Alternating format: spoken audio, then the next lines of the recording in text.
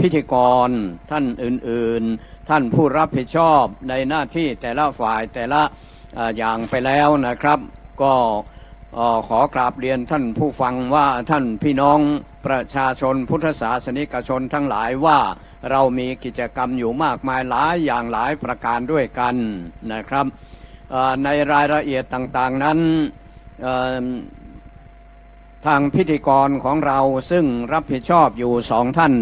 มีกระผมคำไพศาลสิทธิการหรือคำชัยวงศ์และอาจารย์ชวีวรรณปัญญาซึ่งจะเป็นผู้ที่แจ้งถึงรายละเอียดให้ท่านได้ทราบนะครับสักครู่หนึ่งจะเรียนเชิญอาจารย์ชวีวรรณช่วยทำมานำรายละเอียดขั้นตอนพิธีการต่างๆให้พี่น้องพุทธศาสนิกชนที่มาร่วมงานในวันนี้เพื่อที่ท่านจะได้ทราบถึงขั้นตอนและพิธีการต่างๆว่าจะเริ่มต้นอย่างไรจะดำเนินการไปอย่างไรไปจนถึงประมาณยามเย็นประมาณ4 โมงเย็นเป็นเหล่านี้เป็นเวลาของการประกอบพิธีในวันนี้ขอเรียนเชิญอาจารย์ชวีวรรณครับได้นำเรียนกำหนดการต่างๆในวันนี้ให้ท่านพุทธศาสนิกชนได้รับทราบเชิญครับค่ะขอบพระคุณคุณลุงคำไพศาลสิทธิการนะคะตอนนี้เป็นคู่หูดูโอมาหลายงานนะคะก็ต้องน้อมยินดีต้อนรับพุทธศาสนิกชนผู้ใจบุญทุกท่านที่เข้ามายังบริเวณพุทธมณฑลแห่งนี้นะคะสำหรับพิธีจัดงานชาวพุทธจังหวัดเชียงรายน้อมใจถวายบูชาองค์สมเด็จพระบรมศาสดาพระสัมมาสัมพุทธเจ้าในวันนี้นะคะตามกำหนดการแล้ววันนี้ต้องขออนุญาตว่านะคะเรามาด้วยจิตด้วยใจ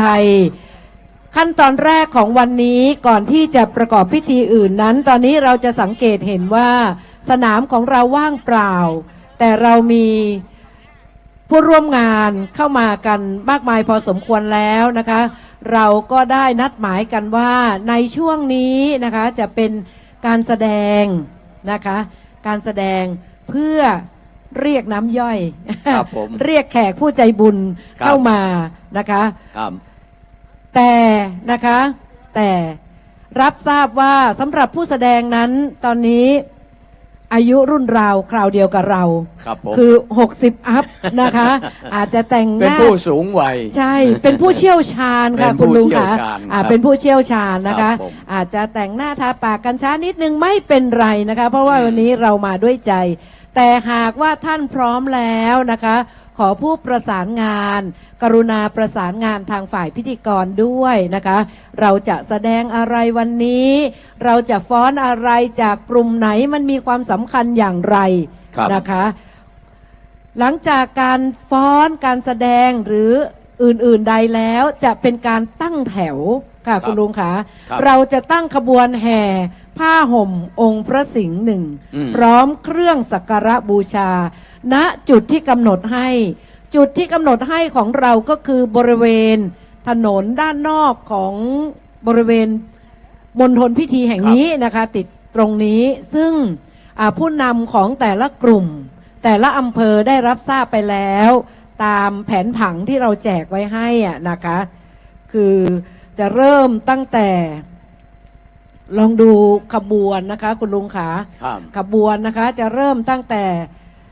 คนแรกถือกังสดานนะคะตามอาจารย์ครับก่อนที่จะตั้งขบวนแห่เนี่ยเล่าถึงผ้าห่มพระประธานนิดหนึ่งว่าคือในหลายๆปีที่ผ่านมาเราไม่เคยจัดยังไม่ได้จัดทีนี้มาเริ่มจัดในปีนี้ก็เห็นว่าองค์พระพุทธปฏิมาประธานพระองค์ตั้งเด่นเป็นสง่าเป็นที่เคารพสักการะบูชาตามประเพณีแล้วก็คิดว่าน่าจะได้ห่มผ้าแด่พระพุทธเจ้าในหน้าหนาว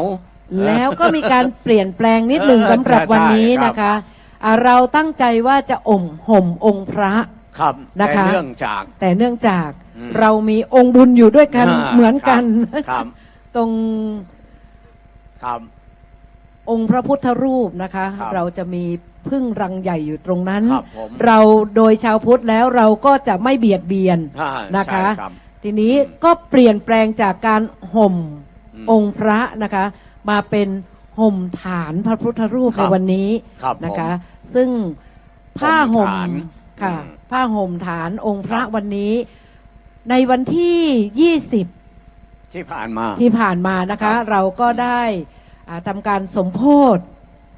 กันที่วัดห้วยปากกั้ง ครับ โดยเมตตาของ จาก ท่า นั้น นก็แห่เข้ามาในเขตเทศบาล ค่ะ นครเชียงราย ค่ะ ได้รับศรัทธาจากสาธุชนมากมายหลายล้นนะครับ วันนั้นได้ปัจจัย10,000 กว่าบาท ค่ะ อืม จากเท เพีย ศ ง บา ชั่ ล วระยะไม่กี่ชั่วโมง จากเทศบาลนครเชียงรายแล้วก็มุ่งมาตามทางต่างๆ เข้าสู่อำเภอแม่ลาว ครับผม โดยพักค้างคืนก่อนจะถึงแม่ลาว ที่วัดป่ากล้วยค่ะ โดยท่านอนันต์บุญวาด ครับผม นะคะ ครับ ประธานสมาพันธ์ส่งเสริมและพิทักษ์พระพุทธศาสนาอำเภอเมือง ครับ เชียงรายนะคะ ดูแลอยู่ตรงนั้น ครับ อีกวันรุ่งขึ้นก็ได้อัญเชิญจากวัดป่ากล้วยอำเภอเมือง ครับ เข้าสู่อำเภอแม่ลาว ครับ นะคะ เมื่อพูดถึงผ้าห่มพระประธานแล้วก็ ค่ะ ใช่ที่จะขอประชาสัมพันธ์ท่าน ค่ะ ใดที่ยังไม่ได้ไปร่วมในการแห่ก็ดีในการลงนามลงชื่อของท่านถวายผ้าห่มพระพุทธรูปองค์ประธานในวันนี้มาลงทะเบียนที่นี่มาถวาย ค่ะมา มาล จาง รึก ลง นาม เนาะ เนาะ มาจารึกนาม จารึกนาม จารึก แล้วก็ นามหรือมาเขียนชื่อเอา ร่วม ถวายผ้าห่มแล้วก็ท่านก็ทำบุญตามแต่กำลังศรัทธาครับสาธุ ตามกำลังศรัทธาก็จะมีตู้บริจาคตั้งอยู่ตรงที่ผ้าห่มของพระพุทธปฏิมาประธานนะครับจตุปัจจัยที่ได้จากการทำบุญนี้ก็จะถวายเป็นพุทธบูชา และเป็นส่วนหนึ่งของการจัดงานสมาพันธ์ส่งเสริมและพิทักษ์พระพุทธศาสนา โดยเฉพาะมาฆบูชารำลึกในปีนี้ เพราะฉะนั้นเมื่อเช้านี้ก็เห็นมีหลายท่านครับอาจารย์ ค่ะ ชวีวันมาลงมาจะรึกนามเหรอเมื่อกี้ มาลงนาม มา นะคะ ลงนามมาลง ทั้ง ชื่อ ตัวเองเนาะครอบครัว ค ต รับผม่ างๆนะคะ เมื่อกี้ผมก็ไปลงนามมาแล้วนะ ค่ะ แล้ว เสียงเรากระจายไป ทำบุญด้ว ไกลนะคะ ครับ คุณลุง ผม คำขา ครับ แต่ ทั่ว หลายคนอาจจะยังไม่รู้ว่าจุดที่ตั้ง ใช่ใช่ อยู่ตรงไหน ครับ นะคะ ครับ ของผ้าห่ม โดยเฉ พระพุทธรู พาะ ป พี่น้องตามอำเภอต่างๆที่ผ้าห่มไม่ได้แห่ไปหรือไม่ได้ไปถึง ค่ะ วันนี้มาเปิดโอกาสให้ท่านได้มีส่วนร่วมในการถวายผ้าห่มพระประธาน ค่ะ อืม ตอนนี้ตั้งอยู่ตรงที่ ครับด้านขวามือของพระพุทธรูป ค่ะ อ่า ตรงเต็นท์นะคะ ครับ ตรงจุดลงทะเบียนตรงนี้อะค่ะ ครับครับลงนามเลย เบื้อง ครับ หน้าของพระพุทธรูปตรงนี้นะคะ ขณะนี้ท่านพยาบาลที่จะมาดูแลเพื่อความสบายเผื่อบางท่านบางคนซึ่งสูงอายุแล้วอาจจะเป็นลมบ้างตอนเช้าๆไม่เป็นไร แต่ตอนสายมาแดดร้อนๆตอนบ่ายก็อย่า จจะมี ให้ ผล ตอนนี้ท่าน ค่ะ พยาบาลกำลังลงนามนะครับ ค่ะ ลงนาม ก็อย่าให้ถึงกับเป็นลมนะคะ ครับ มี ผ อาการ ครับ นิดๆหน่อยๆนะคะ ตาม ครับ ภาษา ผม ของเราก็ ครับ มาปรึกษาได้ อ่าม มาวัดความดันฟรีค่ะงานนี้ทุกอย่าง นี่เลย ฟรี อยู่ที่ ค่ะ พื้นอาคารของพระ ค่ะ ประธานนี่แหละครับ ค่ะ ใต้ถุน ครับ อาคารพระประธาน จากโรง นะ พยา คะ บาลแม่ลาว ค่ะ นะครับ ด้วยความขอบพระคุณยิ่งเลยนะ จากโรงพ คะ ยาบาลแม่ลาว ดูแลเรามาตลอด ค่ะ ทุกปี ค่ะ ปีนี้เป็นปีที่ สี่ค่ะ ปีที่สี่ ปีที่สี่ ของ แล้วค่ะ การจัดงานแล้ว ค่ะ นะครับ ก็ยังขอความอนุเคราะห์ความเมตตาจากกลุ่มผู้แสดงนะคะ ท่านดรสันสนีหรือคุณพี่มาลัยก็ได้นะคะ ประสานทางฝ่ายพิธีกร เราจะพร้อมกันในชุดไหนหรืออะไรอย่างใดนะคะ ก็ ครับ ขออนุญาตประสานกันตอนนี้ด้วยค่ะ ขอบพระคุณล่วงหน้านะคะ ครับ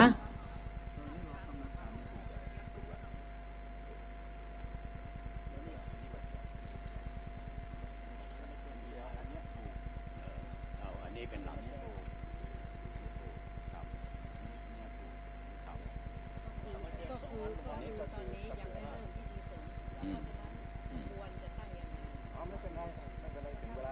ครับวันนี้มีการถ่ายทอดนะครับทั้งวิทยุทั้งที เรา วี จงร่วมใจยืนตรงเคารพธงชาติ วิทยุ ด้วยความภาคภูมิใจ ทีวี ในเอกราช และความเสียสละของบรรพบุรุษไทย เป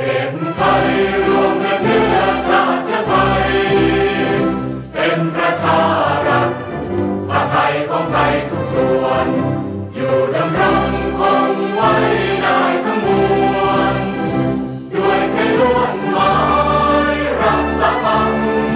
คิดไทยนิรักสงบแต่ถึงรบไม่กล้าเอกราชจะไม่ให้ใครคุมขีสละเลือดทุกอย่างเป็นชาติทะเลพลังประเทศชาติไทยทวีมีชัยชโย พุทธศาสนาจังหวัดเชียงรายนะ ครั คะ บ ท่านได้ใส่ใจสนใจ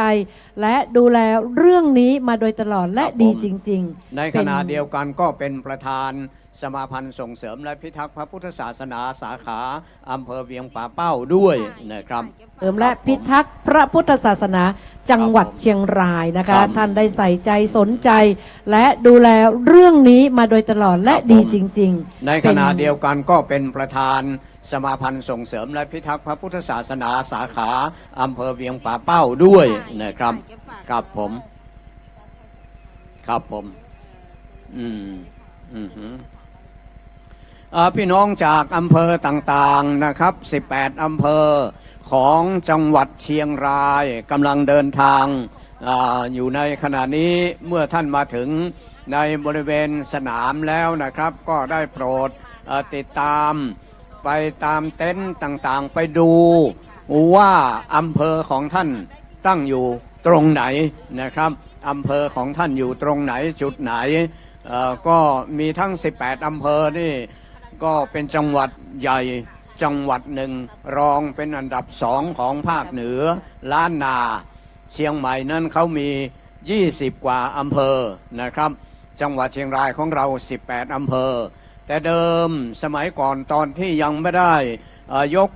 จังหวัดพะเยาขึ้นเป็นจังหวัดนั้นก็อยู่ในพื้นที่ของจังหวัดเชียงรายเช่นเดียวกันนะครับก็จะมี20กว่าอำเภอแต่ในปัจจุบันนี้เหลือ18อำเภอนะครับก็เป็นอำเภอใหญ่อันดับ2ของล้านนาบ้านเรานะครับก็มีป้ายตามอำเภอต่างๆติดตั้งไว้นะครับแต่ละท่านที่มาถึงแล้วท่านมาจากอำเภอไหนท่านก็ลงทะเบียนอย่างฝ่ายทะเบียนที่ได้แจ้งท่านไปแล้วนะครับว่าลงทะเบียนหน้าที่เต็นท์ของท่านแล้วตอนบ่ายค่อยนำมาส่งที่กองอำนวยการนะครับหรือบางท่านบางคนที่ไม่ได้มาจากอำเภออื่นๆแต่ว่าไม่ได้ลงที่อำเภอของท่านก็สามารถมาลงทะเบียนได้ที่กองอำนวยการได้เช่นเดียวกันนะครับก็ขอประชาสัมพันธ์ตอนนี้มากันหลายท่านแล้วนะครับมาลงนาม ก็ขออนุญาตเป็นอย่างนี้นะคะลุงคำค่ะ ครับผม สำหรับการลงทะเบียนนะคะทางจังหวัดได้จัดท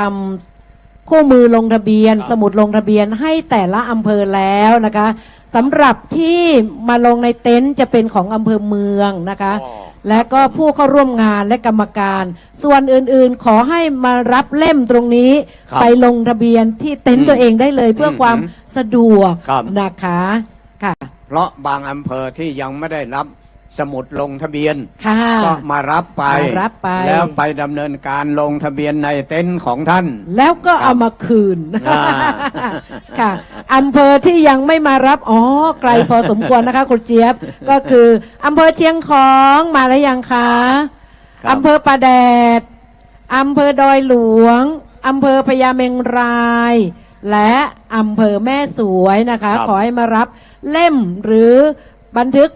ลงทะเบียนที่กองอำนวยการนะคะเรียบร้อยแล้วทุกอำเภอกรุณาส่งคืนครูเจี๊ยบด้วยค่ะค่ะช่างฟ้อนจ๋าสวยงามกันมาเหลือเกิน มีฝ่ายไหนท่านใดมาประสานพิธีกรไหมคะขอเทปขอแฮนรี่ไดร์หรือขอเพลงอะไรด้วยนะคะเพื่อความพร้อมค่ะค่ะ สำหรับขบวนนะคะเมื่อกี้แจ้งไปแล้วการตั้งขบวนเราก็จะเตรียมพร้อมไปเลยนะคะในช่วงนี้ถ้าอำเภอไหนมาถึงแล้วดูจุดมาร์กดูจุดตั้งแถวได้เลยนะคะค่ะสำหรับขบวนต่างๆนั้นทางผู้ประสานงานของแต่ละอำเภอได้มีรูปแบบของการตั้งขบวนอยู่ในมือแล้วนะคะซึ่งทางคณะกรรมการได้ส่งให้ทางไลน์และก็ผู้เข้าประชุมในเมื่อวานนี้ได้รับทราบโดยพร้อมเพรียงกันแล้วนะคะค่ะเป็นที่น่ายินดีเป็นอย่างยิ่งนะคะตอนนี้เริ่มคึกคักแล้วค่ะสาวๆสวยๆแต่งหน้าแต่งตาตั้งแต่ตี 3นะคะตอนนี้ตั้งขบวนกันเรียบร้อยแล้วนะคะขอฝ่ายประสานทางดนตรี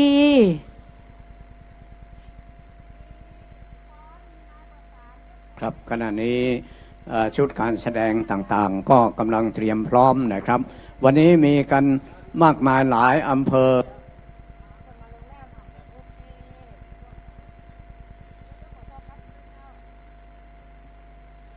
มาแล้วนะคะเพลงมาแล้วเรียกน้ำย่อยเรียกแขกเรียกบุตรเทวดาลุกขเทวดามาเตรียมพร้อมสำหรับการวันนี้นะคะสำหรับการ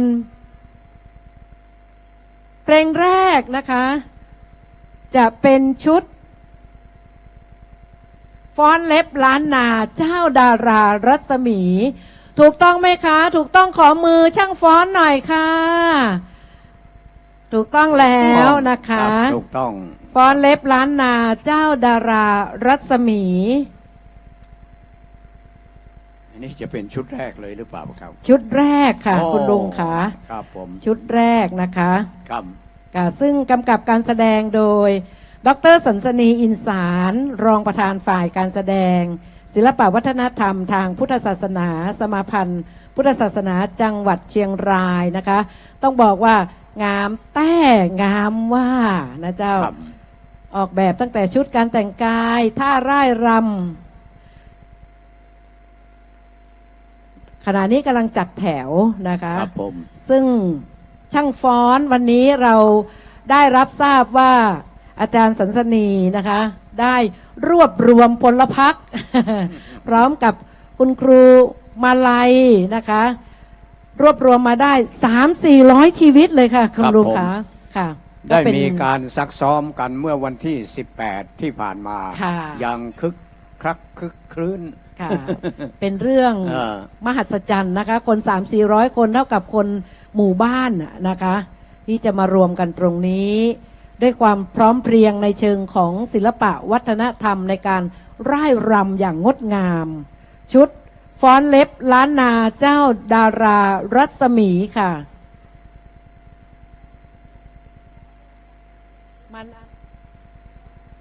นอกจากนั้นแล้วในภาคบ่ายเราจะมีการถวายผ้าป่านะครับจากทั้ง18อำเภอ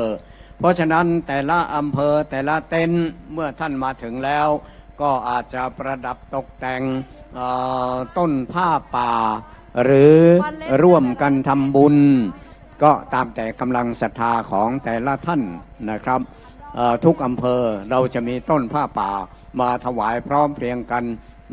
ในภาคบ่ายหลังจากพิธีการทุกอย่างเป็นที่เรียบร้อยแล้วนะครับแล้วชุดการแสดงนั้นวันนี้เชื่อแน่เหลือเกินว่าก็คงจะไปถึงภาคบ่ายเช่นเดียวกันเพราะมากันเยอะ มากันมากมายหลาย10ชุดกันเลยทีเดียวนะครับชุดแรกครับถ้าพร้อมในช่วงเช้านี้เพื่อเป็นการอุ่นเครื่องเนาะครับเชิญเลยครับฟ้อนเล็บล้านนาเจ้าดารารัศมีนะเจ้าเดี๋ยวรอตังเพลงแป๊บหนึ่งนะเจ้าขออู้กำเมืองกำได้ก่อเจ้าหลายคนว่าต้าว่า2คนนี้อู้กำเมืองได้ก่อไอ้ว่าโอ้ลุงคำซ้ำห้าอีนอเจ้าสำหรับมาแล้วเจ้า เชิญรับชมการแสดงฟ้อนเล็บล้านนาเจ้าดารารัศมี จากผู้เชี่ยวชาญในการถ่ายทอดศิลปะวัฒนธรรม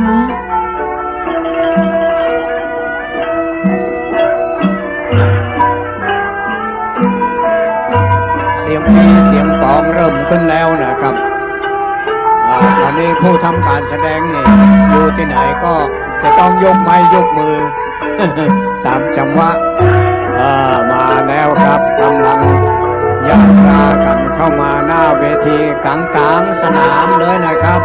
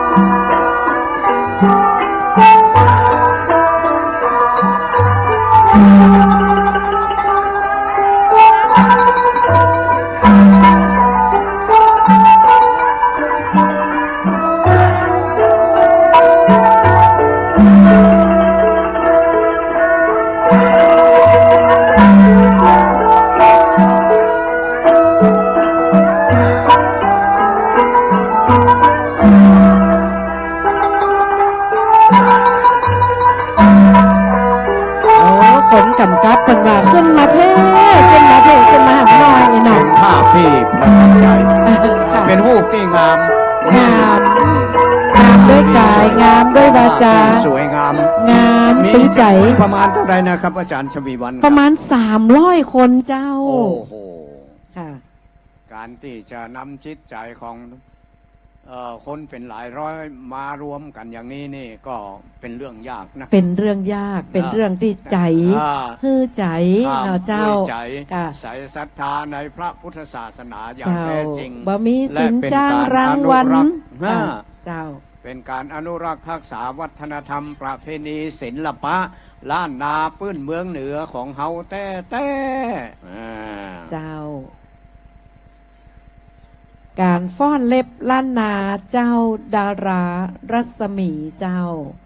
โดยคุณครูมาลัยธริยะและก็ท่านดร.สันสนีนะเจ้า กับพี่น้องจังฟ้อนหลายๆตี้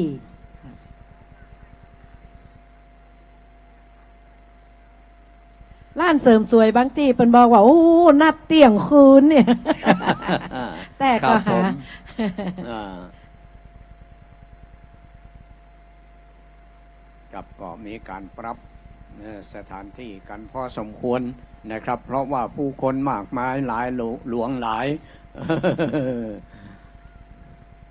ค่ะทั้งหมดทั้งมวลเราก็ได้รับความอนุเคราะห์ดูแลเป็นพิเศษจากท่านพระครูเรวัตนะคะ ครับ ลงไปทุกตีบ่ว่า ครับ จะฝ่ายไหน ครั นะ บ เจ้า ครับ เพื่อความ ผม สะดวกสบาย ครับ นะเจ้า ผม ผู้ดูแลพุทธมณฑลของเฮา ครับ นะเจ้า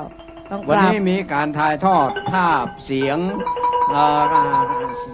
ของคลื่นวิทยุสีขาว ค่ะ เพื่อชาวประชานะ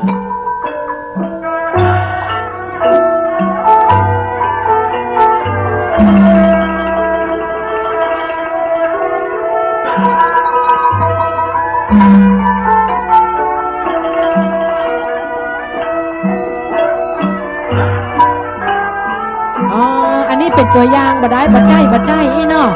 อ๋อยังบ่ใจเพลงนี้เจ้าตะกี้เป็นหัวม่วนบ่ได้นะเจ้าอ่า จะฟ้อนจะแห่ถ้าได้ยินเสียงตะกี้เป็นบอกสัญญาณบดายแล้วเนาะเจ้าเป็นสัญญาณบดาย แต่ขอบคุณเสียงปรบมือเจ้า ครับขอเสียงปรบมือจากท่านผู้มีเกียรติครับ ค่ะ นี่คือกำลังใจให้กับผู้ทำการแสดง ค่ะแล้วเขาจะต่อด้วยชุดที่สอง ครับ เห็นก็เจ้าพลังยังเหลือพลังยังมีแหมนักนะเจ้า ครับ ชุดที่สองนี่เป็นชุดฟ้อนขันดอกอลังการล้านนา ครับผม และศิลห้าฟ้อนศิลห้าอีนะเจ้า ครับ ค่ะเป็น ก็ ว่า จะสังเกตได้ว่าผู้ทำการแสดงนี่นอกจากค่ะบรรดาผู้ ผู้เชี่ยวชาญ ผู้เชี่ยวชาญแล้ว จาก ก็ยังมีเด็กๆ ค่ะ มีเยาวชน เจ้า เยาวชนมาร่วมตัวนี่เรามีความมั่นใจว่า เยาวชนเหล่านี้ที่จะเจริญเติบโตเป็นผู้ใหญ่ในวันข้างหน้า ค่ะเป็น ก็ ผู้ จะได้ สืบสาร สื เจ้า บสาร เจ้า วัฒนธรรม ประเพณีที่ดีงามของเฮาเจ้าเหนือ โดยเฉพาะเฮาเจ้าจังหวัดเชียงรายสืบไปครับ เจ้านอกจากผู้เชี่ยวชาญในการแสดงต่างๆ จากอำเภอแม่ลาวแล้วนะเจ้า จะ ครับ มาจากอำเภอเมืองอำเภอเวียงป่าเป้าอำเภอแม่จันทร์และวงปล่อยแก่นะเจ้า เจ้าวงปล่อยแก่นั่นโดยคุณนงเยาวมหายศ รองนายกเทศมนตรีตำบลห้วยซัก เป็นหัวหน้าวงปล่อยแก่ ปล่อยแก่จะได้เดียวมากระซิบกระซาบกันหน้อยเนอะเฮาก็ใครเป็นดีใครปล่อยแก่ตัวนะเจ้า ขอขอบพระคุณท่านผู้รักผู้ใหญ่ครับ นายวิสิทธิ์ชวนชีพท่านปลัดอาวุโสอำเภอขุนตาล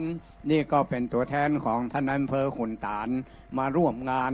มาฆบูชารำลึกในวันนี้ ค่ะก็ อันนี้ ขอ เป็นเต้นของท่านผู้มีเกียรติ ค่ะ นะ ขอคัดจังหวะความ ครับ ม่วน ผม ความงานกั้ม ค นะ รับ เจ้า ผมครับ ขอ ตอนนี้เขาจะตั้งขบวนแห่ไปพร้อมๆกัน ครับ ก็ขอเจ้าหน้า ก็คือ ที่ จะแห่ อ่า ผ้าห่มพระประธาน เจ้าเป็น ครับ ขบวนแห่พระห่มนะเจ้า ครับ ตามที่เขาได้วางแผนไว้ ก็ขอกำลังเจ้าผู้ใจบุญจากอำเภอต่างๆนะเจ้าที่จะได้เข้าร่วมขบวนนะเจ้าตอนนี้มีน้องๆจากโรงเรียนต่างๆได้มาช่วยกัน ก็ขอแรงจากผู้ใจบุญเจ้ามาช่วยน้องๆจิมเนาะตั้งหน้าพระประธานเพเจ้าตั้งหลังเวทีใหญ่เลยนะเจ้าเฮามีของมีเครื่องสักการะที่จะได้นำไปเข้าขบวนนะเจ้า ครับผม พร้อมรับชมรายการต่อไปนะเจ้าการฟ้อนและศิลป์ห้าเจ้าค่ะโดยคุณแม่มาลัยภริยะนะเจ้าประธานชมรมและอนุรักษ์และสืบสารนาฏศิลป์พื้นบ้านคุณครูอัญชรีเมฆวิบูลย์ครูผู้ฝึกสอนดร.สันสนีอินสารและอาจารย์จีรพัฒน์ลือชัยเจ้า เชิญมาฟังก่อนจากขอกล่าวกลอนอักษรสมัยโยกสี ครับชุดนี้เป็นท่าทีดีนาที่สนุกสนาน เพราะหลังจากที่ได้ชมแบบวัฒนธรรมที่อ่อนช้อยงดงามไปแล้วก็มาชมเป็นกิริยาบทหนึ่ง จงทราบชัดความ แสดงว่าทุกลีลาท่าทางสามารถเข้าถึงแก่นพระพุทธศาสนาได้นะเจ้า เอ้ยพันธพีมีชีวีเป็นอยู่เอ้ยอย่าวู่วามจะเกิดใหม่เกิดเก่า เราต้องยังแม้กระทั่งในคันท่านก็ห้ามจะฆ่าเองหรือใช้ใครก็ตามไม่งดงามเราร้อนดังนอนเพลิงถึงแม้หวังตั้งจิตเอ้ยคิดจะฆ่าปัณนาความตายให้ใจเลิงทำฉลาดเล่นลิ้นจนสิ้น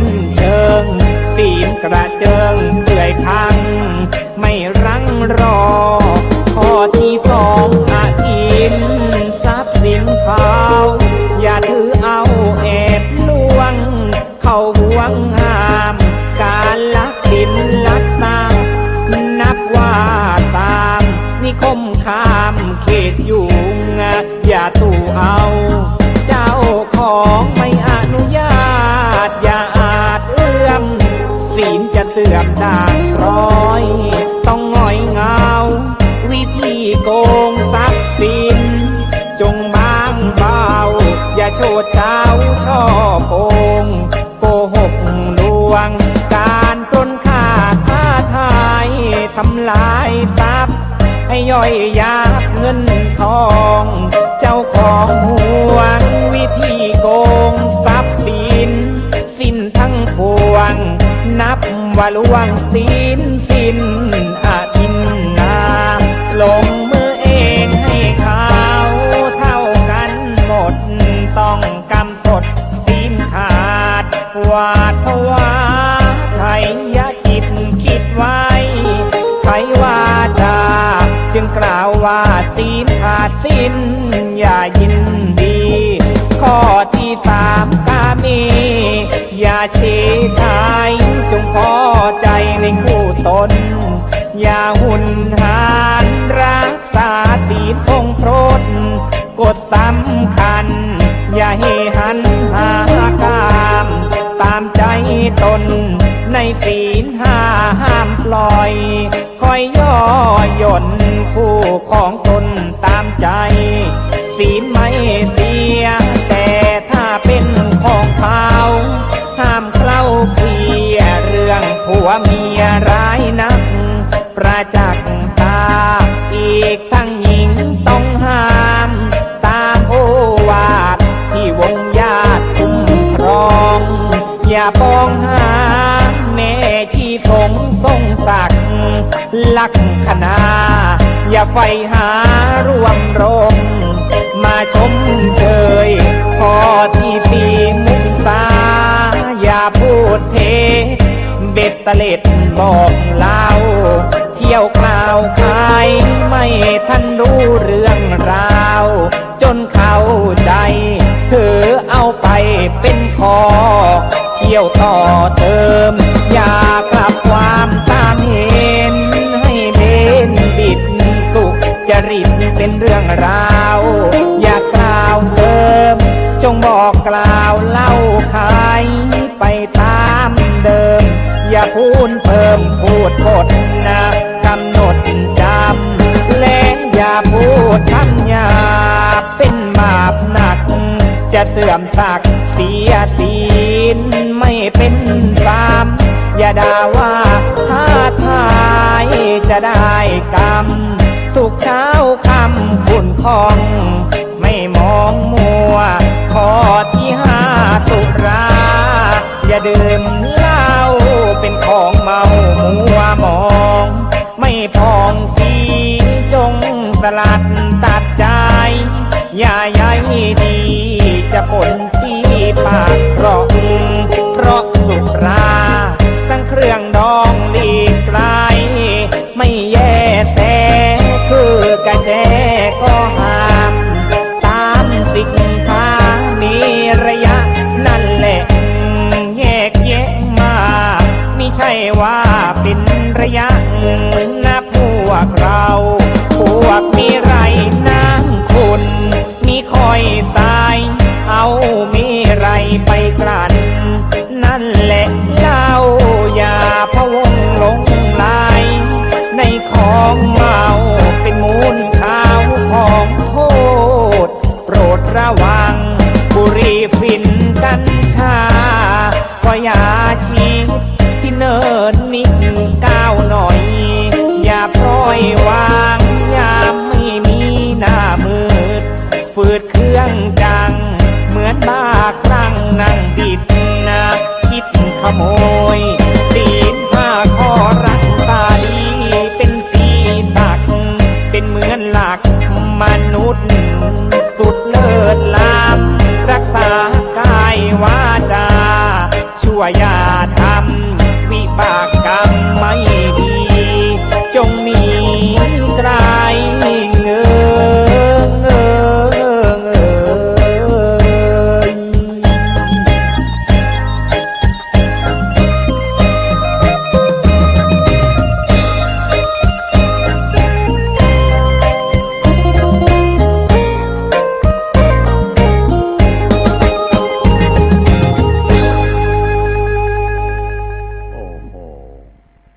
เป็นอลังการอีกชุดหนึ่ง เจ้า ครับ ถ้าบ่มีใจ อืม ถ้าบ่ใจเจ้าพูดเนาะ อืม หัวใจทุกดวงที่มารวมกัน ครับ ตรงนี้นะเจ้า ครับ ก็จะบ่มีเกิดขึ้นเลย ครับ เจ้า อยู่เบื้องหน้าองค์พระประธาน เจ้า พระพุทธรูปสิงห์หนึ่ง ซึ่งเป็นศิลปะเชียงแสนที่มีมาแต่โบราณนะครับ ถ้าขึ้นชื่อถ้าคำว่าพระพุทธรูปเลยต้องสิงห์หนึ่งเชียงแสน เจ้า อ่า แตะก่อนกระบหู้เนาะ ครับ ตอนหลังมาก็ได้ไปพอเรื่องราว ก็ ต่างๆ สังเกตได้จากตรงไหนเชียง ครับ แสนสิงห์หนึ่งนะเจ้า ครับผมขณะนี้ก็มีการถ่ายทอดภาพเสียงของคลื่นวิทยุสีขาว เพื่อชาวประชาชาวไทย ดังไปไกลถึงพะเยา โอ้โห สดไปแถว โดน อเมริกา ครับ อ่า เพราะว่าโดยเทคโนโลยี เจ้า ในปัจจุบันนี้ เจ้า เครื่องที่ทำการถ่ายทอดนั้นอยู่บนอากาศ เจ้า เพราะฉะนั้นไปได้ทั่ว ต้องขอขอบพระคุณ ครับ ท่าน ครับ ศาสตราจารย์ดอกเตอร ครับผม ประพันธ์นะเจ้า ครับผม ท่านรองประธานสมาพันธ์ส่งเสริม และพิทักษ์พระพุทธศาสนาจังหวัดเชียงรายตีได้นำเอาเทคโนโลยีเหล่านี้มาใจนะเจ้า เพื่อเผยแพร่พระพุทธศาสนาไปยังที่ต่าง ครับ ๆนะ ผม เจ้า นี่ก็เป็นการเผยแผ่พุทธศาสนาวิธีหนึ่งประการหนึ่ง ค่ะ นะครับ ด้วยภาพและเสียงอ่า บัดเดี๋ยวนี้เปิ้นนัดหมายอย่างกันหาแม่มาลัย เออ เปิ้นนัดหมายอย่างกันหามาใจไหมตั้งเพศได้เนอะมันฟังไปถั่วดีนะเจ้าค่ะคณะนี้นะเจ้าตังบริเวณตังนอกเต้น ครับ อ่าก ำลังจะตั้งขบวน เจ้า อืม ค่ะ จะเป็นขบวนแห่ผ้าห่มพระพุทธรูปสิงห์หนึ่งองค์พระประธาน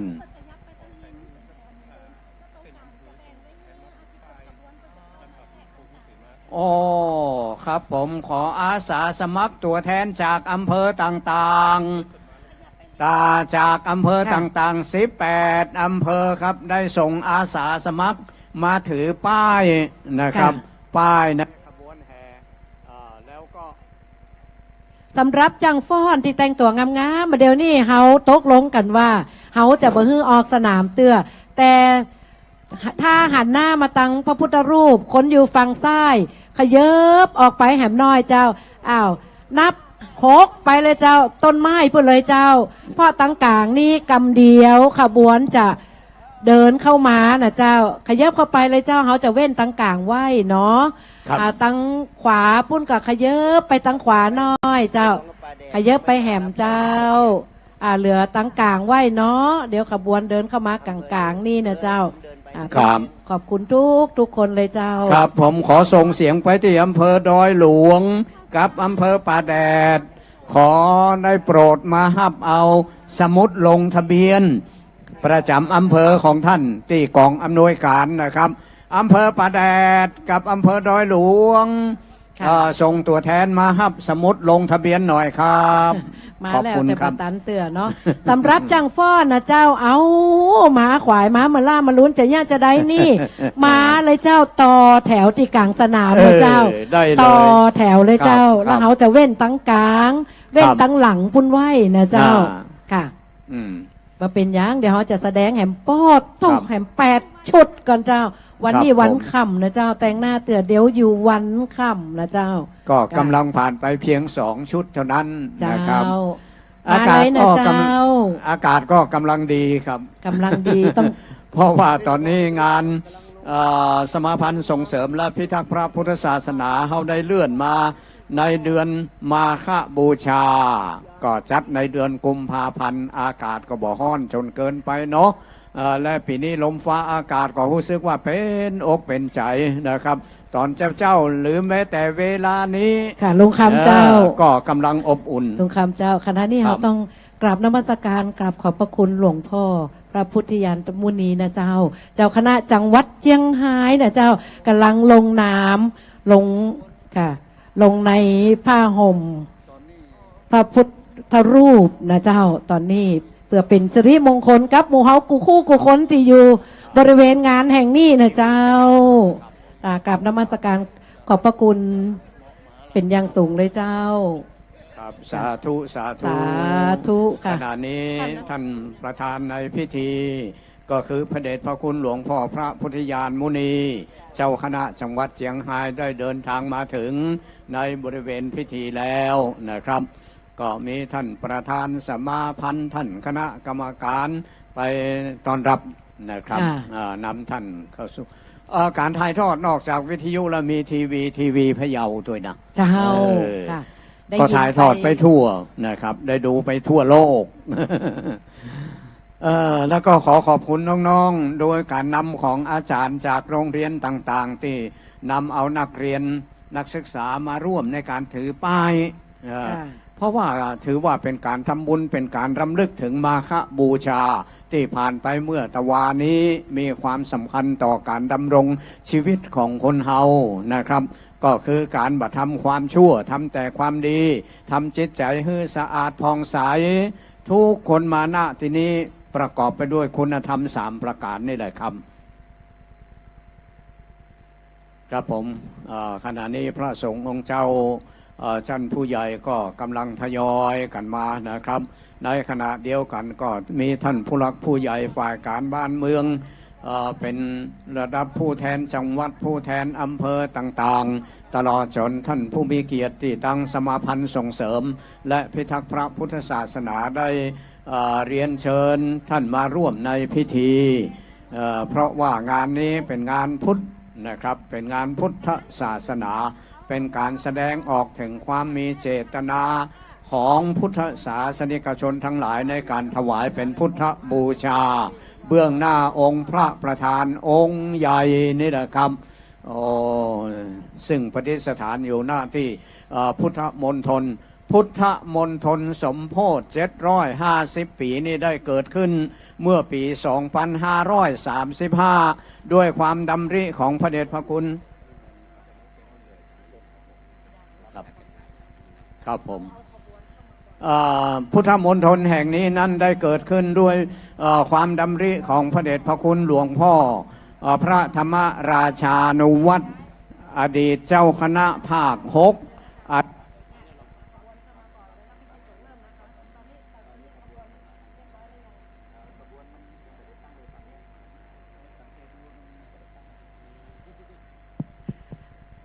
ฮัลโหล1-2ค่ะ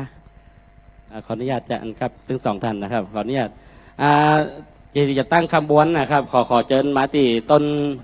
พระหีเด้อพระหีเดี๋ยวมาตั้งแถวที่นี่เลยครับติดหน้าอาคารสำนักงานนะครับเดี๋ยวเขาจะได้ตั้งขบวนกันที่นี่ค่ะจะเชิญเด้อมาตั้งขบวนนี่ก่อนเด้อตั้งขบวนนี่ก่อนเดี๋ยวเขาจะได้แล้วก็ผ้าที่จะใจห่มนะครับผ้าที่จะใจห่มแล้วเขาจะได้ขึ้นไปบนองค์พระสิงห์ซึ่งเป็นพระสิงห์หนึ่งที่ใหญ่ที่สุดในโลกมีความสูง30 เมตร9 เซนหน้าตัก20 เมตร9 เซนนะครับตั้งขบวน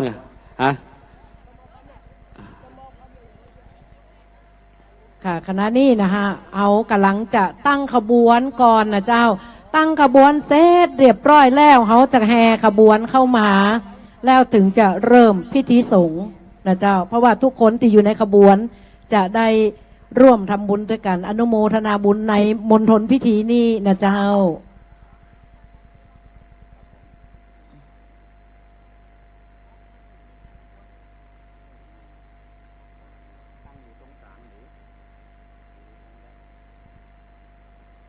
ขบวนแต่ละอำเภอต้นพักที่หน้าสำนักงาน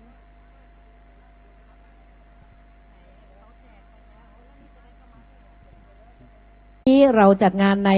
ระดับจังหวัดเชียงรายนะคะเพราะฉะนั้นผู้ร่วมงานคือทั้ง18อำเภอเพราะฉะนั้นการทำงานร่วมกันกับคนเยอะๆนะคะเราก็จะมีฝ่ายประสานงานนะคะก็ขอให้ท่านได้ติดต่อฝ่ายประสานงานของแต่ละอำเภอด้วยนะคะค่ะแม่จันมาแล้วค่ะเชลป้ายขอบคุณมากค่ะแม่ลาวมาแล้วนะคะอำเภออะไรเอ่ยตั้งขบวนสวยงามมากนะคะเราก็จะดูตามผังนะคะของแต่ละอำเภอที่รับไปแล้วนะคะแต่ละขบวนมีต้นผ้าป่านะคะมีขบวนแห่สวยงามตามความหมายตามสิ่งที่บูชาในพระพุทธศาสนาของเรานะคะ ครับการถือธงนะครับขอคือถือที่ด้ามธงเนาะแล้วก็คือใบธงเนี่ยได้ปลิวสะบัดไปนะครับ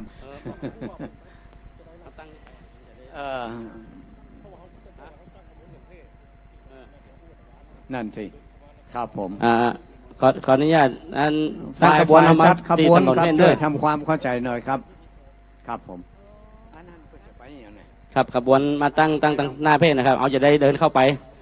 ขบวนตีไปหน้าอาคารพวกนะครับขอท่านมาตาเพศนะครับมาเทพใช้พอกรรมจะใช้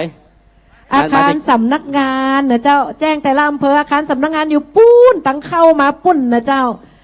ตาเพศอาคารสำนักงานอยู่ตั้งเป้นะ ตีท่านอยู่ประเดี๋ยวนี้เป็นหอประ ส ชุม มาพันธ์ไปสมาพันธ์ตีการสนามมาเพศพอทางซ้ายที่มีธงน่ะเป็นยิงด้านหน้าเนี่ยผู้หญิงเดินข้างหน้าเนี่ยดูซ้ายมือถนนซ้ายมือทำไมอยู่นี่ตัวเจ้าอยู่นี่มาเพศมาตั้งแถวเลยมาตั้งแถวเว้ยมาการสนามถนนมาถนนให้เลยมาถนนให้เลยมูตั้งขบวนนะครับตั้งขบวนเทพชัยเดี๋ยวพอครับเดี๋ยวตั้งขบวนจะเอาการสนามนี่นะเทพชัยมาเอาตั้งแต่นี้เพชรเลยมาเพชรมาเพชรมาตั้งเพชรตั้งขบวนนี่เอาเดินจากนี้ไปเดินจากนี้ไปขออนุญาตเจ้าท่านตัดนี้ของท่านคือตัดใดเจ้าประเดี๋ยวนี้สุมาแต่เจ้าอยู่ติดถนนหน้าห้อง อาคารสำนักงานนะครับการถนนนะครับอาจารย์ชวีวันการสนามนี่เลยถนนอยู่ถนนลักเลยครับกลางถนนนี่เลยกลางถนนเพเดอร์มาละขบวนนั้นเริ่มมาละ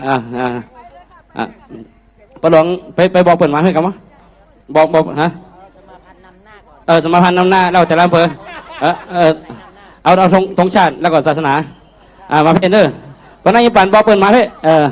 ครับขอบคุณเด้ออันเทพชัยบอกเปิดมาให้เลยเทพชัยมาเพศเลยมาเพศเลยมาเพศเอาสองแถวเนาะ2 แถวเพื่อรถจะเข้าออกได้มาเพศเด้อมาเพศนะครับขอความร่วมมือมูเขาเนี่ยขออภัยกับปนานคำกับอาจารย์ชวีวันนะครับขออนุญาตอุกรรมเดี๋ยวเนาะแล้วก็ผ้าที่จะห่มครับผ้าที่จะห่มผ้าที่จะห่มนะครับขอเอามาเพศเลยเดี๋ยวเขาจะกำผ้าไปตัวพร้อมกันตามเดียวอู้กันเนาะอาจารย์เทพใช้ขอเอาผ้ามากำเดี๋ยวตัวคนกำจะได้เข้าไปแล้วจะได้เดินเข้าขึ้นไปแล้วก็ห่มผ้ามาเพศเลยครับที่แบกนำมาเพศเลยมาเพศมาเพศ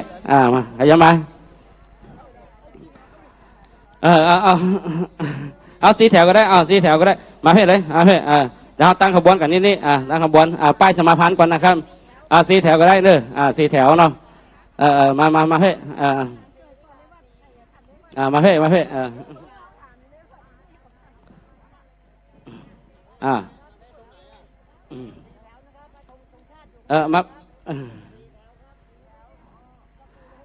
าตะเพศมาตะเพศครับผมนั่นก็เป็นเสียงของท่านประธานฝ่ายจัดขบวนครับขอให้ท่านดำเนินการต่อไปเลยครับค่ะ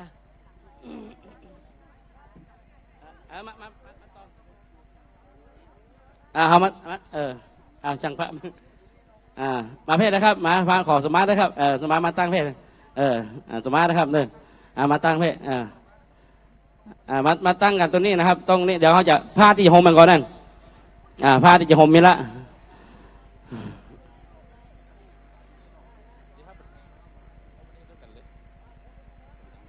ขออนุญาตตั้งฝ่ายต้นเสียงเจ้าว่าอำเภออย่างมาแล้วพ่องหาอีแน่ขออนุญาตตั้งต้นขบวนจิมเจ้าบ่ได้ยินกันเนาะครับช่วงนี้ก็เป็นเวลาของการจัดขบวนนะครับเพราะว่าก็เป็นธรรมดาอยู่แหละ คณะกรรมการที่มาประชุมและก็ส่วนหนึ่งของผู้ที่เข้าร่วมขบวนอาจจะได้รับข้อมูลหรือว่ายังคลาดเคลื่อนกันประการใดก็มาปรับทำความเข้าใจแล้วก็มาเริ่มต้นตั้งขบวนกันที่หน้าอาคารทางด้านทิศตะวันออกครับผมที่มีนักเรียนนักศึกษาถือป้ายถือธงนำอยู่นั่นแหละครับเขาจะตั้งแต่ที่หันมา นะครับ ค่ะก็ต้องขอต้อนรับ เจ้าเจือจันทร์ณเชียงใหม่พร้อมกับครอบครัวนะเจ้า วันนี้เปิ่นได้เอาซอล่องน่านมาให้หมู่เฮาตั้งหลายได้ ครับ ฟัง ครั ซ บ อ ผม ขนานแต่วันค่ำนะเจ้า โอ้โห วันนี้นะเจ้า ครับ พร้อมกับ ผม มอบ ครับ ปัจจัยต่าง ครับครับ ๆนะเจ้า ต้องขอนำเรียนคนตั้งขบวนนะเจ้าฝ่ายตั้งขบวนตั้งปุ้นขออนุญาตนะเจ้า ตั้งขบวนของอำเภอขุนตาลอำเภอขุนตาลมาตั้งแต่ตี 3นะเจ้าแต่งหน้าเที่ยงคืนเนาะคณะนี้ตั้งขบวนเรียบร้อย แต่ขออนุญาต ผู้เชี่ยวชาญทั้งหลายเปิ่นขออนุญาต จะอยู่ตั้งบนเพศรอแสกขบวนนะเจ้าสำหรับฝ่ายตั้งขบวนนะเจ้า โอ้อีแม่ อายุจะเป็น80แล้วเนาะโอ้มาก็ยินดียินบานเจ้า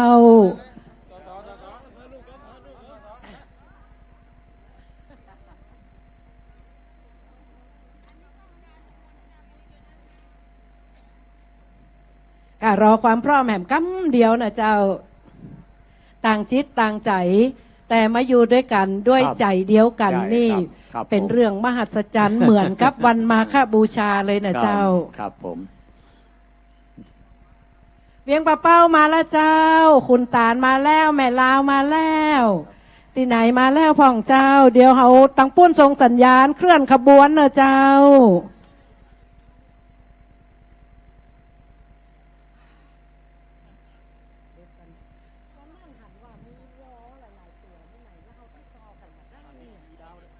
วันนี้กิจกรรมอยู่หน้าที่พุทธมณฑลสมโพธิ750 ปีเมืองเชียงรายเนี่ยเต็มสุดวันเลยนะครับ เพราะฉะนั้นชุดการแสดงก็ดีหรือว่ากิจกรรมต่างๆ ที่จะมาร่วมในวันนี้ มั่นใจว่าทุกคนทุกท่านได้แสดงออกนะครับ มาด้วยความตั้งอกตั้งใจ มาด้วยจิตใจที่เป็นพุทธบูชาธรรมบูชาสังฆบูชานะครับณพุทธมณฑลสมโพธิแห่งนี้ก็ได้เริ่มต้นตั้งแต่ปี 2555 เป็นต้นมานี่เป็นเวลา 10 กว่าปี เจ้า ค่ะขออนุญาตประชาสัมพันธ์น้อยนะเจ้า เชิญ ประ เลย ค ครับ ำสำหรับอำเภอต่างๆนะเจ้าวันนี้เอาหู้ว่ามีปราชญ์ชาวบ้านเอาหู้ว่ามีของดีของแต่ละอำเภอ ถ้าท่านจะกรุณานะเจ้า ครับ คือข้อมูลมานะเจ้าเขาก็ อืม จะยินดีที่จะประชาสัมพันธ์ให้ส่วนกลางได้รับทราบ ครับ นะ ผม เจ้า ครับ นะ อย่างเช่น อาทิเช่นของทางอำเภอเมืองนะเจ้าตะกี้เปิ่นบอกว่า ที่ในเต้นท่านนะมีร้านสถาบันพลังจิต พลังจิตานุภาพอีนะเจ้า อืม ซึ่งเปิ่นเปิดเฮียน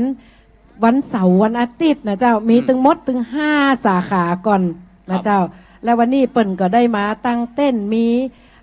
เรื่องของดีนะเจ้าสำหรับการจะไป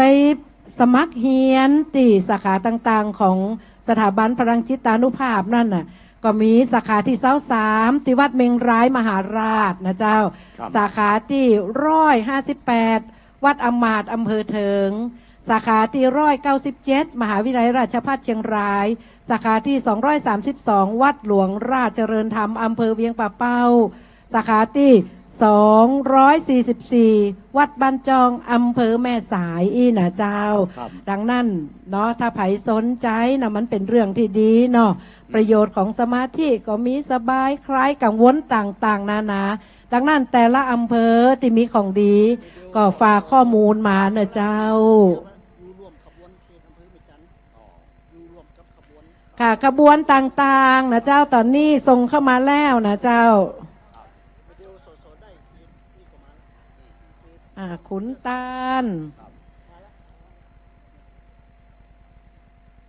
าลแม่ลาวมาแล้วนะเจ้าฝ่ายตั้งขบวนอำเภออย่างยังบ่มาเพื่อเจ้า ขอบคุณครับ แต่สักกำเดียวนะเจ้าถ้าถึงเวลาแล้วนะเจ้า เพราะว่ามันจะเป็นเวลามงคลเนาะ ครับ เขาจะทำพิธีส่งต่อจากนี่ดังนั้นแหมสัก5 นาทีนะเจ้าขบวนพร้อมแล้ว เราจะ แห่เข้ามาเลยนะเจ้าผู้กำกับขบวนนะเจ้าเรียนเชิญท่านได้นำขบวนแห่เข้ามาเมื่อเสียงสัญญาณจากอาจารย์ปรีดานะเจ้า ครับ คือเคลื่อนขบวนเขาก็จะเคลื่อนเข้ามานะเจ้าท่านดร.ปรีดานะเจ้าท่านเลขาสมาพันธ์ถ้าเรียบร้อยแล้วท่านส่งสัญญาณนะเจ้า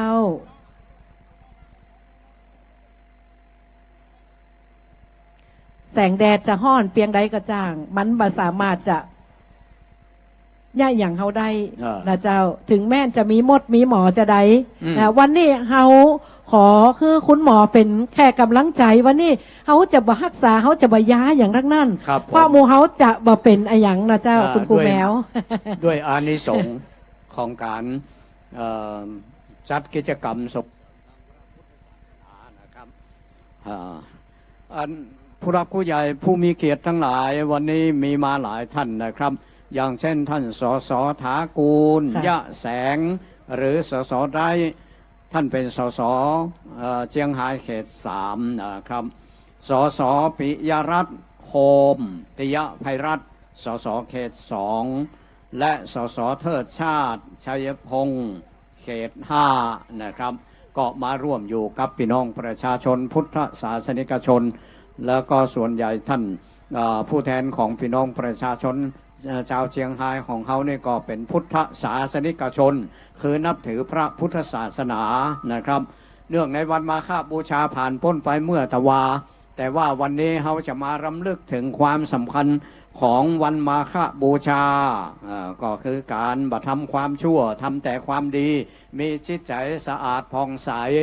เพราะฉะนั้นทุกสิ่งทุกอย่างบางครั้งบางทีอาจจะคลาดเคลื่อนหรือว่า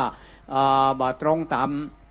ที่กำหนดเล็กๆน้อยๆก็เป็นธรรมดาที่เขาจะต้องมาปรับมาจูนเข้าหากันนะครับในวันนี้ก็เป็นการตั้งขบวนที่กำลังจะสวยงามขบวนที่สวยงามกำลังจะเกิดขึ้นตอนนี้ก็ตั้งแถวกันแล้วนะครับแล้วก็ผู้ทำการแสดงการฟ้อนศิลปะพื้นเมืองของเขานี่ก็ยังอยู่กลางสนามอยู่นะครับนี่ก็เป็นแสงแดดที่กำลังอุ่นๆก็แล้วกันคือการที่เขาได้รับแสงแดดเนี่ยแสงแดดนี่มันก็เป็นประโยชน์ต่อสุขภาพของคนเขานะครับเพราะฉะนั้นก็เป็นโอกาสที่รับแสงแดดพร้อมๆไป ในเวลาเดียวกันนะครับครับสำหรับพระสงฆ์องค์เจ้าท่านที่เดินทางมาถึงแล้วก็ขอนิมนต์ไปประจำเต้นตั้งด้านตั้งทิศเหนือซึ่งมีพระเดชพระคุณหลวงพ่อพระพุทธญาณมุนีเจ้าคณะจังหวัดเชียงรายเป็นประธานงานในวันนี้และเป็นประธานสงฆ์อยู่ณที่มณฑลพิธีแล้วครับก็ขอรัตนานิมนต์สำหรับพระคุณเจ้าที่มาจากวัดวาอารามต่างๆนะครับส่วนพุทธศาสนิกชนท่านมาจากอำเภอไหนก็ไปประจำหน้าอำเภอของท่านซึ่งมีเต้นตั้งอยู่ถึง18เต้น18อำเภอของจังหวัดเชียงรายเอามาพร้อมเพรียงกันนะครับค่ะขณะนี้เรากำลังรอสัญญาณจากฝ่ายขบวนนะเจ้าเขาก็หันอกหันใจเนาะผู้เชี่ยวชาญของเขามาตั้งแต่เจ้าเดี๋ยวนี้ถ้าพร้อมแล้วเขาก็จะเริ่มขบวนกันเลยนะเจ้าค่ะทุกขบวนน่าจะเรียบร้อยเลยแล้วเจ้าผู้กำกับขบวนเจ้าท่านอาจารย์ปรีดาปล่อยขบวนได้แล้วยังเจ้า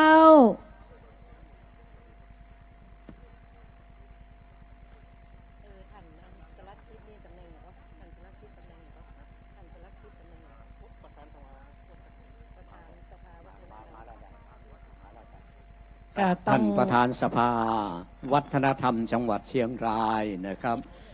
ค่ะท่านสลักจิตติยภัยรัตน์นะคะก็ขอ ครับผม ต้อนรับท่านเข้าสู่บริเวณมณฑลพิธีนะคะ ครับ สำหรับท่านประธานสภาวัฒนธรรม ครับผม จังหวัดเชียงราย ถูกต้อง นะคะ ครับ ท่านสลักจิตติยภัยรัตน์นะคะ ครับ ค่ะท่านปรีดาปล่อยขบวนมาแล้วใช่ไหมคะยังค่ะขอแป๊บหนึ่งค่ะขออีกแป๊บหนึ่งค่ะ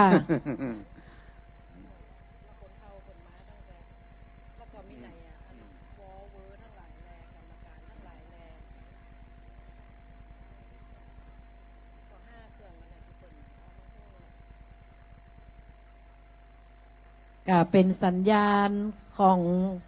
การแสดงวัฒนธรรมประเพณีของเฮาเจ้าพุทธนะเจ้าที่จะมีเสียงก้องเสียงกองเพื่อได้ยินนะเจ้าลุงคำ ครับ จ้ะ ก็ขณะนี้ก็มีการถ่ายทอดนะครับ ทั้งวิทยุและทีวีวิทยาลัยพะเยาเนาะ ค่ะ มหาวิทยาลัยพะเยาก็ ค่ะ เพื่อความร่วมมือในการถ่ายทอด เผยแพร่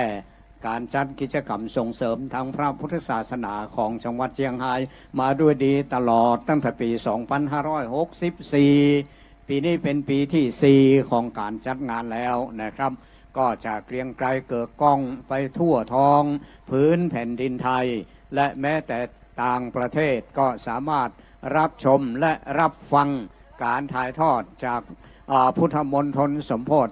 750 ปีเมืองเชียงรายไปสู่สายตาของท่านผู้ชม ไปสู่โสตประสาทของท่านผู้ฟังทั้งหลาย เจ้า ครับผม นอกจากอื่นๆแล้วนะเจ้าวันนี้เขาจะสังเกตว่าต้นไม้ตั้งหน้าเวทีเนี่ยมีแมงหั่นตัวหนึ่ง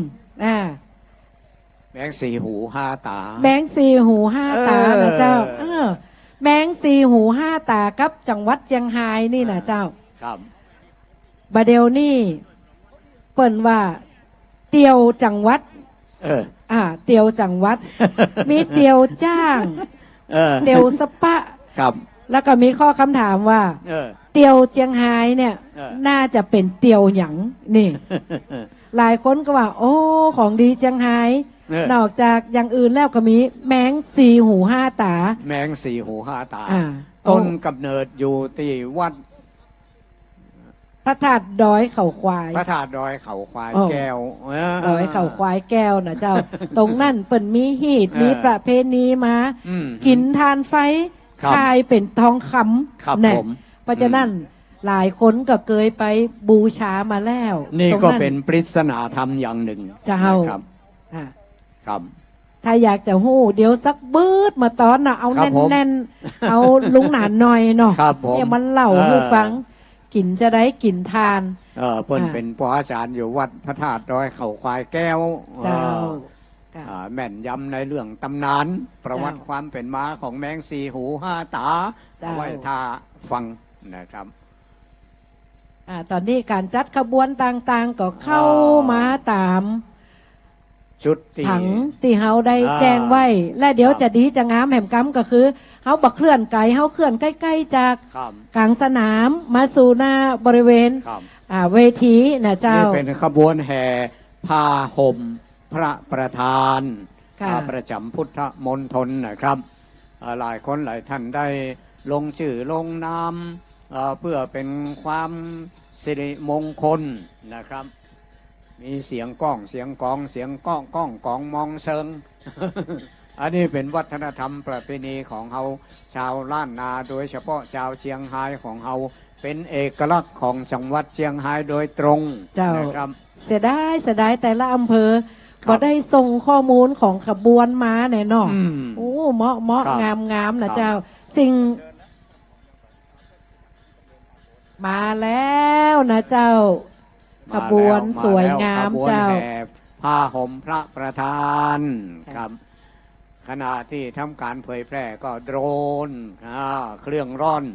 เครื่องที่ทำการถ่ายทอดไปทั่วโลกนี่นะครับ ตอนนี้ก็กำลังเริ่มทำปฏิบัติหน้าที่นะครับในการถ่ายทอด เพราะฉะนั้นขบวนที่สวยสดงดงามพร้อมเพรียงไปด้วยความสมัครสมานสามัคคี ขอจัง ของ ฟ้ พี่ อ น้อง น พุทธ แอบไปตั้งขวาแหมน้อยเด้อเจ้า ครับ จังฟ้อนตั้งซ้ายก็แอบตั้งซ้ายตั้งขวาก็แอบตั้งขวาแหมน้อยเด้อ ครั เจ้า บผม ค่ะ โอ้โห ตอนนี้ อ่ ลานแห่งพุทธมณฑลอันกว้างใหญ่ไพศาลก็เต็มไปด้วยท่านผู้มีจิตศรัทธาสาธุชนทั้งหลายที่มาร่วมกันประกอบกิจกรรมพิธีส่งเสริมพระพุทธศาสนา เนื่องในมาฆบูชา เป็นการบูชารำลึกถึงวันมาฆบูชาที่ผ่านไปเมื่อตะวานี้นะครับ โดยหลัก3ประการก็คือการบัทำบาปบัทำอกุศลบัทำความชั่วใดๆแล้วก็ทำแต่ความดี มีจิตใจที่สะอาด บริสุทธิ์ผ่องใสเพราะฉะนั้นดูแต่ละคนแต่ละท่านมีแต่รอยยิ้มนะครับ ค่ะ ยิ้มนี่มาจากใจที่มีจิตใจสะอาดเชิญต่อเลยครับพิธีครับ ค่ะแต่สิ่งสำคัญที่เฮาจัดงานวันนี้นะเจ้า เฮาก็หวังเป็นอย่างยิ่งว่า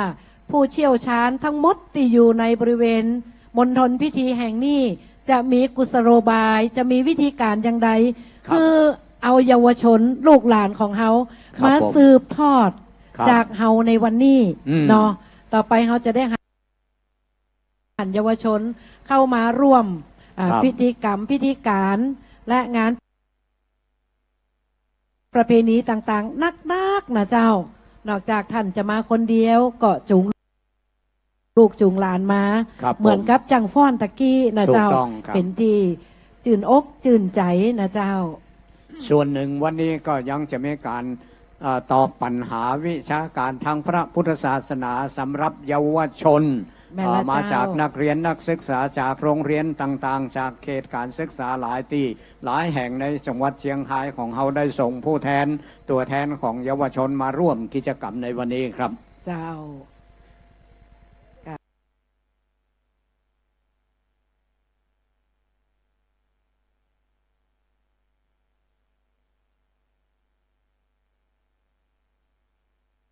อันนี้ก็คือขบวนแห่ผ้าห่ ผ้าม ห่ม ฐานพระพุทธรูป พระ นะ พุท เจ้า ธรูป วันนี้จาก พระ ห่มพระ ประธาน พุทธรูป ครับ เราก็ขอเปลี่ยนแปลงมาเป็นห่มฐานพระพุทธรูป อืม สาเหตุสำคัญคือที่ ครับ เรา ผม เปลี่ยนแปลงลงมาก็คือ ครับผม เอาน้อมรับด้วยธรรมชาติ ถูกต้องครับ ของการเปิดห้องว่าคนศิลป์คนทำนะเจ้า ครับ ถ้าคนอยู่ในบริเวณมณฑลพิธีจะแหงนขึ้นไปดูนะเจ้า องค์พระพุทธรูป องค์พระประธานเบื้องบนนะเจ้า ถ้าอูกำเมืองก็คือ รักแร่ด้านซ้ายขององค์ประธาน ครับ จะมีพึ่งรังใหญ่อาศัยอยู่ ซึ่งถ้าเฮากำเมืองเฮาห้องว่าอาศัยใบบุญ ใช่ เพราะฉะนั้นเฮาจะบ่ไปรบกวน ครับ เปิ้นมาอาศัยใบบุญแล้ว อืม เฮาจะบ่ไปไล่บ่ไปกวนเปิ้นก็ขอเปลี่ยนจากห่มองค์นี่แหละ ครับ ค่ะ ห่มฐานหรือห่มแท่นเป็นฐานประทับของพระพุทธรูปนะครับ ครับผม ค่ะ ครับผม ขอต้อนรับ ด้วยความยินดียิ่งเลยนะคุณ ครับท่านผู้รักผู้ใหญ่หลายคนหลายท่านมาหน้าที่นี้นะครับ ก็มีท่านผู้รักผู้ใหญ่ของทั้งสมาพันธ์ส่งเสริมและพิทักษ์พระพุทธศาสนา พร้อมทั้งพุทธสมาคม และสภาวัฒนธรรม โดยเฉพาะ3องค์กรพุทธนี้เป็นหลักนะครับในการจัดงานในคราวครั้งนี้ในนามของสมาพันธ์ส่งเสริมและพิทักษ์พระพุทธศาสนา ซึ่งรวมไปจนถึงพุทธสมาคม มีทั้งชมรมน้อยหนาน มีทั้งชมรมป่ออาจารย์วัด อันนี้เป็นองค์กรพุทธทั้งนั้นผู้ที่มีพระพุทธศาสนายึดมั่นอยู่ในจิตใจนะครับ วันนี้เรามาน้อมสำนึกรำลึกถึงหลักสำคัญของทางพระพุทธศาสนาหรือหัวใจแห่งพระพุทธศาสนาก็คือละทิ้งความชั่วทำแต่ความดีมีจิตใจที่สะอาดผ่องใสนี่นะครับ คือหัวใจแห่งพระพุทธศาสนานะครับ โอ้โหอันนี้ก็เป็นขบวนผ้าห่มฐานพระประธานนะครับพระประดิษฐานอยู่ณพุทธมณฑลสมโพธิ750 ปีเมืองเชียงรายนี่เป็นองค์ใหญ่ซึ่งเขาบัสามารถจะขึ้นไปห่มผ้าถวายแด่องค์พระพุทธรูปประกอบกับมีธรรมชาติที่มาพึ่งใบบุญก็คือพึ่งนี่ก็ถือว่าเป็นสัตว์ที่เป็นมงคลนำความชุ่มเย็นความชุ่มเย็นอยู่ที่ไหนพึ่งก็มักจะไปอาศัยอยู่ณที่นั้นนะครับ ค่ะ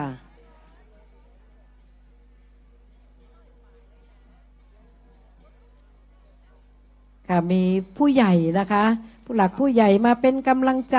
กับพวกเรามากมายเหลือเกินนะคะค่ะก็ขอต้อนรับท่านป ประธานสภาวัฒนธรรมจังหวัดเชียงรายนะคะท่านสลักจิตติยภัยรัตน์นะคะหรือท่านสสท่านสจนะคะทั้งหลายที่ได้มามีส่วนร่วมในการสนับสนุนนะคะและขอต้อนรับเจ้าเจือจันทร์ณเชียงใหม่พร้อมครอบครัวที่ท่านวันนี้อนุเคราะห์นะคะซอล่องน่านให้เราได้ชมกัน ครับ ทั้งวัน นอกจากนั้นนะคะขอต้อนรับท่านจินตนาและคุณเรืองชัยนะคะ โอ้โหครับผม ผู้อุปถัมภ์ ผู้ พุทธ อุปถัมภ์มาโดย พุทธ ตล ส อ มา ด คมของเรา อ่า โดยตลอด อ่า ค่ะ จากโตโยต้าเชียงไฮ้ ค่ะ คุณจินตนาจิตสกุลนะคะ ครับผม คุณเรืองชัยจิตสกุล ครับ ที่ ผม ได้อนุเคราะห์อุปถัมภ์เรามาโดยตลอดนะคะ ครับ มาพร้อมกันหมดหรือยังคะขบวนไหน เราเป็นพิธีกรภาคสนามเราต้องลงสนามแล้วค่ะคุณลุงค่ะ ครับ ค่ะขอดูท้ายขบวนหน่อยค่ะ เข้ามาแล้ว ทุกขบวนพร้อมแล้วนะคะค่ะไม่ว่าจะเป็นขบวนของป้ายสวยๆอำเภอแม่จันทร์ค่ะอำเภอแม่จันทร์อำเภอพานค่ะค่ะอำเภอพานอำเภอขุนตาลอำเภอเวียงชัยน้องๆจากโรงเรียนอะไรเอ่ย เรียนบ้านเวียงชัยค่ะ โรงเรียนบ้านเวียงชัยนะคะยอดเยี่ยมมากนะคะ ก็อยากจะเชิญชวน ครับ เยาว วัน ช นี้จะ น เข้าสู่พิธีการ ค่ะ แล้วนะครับ ก็ขอเรียนเชิญท่านพิธีกรประจำพิธีการ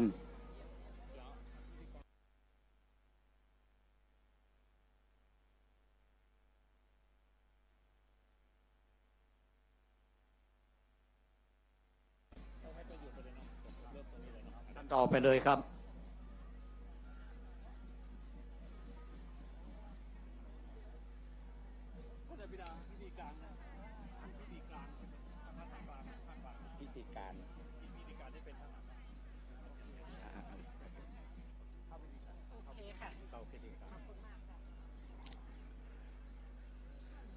นมัสการพระพุทธญาณมุนีเจ้าคณะจังหวัดเชียงรายประธานสงฆ์ที่เคารพอย่างสูง พระคุณท่านทุกรูปเรียนท่านประธานสมาพันธ์ท่านผู้มีเกียรติทุกท่านครับลำดับนี้ขอเรียนเชิญท่าน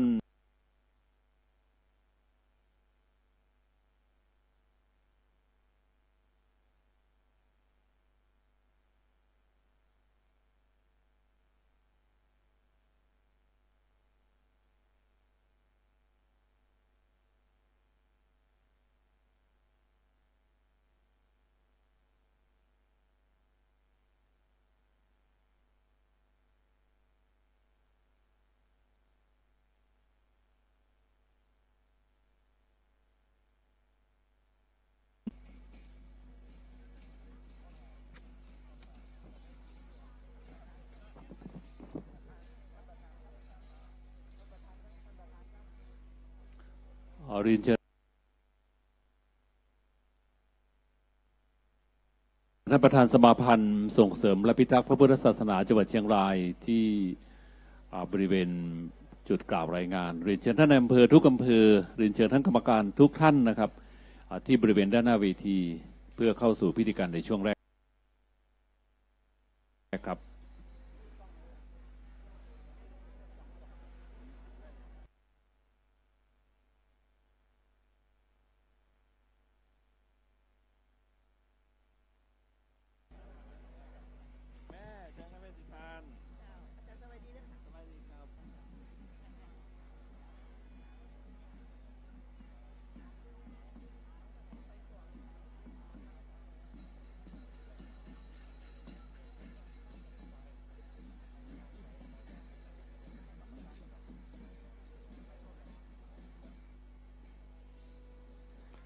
นมัสการพระเดชพระคุณพระพุทธญาณมุนีเจ้าคณะจังหวัดเชียงรายที่เคารพอย่างสูงเรียนท่านประธานสมาพันธ์ส่งเสริมและพิทักษ์พระพุทธศาสนาจังหวัดเชียงรายคณะกรรมการและท่านสาธุชนทุกท่านครับลำดับนี้จะเข้าสู่พิธีเปิดงานมาฆบูชารำลึกจังหวัดเชียงรายประจำปีพุทธศักราช 2567 ลำดับแรกกล่าวขออาราธนาพระเดชพระคุณพระพุทธญาณมุนี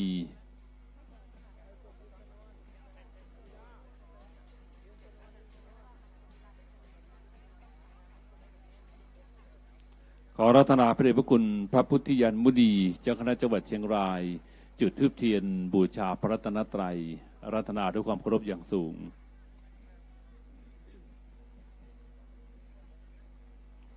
ขอเชิญทุกท่านประนมมือขึ้นครับ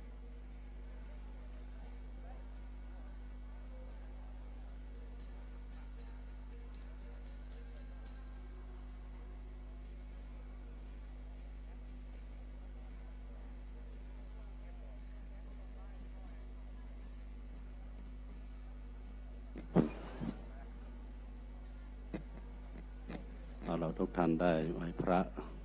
อะระหังสัมมาสัมพุทโธภควาสัมพุทโธภควาพุทธังภควันตังอภิวาเทมิพุทธังภควันตังอภิวาเทมิสวากขาโตภควตาธัมโมสวากขาโตภควตาธัมโมธัมมังนัมสสามิธัมมังนัมสสามิปฏิปันโนภควโตสาวกสังโฆปฏิปันโนภควโตสาวกสังโฆสังฆังนัมมามิสังฆังนัมมามิอันธรรมยังพุทธัสสะภควโตบุพภาคนะมากลังกะโลมาเสโมตัสสะภะคะวะโตอะระหะโตสัมมาสัมพุทธัสสะนะโมตัสสะภะคะวะโตอะระหะโตสัมมาสัมพุทธัสสะนะโมตัสสะภะคะวะโตอะระหะโตสัมมาสัมพุทธัสสะ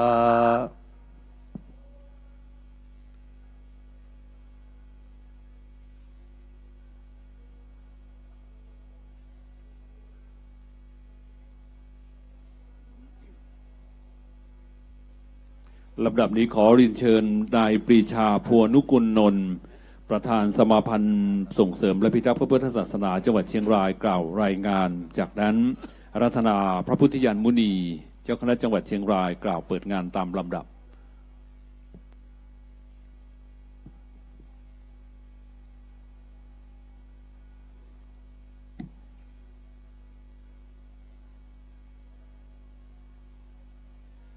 นมัสการ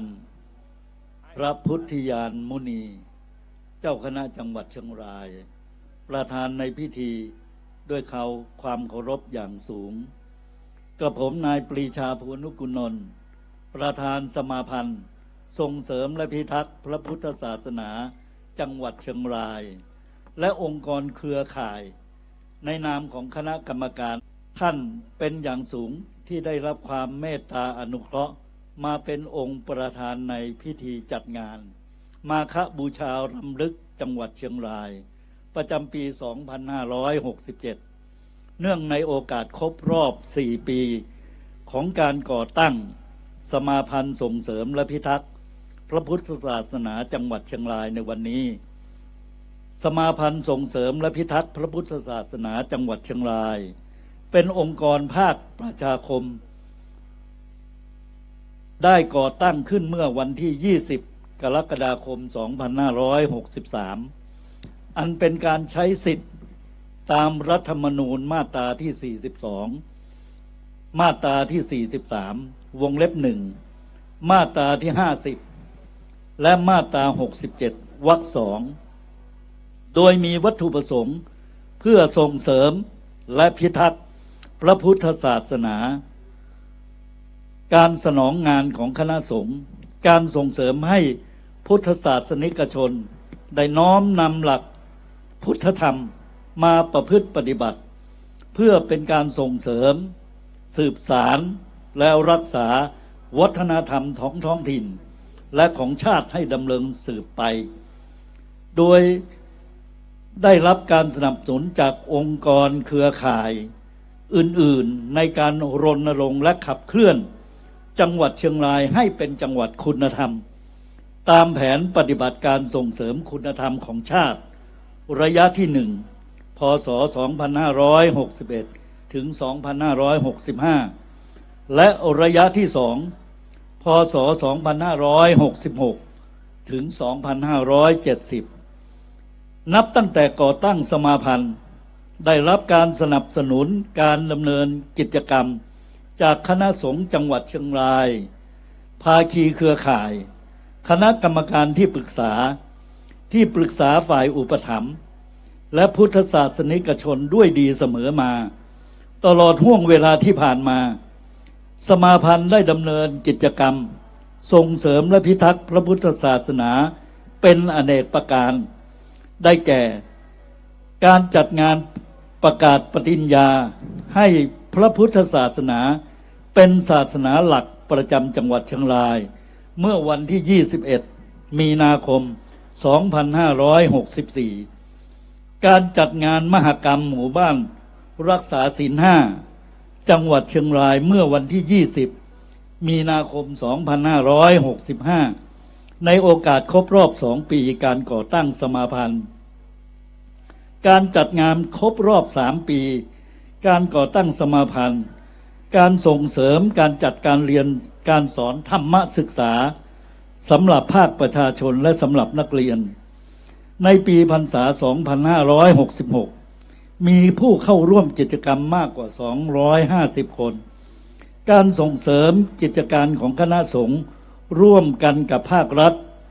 ภาคประชาคมในเทศกาลต่างๆอย่างต่อเนื่องในทุกโอกาสและการประชุมประจำเดือนเพื่อขับเคลื่อนงานส่งเสริมและพระพุทธศาสนาและการทำนุบำรุงศิลปวัฒนธรรมท้องถิ่นและของชาติอย่างสม่ำเสมอเพื่อให้การดำเนินงานของสมาพันธ์มียุทธศาสตร์ที่ตอบสนองต่อหลักพุทธธรรมมากยิ่งขึ้นและสอดคล้องกับวันมาฆบูชาซึ่งเป็นวันแห่งความรักของพระพุทธศาสนาในโอกาสครบรอบ 4 ปีของการก่อตั้งสมาพันธ์จึงได้กำหนดจัดงานมาฆบูชารำลึก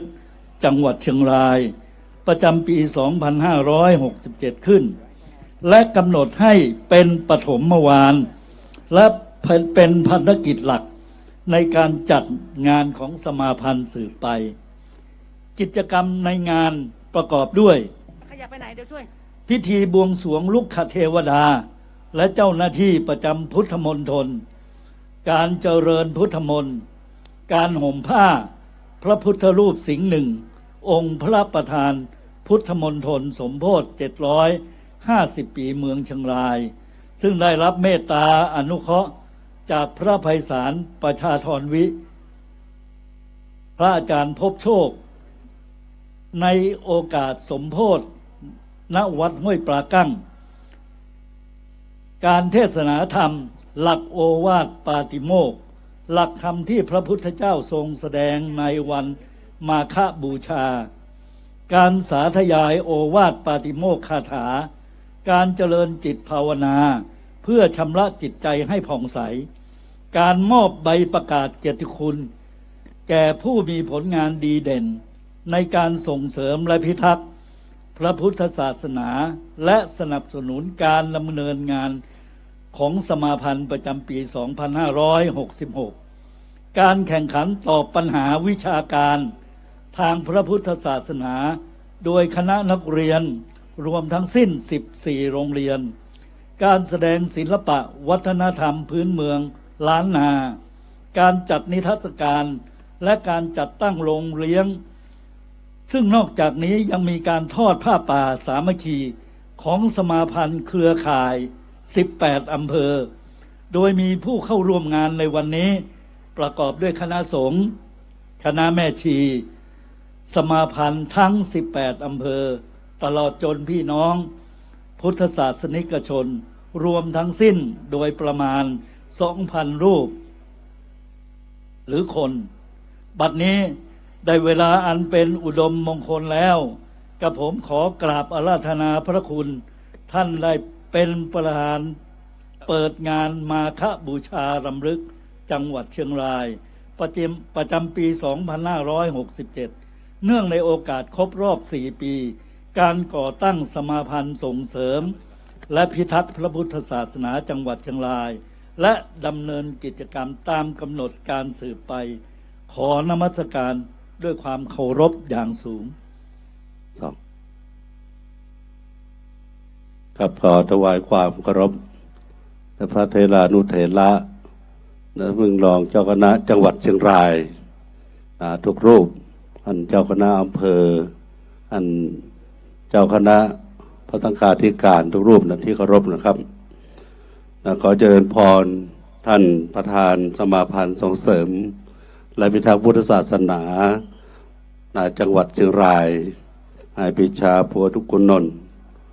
นายยกพุทธสมาคมแห่งประเทศแห่งจังหวัดเชียงรายและคณะกรรมการจัดงานและผู้อุปถัมภ์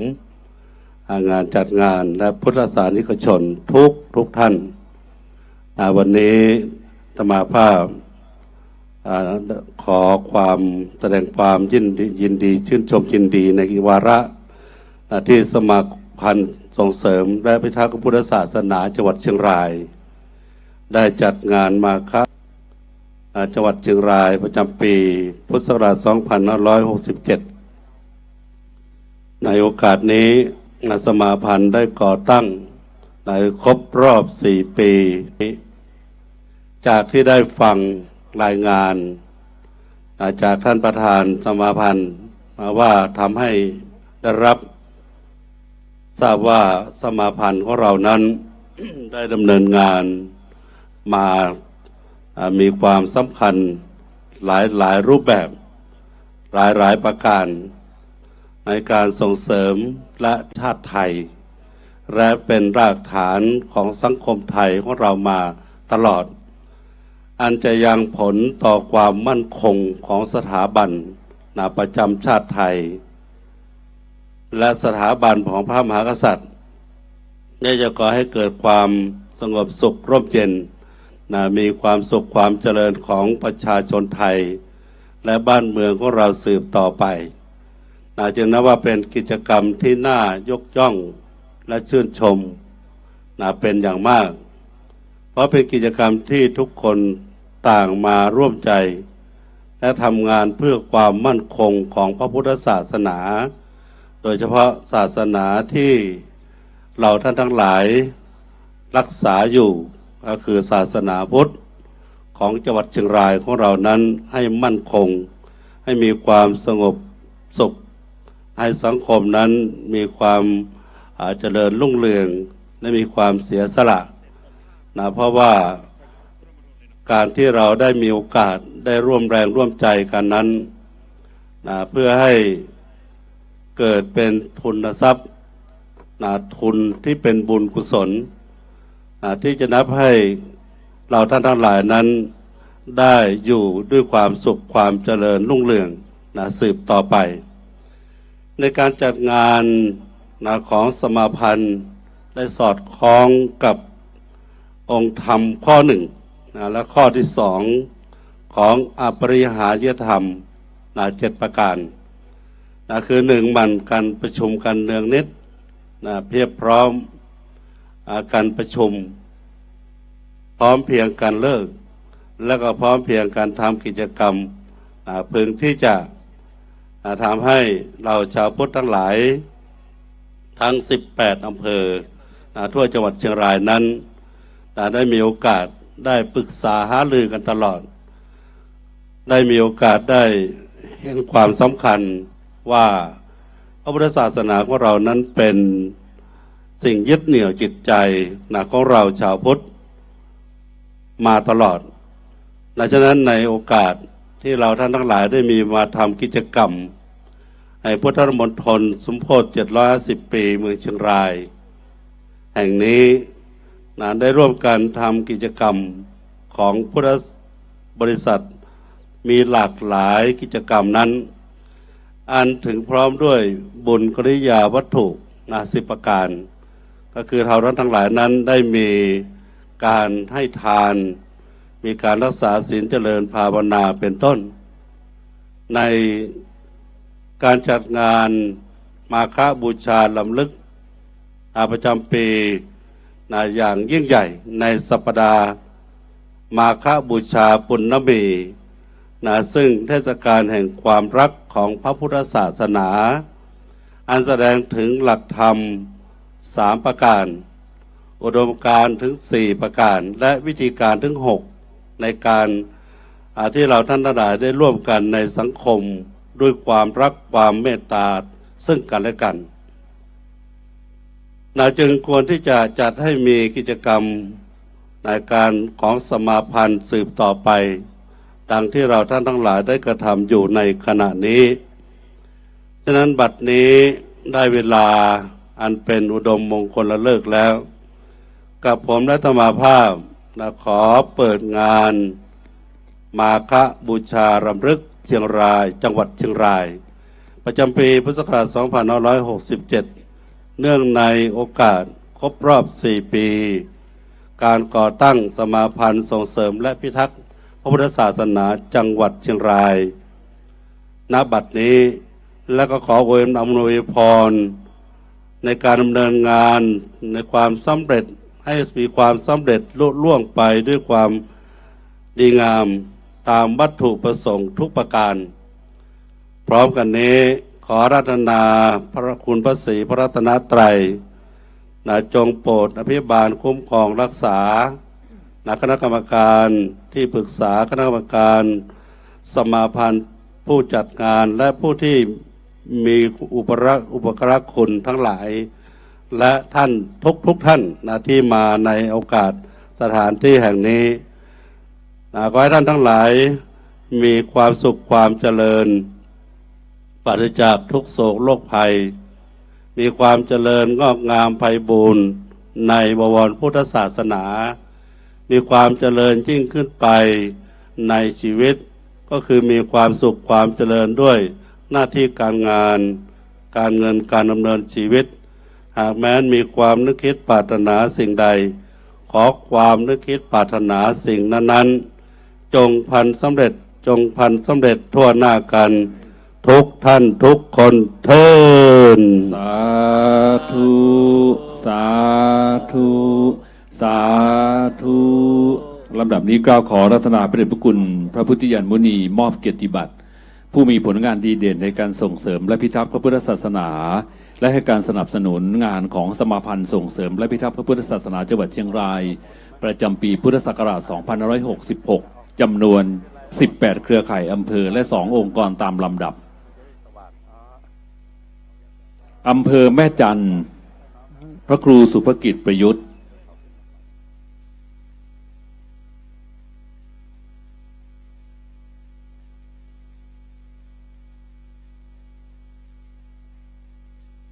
คณะกรรมการอยู่หน้าเวทีก่อนอำเภอแม่จันทร์นิมนต์พระครูสุภกิจประยุทธ์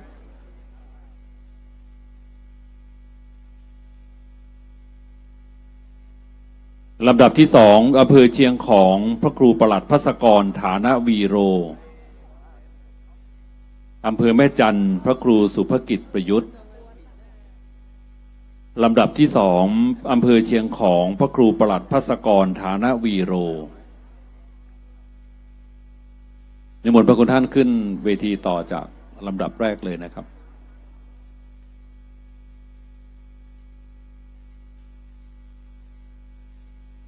ลำดับที่2อำเภอเชียงของพระครูประหลัดภัสกรฐานะวีโร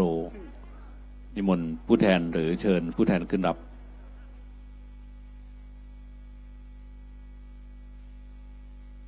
ขอผู้แทนอำเภอเชียงของครับ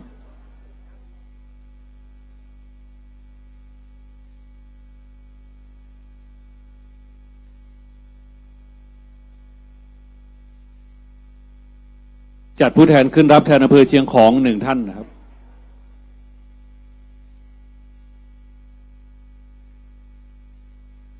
มนต์ท่านพระครูสังฆรักษ์เรวัตรับแทน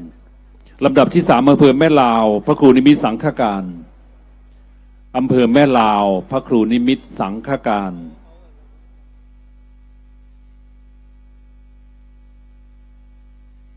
นิมนต์ท่านพระครูครับลำดับที่4อำเภอเวียงเชียงรุ้งพระครูสุวรรณวรสถิตพระครูสุวรรณวรสถิตอำเภอเวียงเชียงรุ้งลำดับที่5อำเภอแม่สวยพระอธิการสมจิตประภากโรอำเภอแม่สวย พระอธิการสมจิตประภากะโรลำดับที่6อำเภอเชียงแสนพระอธิการธงชัยธรรมเตโชอำเภอเชียงแสนพระอธิการธงชัยธรรมเตโชลำดับที่7อำเภอพญาเมงรายพระอดิศักดิ์เตชะปัญโยอำเภอพญาเมงรายพระอดิศักดิ์เตชะปัญโย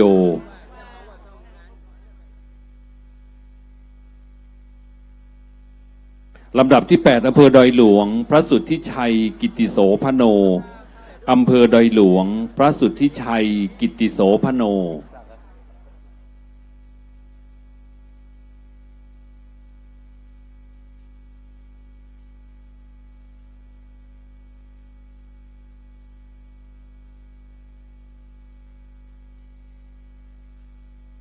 ลำดับที่9องค์กรขอเรียนเชิญคุณเรืองชัยจิตสกุลบริษัทโตโยต้าเชียงรายจำกัดองค์กรสนับสนุนเรียนเชิญคุณเรืองชัยจิตสกุล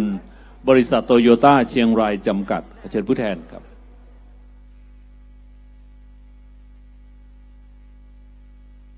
เรียนเชิญคุณเรืองชัยจิตสกุลประธานกรรมการบริษัทโตโยต้าเชียงรายจำกัด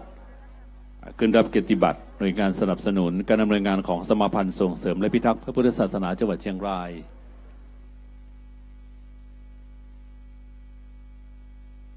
ลำดับที่10อำเภอเมืองเชียงรายนายปรารภสุทธรินทร์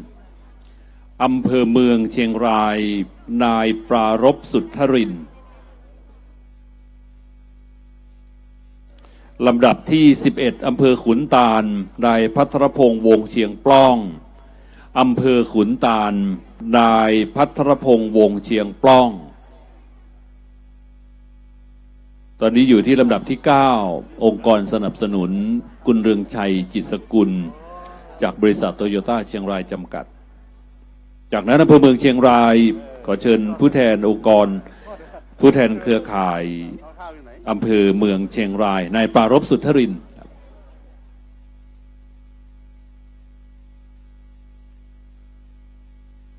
11อำเภอขุนตาลนายภัทรพงษ์วงเชียงปล้อง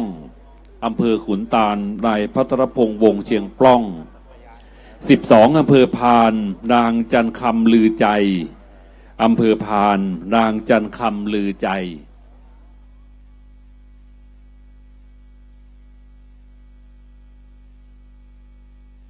ลำดับที่13อำเภอแม่สายนายมนตรีนาใจ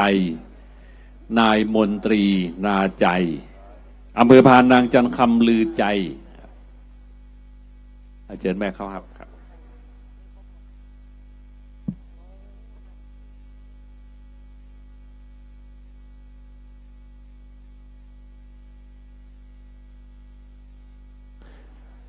อำเภอแม่สายนายมนตรีนาใจ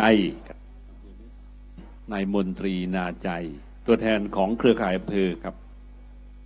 ลำดับที่14อำเภอเวียงชัยนายวิสรุตนาไลเวียงชัยต่อแม่สายนะครับ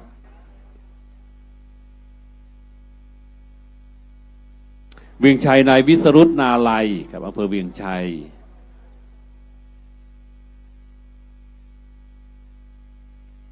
ขอผู้แทนครับ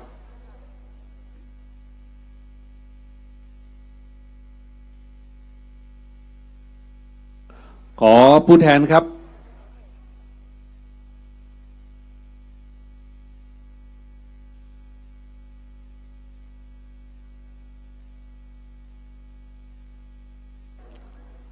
ขอผู้แทนครับขอผู้แทนอำเภอเวียงชัยครับ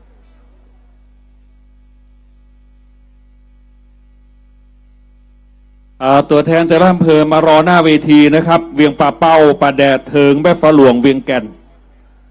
เชิญมารอหน้าเวทีครับเวียงป่าเป้าป่าแดดเทิงแม่ฟ้าหลวงเวียงแก่นเชิญหน้าเวทีนะครับ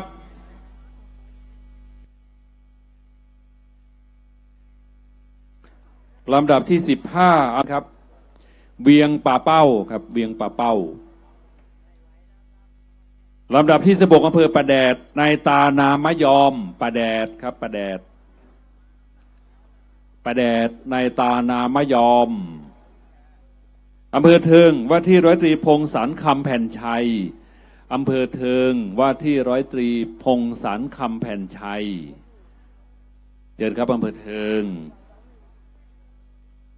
ลำดับต่อไปอำเภอแม่ฟ้าหลวงนายประพันธ์เดชากว้างไกลนายประพันธ์เดชากว้างไกลแม่ฟ้าหลวงครับ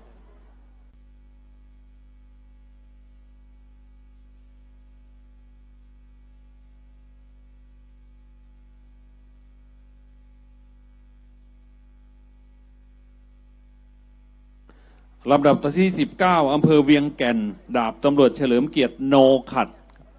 อำเภอเวียงแก่นดาบตำรวจเฉลิมเกียรติโนขัดและตัวแทนส่วนกลาง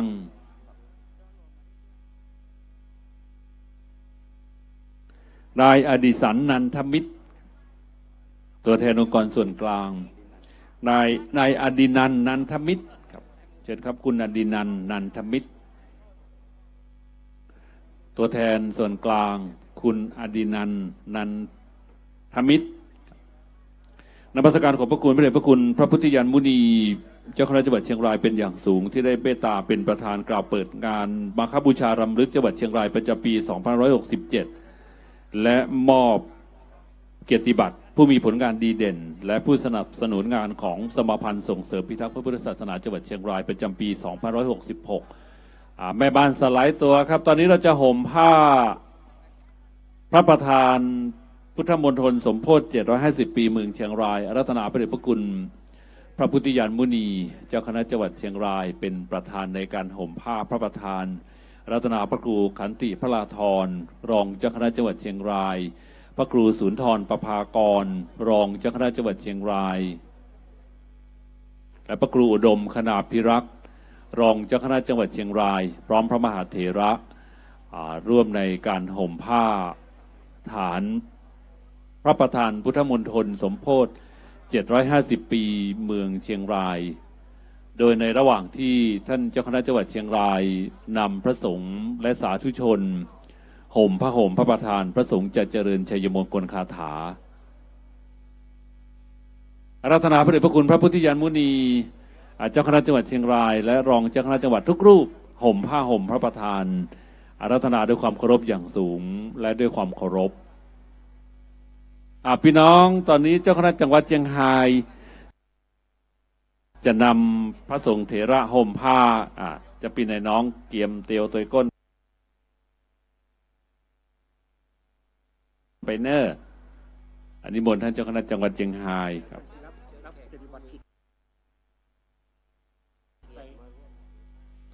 เรียนเชิญแขกผู้มีเกียรติมาร่วม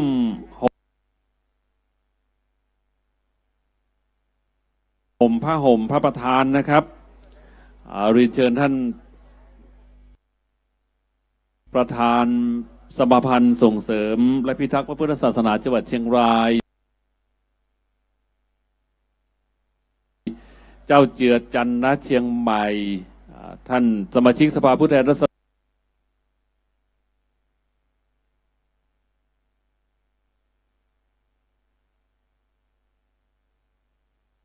ฎรจังหวัดเชียงรายทั้ง3เขตนะครับท่านสสถากุลยะแสงเขต3ท่านสสปิยรัตน์เตียไพรัตน์เขต2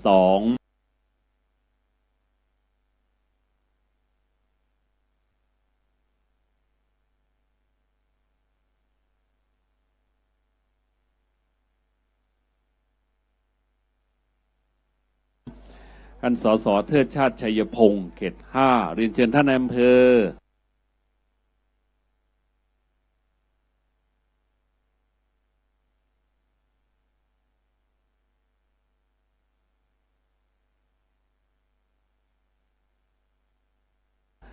และท่านผู้มีเกียรตินะครับคุณเรืองชัยจิตสกุลคุณจินตนาจิตสกุลท่านพลตำรวจตรีรักชาติท่านผู้ช่วยศาสตราจารย์งามฤทธิ์ราชกิจเรียนเชิญคุณแม่สลักจิตติยภัยรัตน์ถือผ้าห่มต่อจากอุบาสกนะครับ วันนี้มีพระมหาเถระมาห่มผ้านอกจากรองเจ้าคณะจังหวัดแล้วมีพระครูประถมวรการเจ้าคณะอำเภอแม่จันทร์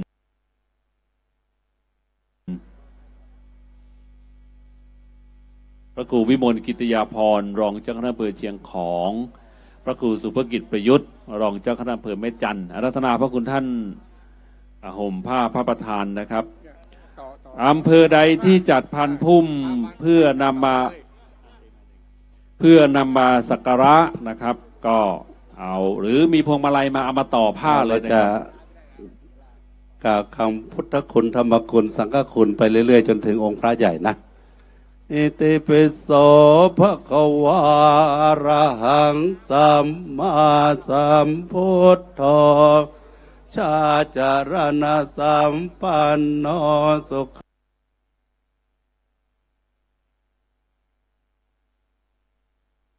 บุริสัทธามสาลเทสัทธาเทวมนุษย์นังพุทโธภควา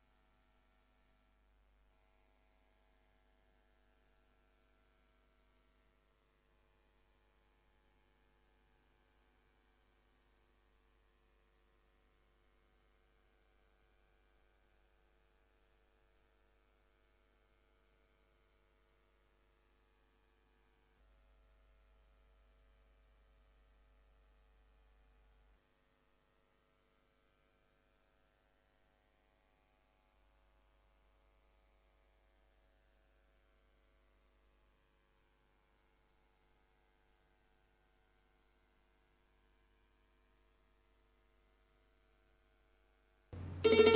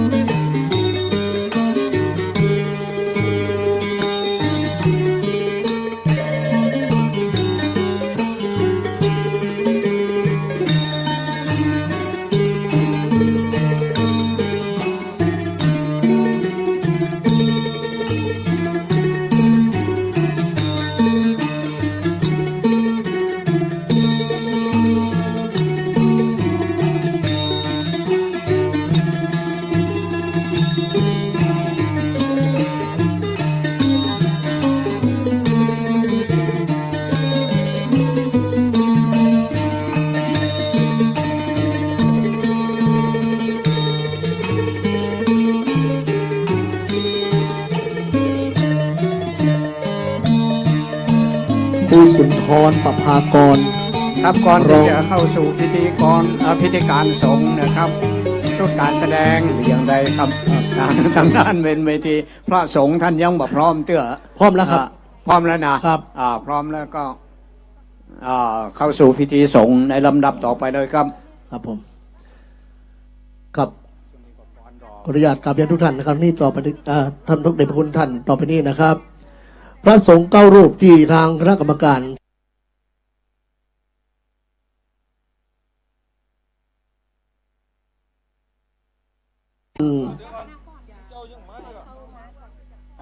ท่านพระครูขันติพลาธรรองเจ้าคณะจังหวัดเชียงรายวัดฝั่งมินครับ รูปที่ 2กราบอาราธนาท่านพระครูสุนทรประภากรรองเจ้าคณะจังหวัดเชียงรายวัดบุญเรืองอำเภอแม่ลาวครับ รูปที่ 3กราบอาราธนาท่านพระครูอุดมคณาภิรักษ์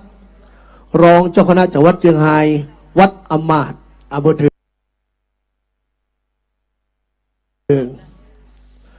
รูปที่ 4กราบอาราธนาท่าน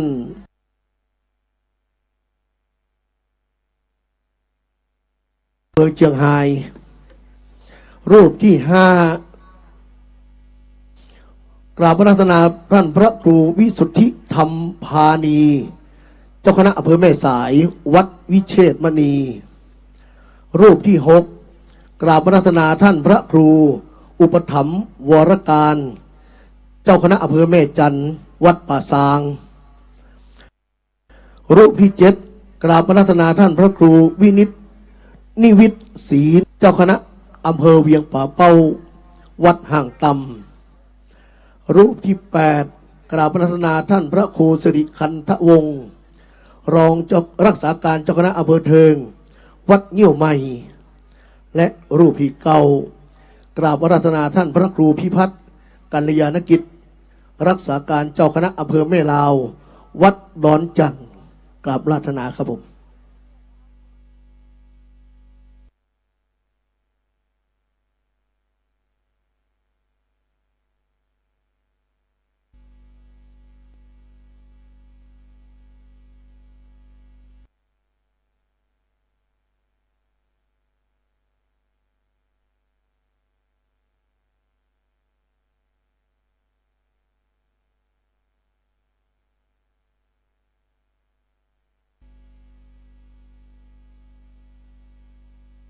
เขาที่ได้อาราธนาประจำที่เพื่อประกอบพิธีทางพุทธศาสนาโดยการเจริญพระพุทธมนต์เพื่อความเป็นสิริมงคลแก่ทุกคนทุกท่านที่มาร่วมงานมาฆบูชารำลึกในวันนี้นะครับก็ประกอบไปด้วยพระเถรานุเถระเจ้าคณะพระสังฆาธิการมีท่านรองเจ้าคณะจังหวัดมีเจ้าคณะอำเภอหลายรูปหลายองค์นะครับครับผมทั้งหมด9 รูปนะครับ9 รูปกำลังขึ้นประจำที่นะครับจะกำลังจะเข้าสู่ประจำที่ที่จะประกอบพิธีครับ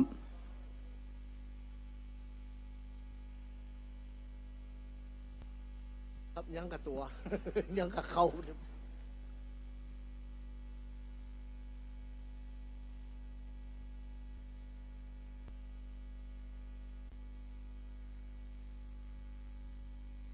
สำหรับที่บนเวทีนี้ก็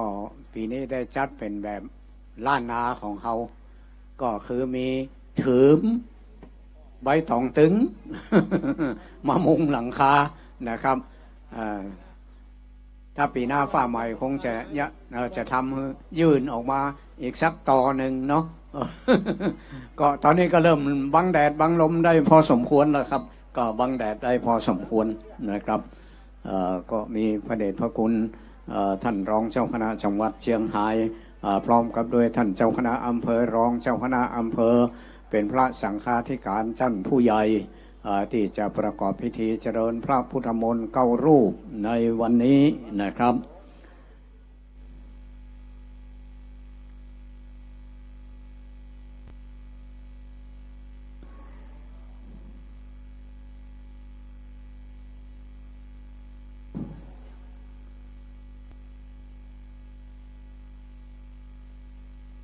มื่อพระสงฆ์ทั้ง9 รูปพระสังฆาธิการจั่นผู้ใหญ่ทั้ง9 รูปได้เข้าประจำที่แล้วพออาจารย์ก็จะได้ทำหน้าที่ในการนำท่านพุทธศาสนิกชนได้ไหว้พระรับศีลได้ประกอบพิธีตามลำดับ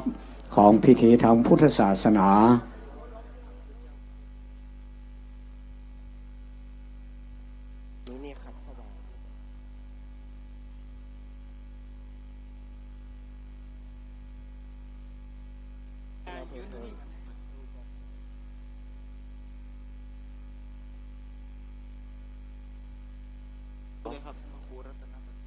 แต่อยู่ในนี้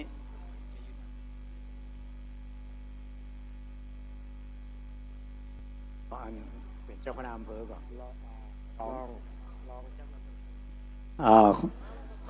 พระสงฆ์ยังบอกครบนะครับก็ขออาราธนาท่านรองเจ้าคณะอำเภอเทิงเนี่ยครับพระครูรัตนประทีปพระครูรัตนธรรมประทีปครับผมขอรัตนาครับ9 รูป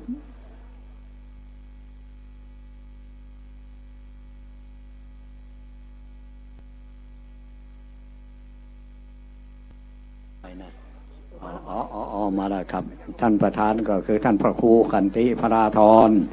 รองเจ้าคณะจังหวัดเชียงรายวัดฝั่งมินเป็นประธานสงฆ์นะครับ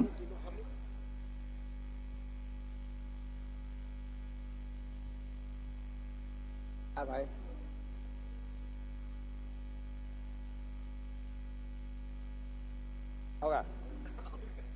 เอาเลย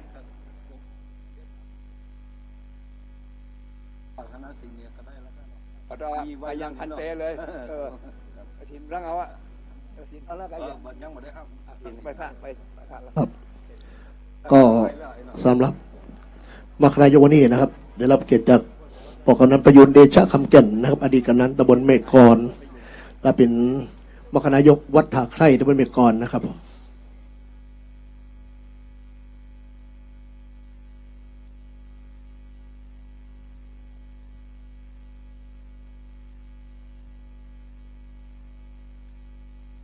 ทดสอบ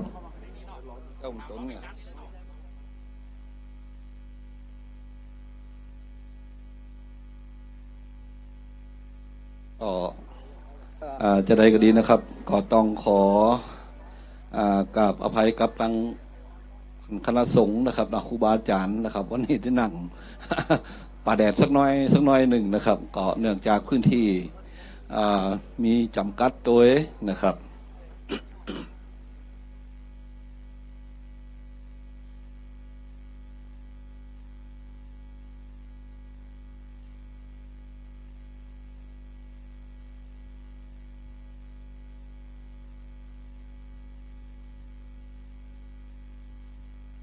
ครับในการไหว้พระนะครับก็เอาตะกี้เขาก็ได้ไหว้ไปพร้อมกันแล้วนะครับก็คงจะเริ่มจากการอาราธนาศีล 5พร้อมกันนะครับหลังจากนั้นแล้วนะครับก็จะได้อาราธนาพระปริตนะครับหันพระสงฆ์จะได้เจริญพุทธมนต์นะครับก็ขอได้นำเรียนกับพี่น้องนะครับตอนนี้ตั้งท่านพระสงฆ์มาพร้อมนะครับก็จะได้เริ่มประกอบพิธีทางศาสนานะครับก็คงจะเริ่มจากการอาราธนาศีล 5พร้อมกันนะครับได้ว่าด้วยกันนะครับพี่น้องกองปลายที่มาร่วมด้วยกันในวันนี้นะครับมะยังพันเตวิสุงรักขณทายาติสลเนนาสหปัญจศีลานิยาจามาตุติยัมปิมายังพันเตวิสุงรักขณทายาติสรเนนาสหปัญจศีลานิยาจามาตาติยัมปิมายังพันเตวิสุงรักขณทายาติสรเนนาสหปัญจศีลานิยาจามานะโมตัสสะภะคะวะโตอะระหะโตสัมมาสัมพุทธัสสะนะโมตัสสะภะคะวะโตอะระหะโตสัมมาสัมพุทธัสสะ นะโมตัสสะภะคะวะโตอะระหะโตสัมมาสัมพุทธัสสะนะโมตัสสะภะคะวะโตอะระหะโตสัมมาสัมพุทธัสสะนะโมตัสสะภะคะวะโตอะระหะโตสัมมาสัมพุทธัสสะนะโมตัสสะภะคะวะโตอะระหะโตสัมมาสัมพุทธัสสะ ทังสรณังกัจฉามิ พุทธังสรณังคัจฉามิ สรณังกัจฉามิ ธัมมังสรณังคัจฉามิ สังฆังสรณังกัจฉามิ สังฆังสรณังคัจฉามิ ทุติยมปิพุทธังสรณังกัจฉามิ ทุติยัมปิพุทธังสรณังคัจฉามิ ทุติยมปิธัมมังสรณังกัจฉามิ ทุติยัมปิธัมมังสรณังคัจฉามิ ทุติยมปิสังฆังสรณังกัจฉามิ ทุติยัมปิสังฆังสรณังคัจฉามิ ตติยมปิพุทธังสรณังกัจฉามิ ตติยัมปิพุทธังสรณังคัจฉามิ ตติยมปิธัมมังสรณังกัจฉามิ ตติยัมปิธัมมังสรณังคัจฉามิ ตติยมปิสังฆังสรณังกัจฉามิ ตติยัมปิสังฆังสรณังคัจฉามิ ปานาติปาตาเวรมณีสิกขาปะทังสมาธิยามิ ปานาติปาตาเวรมณีสิกขาปะตังสมาธิยามิ ทินนาตานาเวรมณีสิกขาปะทังสมาธิยามิ อาทินนาทานาเวรมณีสิกขาปะตังสมาธิยามิ กาเมสุมิจฉาจาราเวรมณีสิกขาปะทังสมาธิยามิ กาเมสุมิจฉาจาราเวรมณีสิกขาปะตังสมาธิยามิ มุสาวาทาเวรมณีสิกขาปะทังสมาธิยามิ มุสาวาทาเวรมณีสิกขาปะตังสมาธิยามิ ราเมรยะมัชฌปมาทฐานาเวรมณีสิกขาปะทังสมาธิยามิ สุราเมรยมัชฌปมาตฐานาเวรมณีสิกขาปะตังสมาธิยามิ มานิปัญจสิกขาปตานิสีเลนะสุขติงยันติ สาธุ สีเลนะโภกสัมปทา สาธุ สีเลนะนิพุติงยันติตัสมาสีลังวิโสทะเย สาธุสาธุวิปติปฏิปหายาสัพพสัมปติสิทธิยาสัพพทุกขาวินาศายะปริตังพรูตมังกลังวิปติปฏิปหายาสัพพสัมปติสิทธิยาสัพพพยาวินาศายะปริตังพรูตมังกลังวิปติปฏิปหายาสัพพสัมปติสิทธิยาสัพพโลกาวินาศายะปริตังพรูตมังคะลัง สาธุสกเกกเมจลุเปกิลิสิกาลาตเตจันตลิเกวิมาเนทิเปลเตจะกเมตลุวนาคาเนอารามวัตุมิเกเตอุมาทาตโยจตุโลกปะละลาจายามะลาจาอินโทเวสุวรรณลาจาอริยเมตตโยโพธิสัตตาวกาตโยอริยสาวกาจะปุถุชนะกัลยาณจาสัมมาทิฏฐิเยวาปุเทปัสสนาธัมเมปัสสนาสังเฆปัสสนาพุทเทสักกะละวาธัมเมสักกะละวาสังเฆสักกะละวาอิโตทานโตยาวะปลัมปลาอิมัสสมิงสุจักกวเรสุเทวตายังมุนิวรวัจนังสาทโวโนสุนันโตธรรมสวนา าโลอายัมปตันตาธรรมสวนา กาโลอายัมปตันตาธรรมสวนา กาโลอายัมปตันตา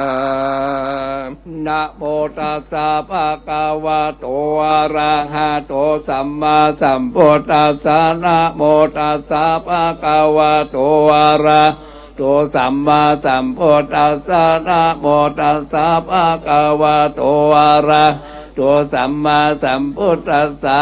พุทธังสารนังกัสสามิธัมมังสารนังกัสสามิสังฆังสารนังกัสสามิทุติยัมปิพุทธังสารนังกัสสามิทุติยัมปิธัมมังสารนังกัสสามิทุติยัมปิสังฆังสารนังกัสสามิตติยัมปิพุทธังสารนังกัสสามิตติยัมปิธัมมังสารนังกัสสามิตติยัมปิสังฆังสารนังกัสสา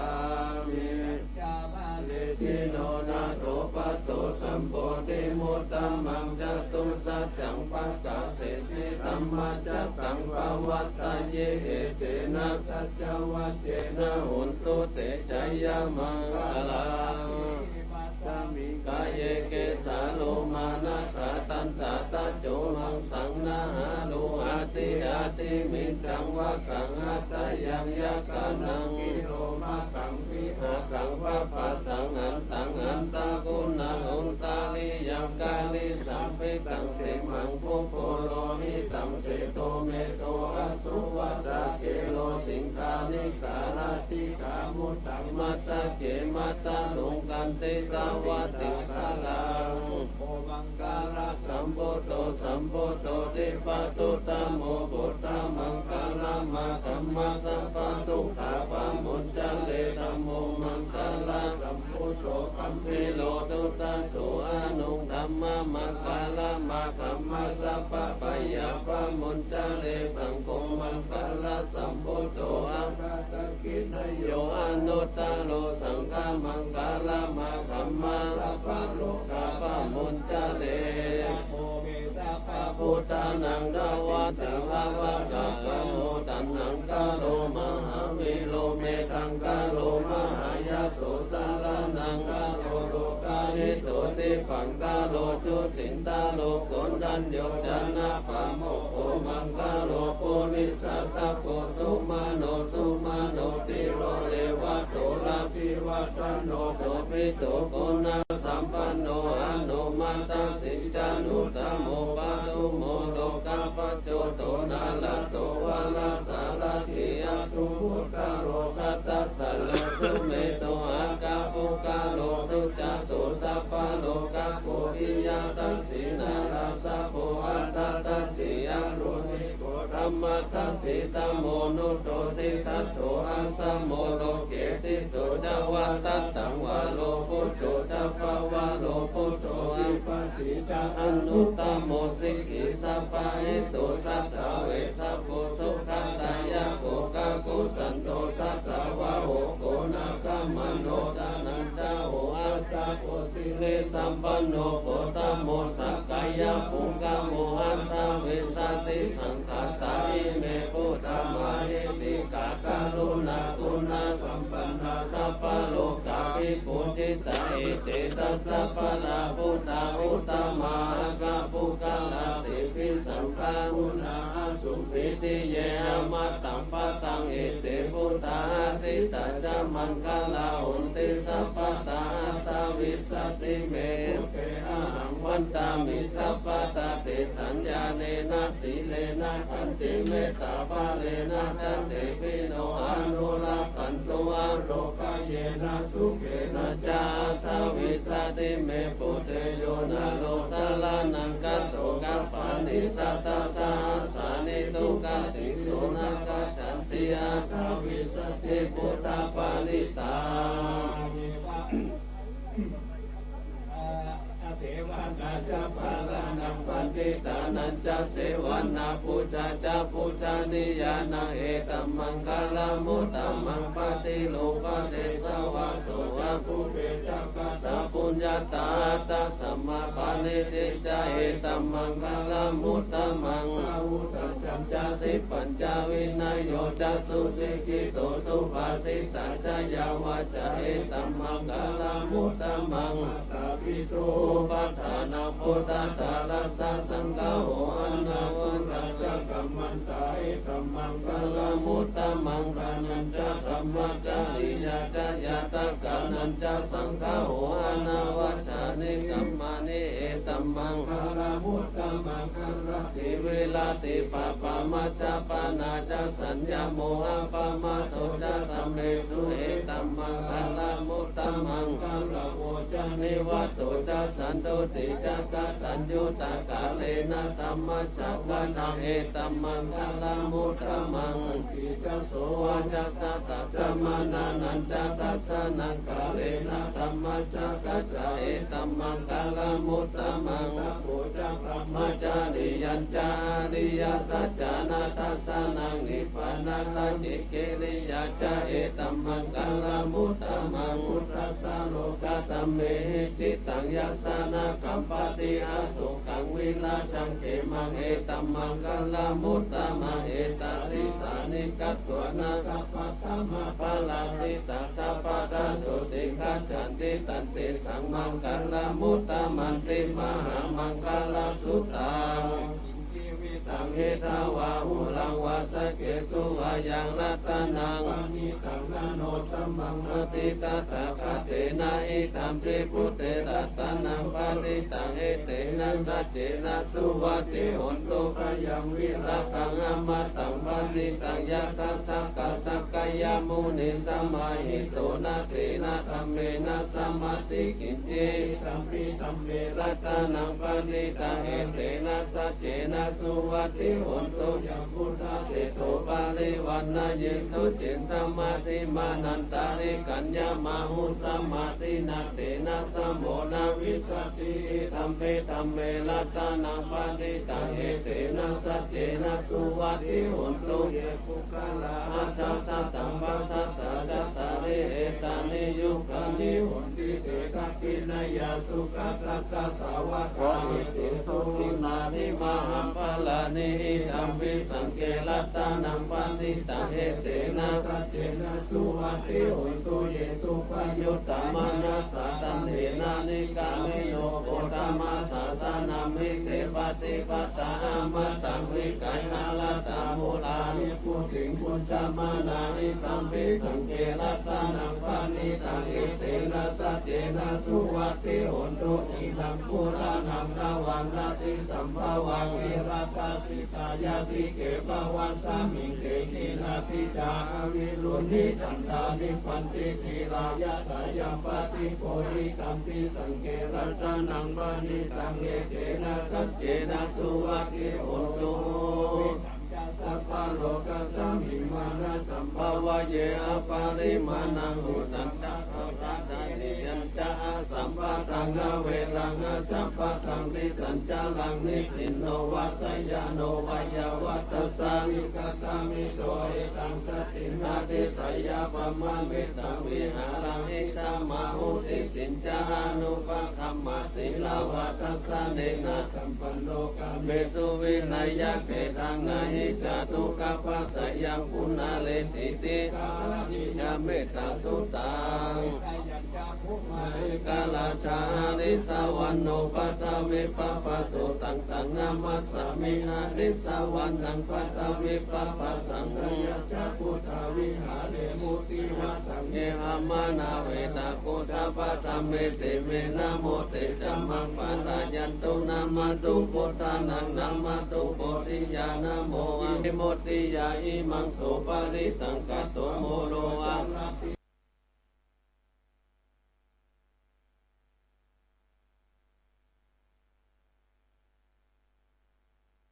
ปัตตามิปะปะโสอังคังนามัสสามิหาริสาวันนังปัตตามิปะปะสัตตายาจักขุตาวิหาเร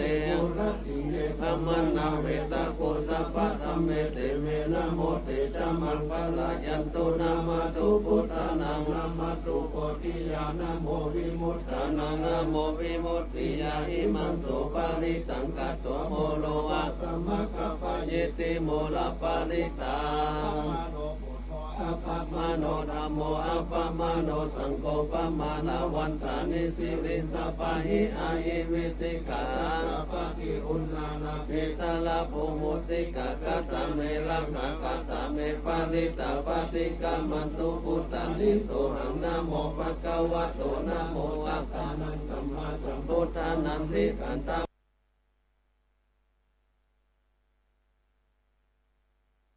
วิชาจารณะสัมปันโนสุขโตโลกาวิโตหานุตโลกุริสัตตัมมาสารทิสัตตาเทวมนุษย์นังพุทโธภควติสวากขาโตภควตาธัมโมสันติติโกอากาลิโกเอหิปัสสิโก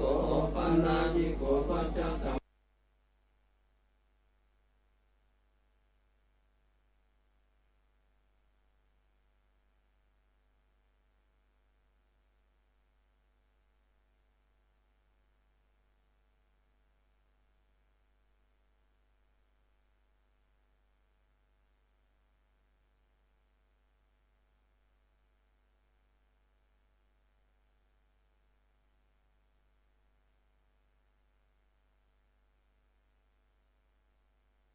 เดชยมังคลานิมาลาติเรกามะเปโยติตาสัพพลันติโหรัมปันนาวะกามะตมัตตยะกันติสุทันตวิตินาสิตวามุนินโตตันเตสัสสะภวันตุเตชยมังคลานินาลาคิเลขัจวะลังหัตติหันตาภูตังวะกิจกรรมสนิวาสุตาลุนันตเวตัมโมเสกุเนนโตตันเตสัสสะภวันตุเตยะมังคลานิอุคิตาคัคขมาติหัตตสุตารุนันตังภวันติโยชนะปะตังกุลิมัลลวันตังอิปิสังกัตตมโนเสตวามุนินโตตันเตสัสสะภวันตุเตชยมังคลานิกัตตัวนาคัตตมุตตะลังหิวัตปินิยาอินทายาตุทวัจนังสยกายามะเสสันเตนะโสมะเวทินาสิตวามุนินโตตันเตสัสสะภวันตุเตยะ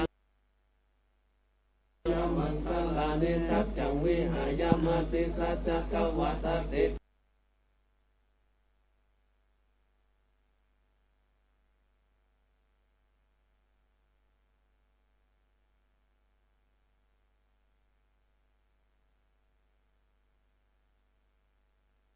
ตุวัตภิโรภิกามานังอาติอันตพุตังวัง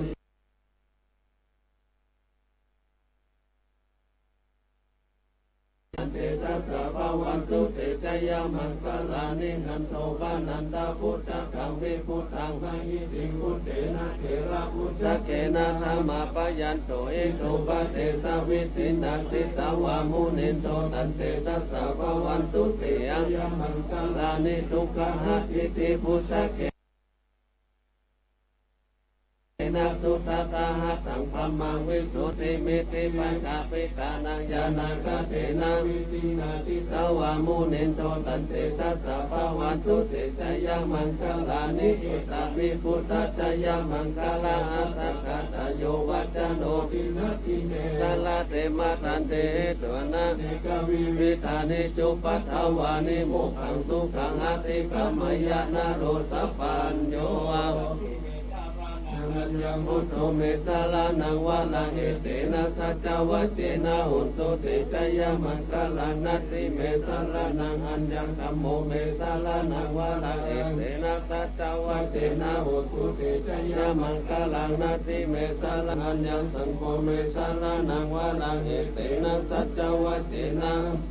ชยมังคลังยังกินติรัตนังโลเกวิชติเวเวตังพุทธรัตนังพุทธัสสมันติตัสสมาสุติภวันตุเตยังกินติรัตนังโลเกวิชติเวเวตังพุทธรัตนังธรรมะสมังนาติตัสสมาสุติภวันตุเตยังกินติรัตนังโลเกวิชติทุกขพยาปัตตจานิพยาสุขปัตตจานิสุขาหุนตุสัพเพปิปานิโนเอตวัตตะจะอัมเนหิสัมปะตังปุญญาสัมปะตังเทวานุโมทันตุสัพพะสัมปติสิทธิยาตานังตันตุสัตยาสิลังรักขันตุสัพพะตาภาวนาภิรตามตุอัตตันตุเทวตากาตาสัพเพพุทธาภาลปะตาวันเอกานันยังปาลังอาราหันตานันตเตเชนารักขังพันธามิสัพพะโสตุสัพพะมังคลานะกันตุสัพพะเทวตาสัพพะพุทธานุภาเวนะสัทธาสุติภวันตุเตภวะ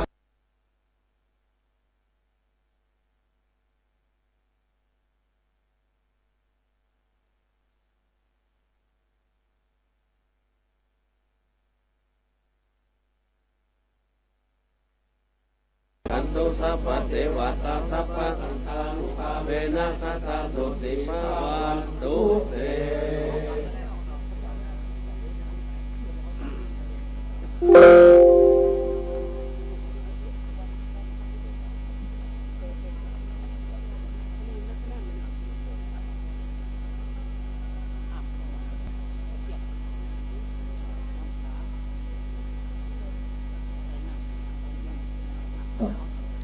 ซึ่งในรัฐไทยก็จะได้กล่าวคำถวายจะถูกปัจจัยทายธรรมแก่การประสงค์ในวันนี้นะครับก็ไปว่านะโมพร้อมกันนะครับในหลังจากที่การนำมาจุกนะครับขออนุญาตได้กล่าวนำนะครับนะโมตัสสะภะคะวะโตอะระหะโตสัมมาสัมพุทธัสสะนะโมตัสสะภะคะวะโตอะระหะโตสัมพุทธัสสะนะโมตัสสะภะคะวะโตอะระหะโตสัมมาสัมพุทธัสสะอิมานิมะยังพันเตจตุปัจจยานิสัพปริวาลานิภิกขุสังคัสสะโอโนชยามะสาธุโนพันเตภิกขุสังโฆอิมานิจตุปัจจยานิสัพปริวาลานิปฏิคัมหาตุอัมหาตังทีฆรตังอิตายะสุขายะข้าแด่พระสงฆ์ผู้เจริญข้าพระเจ้าทั้งหลายขอน้อมถวายซึ่งจตุปัจจัยพร้อมกับทั้งบริวารทั้งหลายเหล่านี้ของข้าพระเจ้าทั้งหลายแด่พระภิกษุสงฆ์ขอพระภิกษุสงฆ์ทรงรับซึ่งจตุปัจจัยพร้อมกับทั้งบริวารทั้งหลายเหล่านี้ของข้าพเจ้าทั้งหลายจงเป็นไปเพื่อประโยชน์และความสุขแก่ข้าพเจ้าทั้งหลายตลอดกาลนานเทอญสาธุ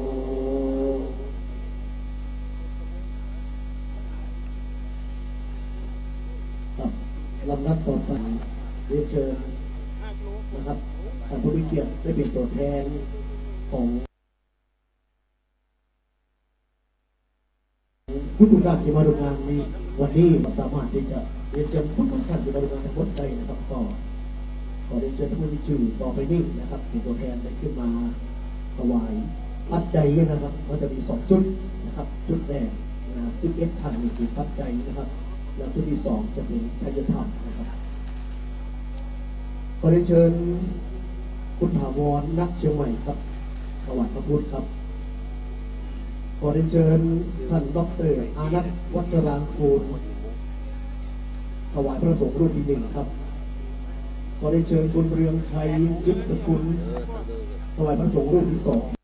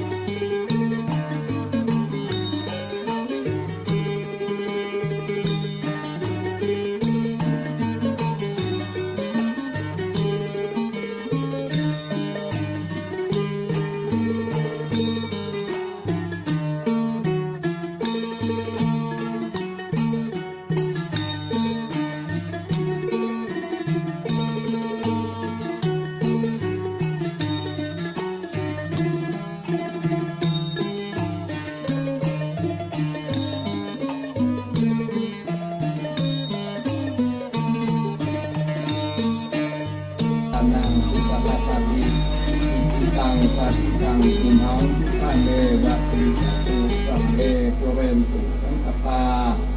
จันโทปนรโสยะถามณิโชติระโสยะถาอิติโยวัฏฐานตุสัพพะโลโควินาศตุมาเตภวัตวันตรายโยสุขิติขายุโกภวันอภิติโยวิวัฏฐานตุสัพพะโลโควินาศตุมาเตภวัตวันตรายโยสุขิติขายุโกภวันสัพพิติโยวิวัฏฐานตุสัพพะโลโควินาศตุมาเตภวัตวันตรายโยสุขิติขายุโกภวะอภิวาทนาสิลิสนิจังโวตาปัจจายโนจัตตารโอธรรมวันทันติอายุวโนสุขังภาลังตยานุภาเวนะรัตนาตยเตสัสสะตุงอโรภพยาเวลาสุขาสันตุจุปัฏฐวาอเนกาอันตรายาภิวินาศสันตุอาเสสตัวชยเส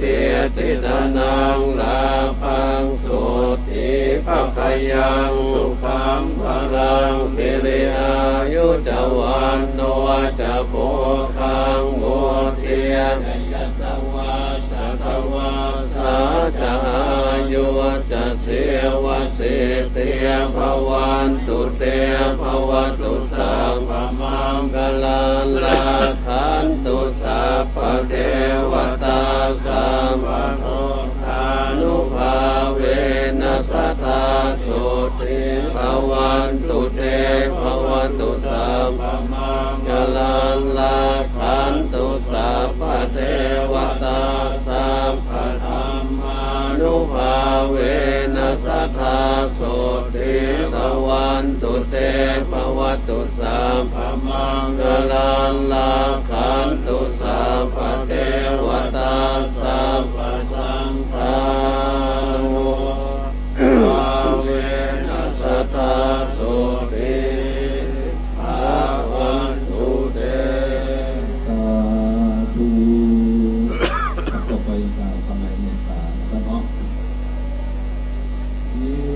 ตังกานาธัมมังนิพพานาปัจจโยโหนตุโนนิจังนิตังสีลาธัมมังนิพพานาปัจจโยโหนตุโนนิจังนิตังภาวนา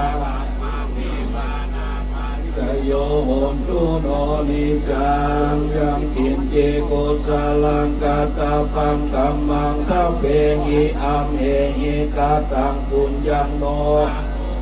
อันตุสุนันตุพุนโตเยเทวาอัสสมิงคาเนอาทิคัตถาจิกายุกาสัตตาหุนตุสัพพะสัตตานังทุกิอัตตานังปาริหารันตุมาตัง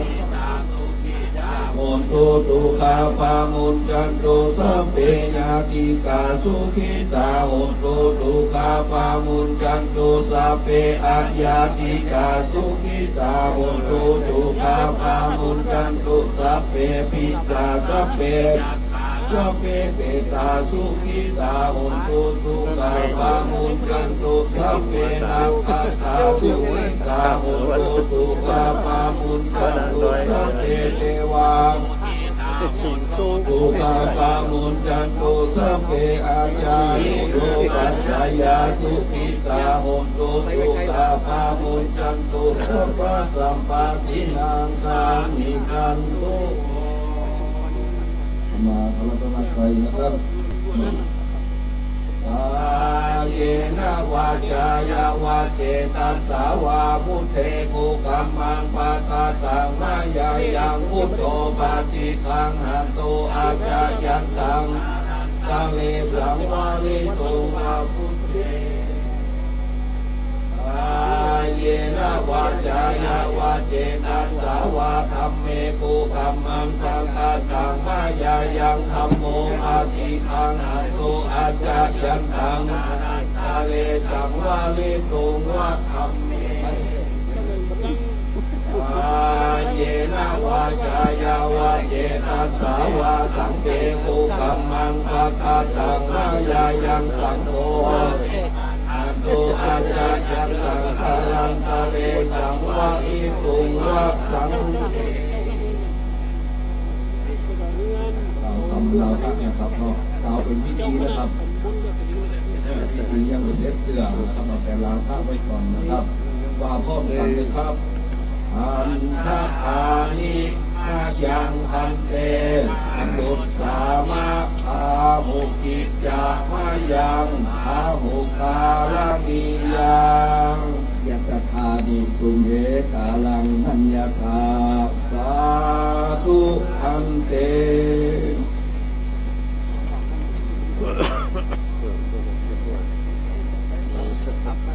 สำหรับพิธีสงฆ์นะครับช่วงแรกนี่เสร็จสิ้นแล้วนะครับช่วงที่สองนี่หลังจากพิธีการต่างๆของคณะพิธีการนะครับเสร็จสิ้นแล้วจะมีใหม่นะครับจะเป็นเรื่องของพิธีการทอดผ้าป่านะครับจากทุกอำเภอนะครับแล้วก็เอามาทอดที่นี่นะครับหากฟังนะครับผมตอนนี้เรียนเชิญท่านลุงคำนะครับฝ่ายพิธีการนะครับเรียนเชิญครับ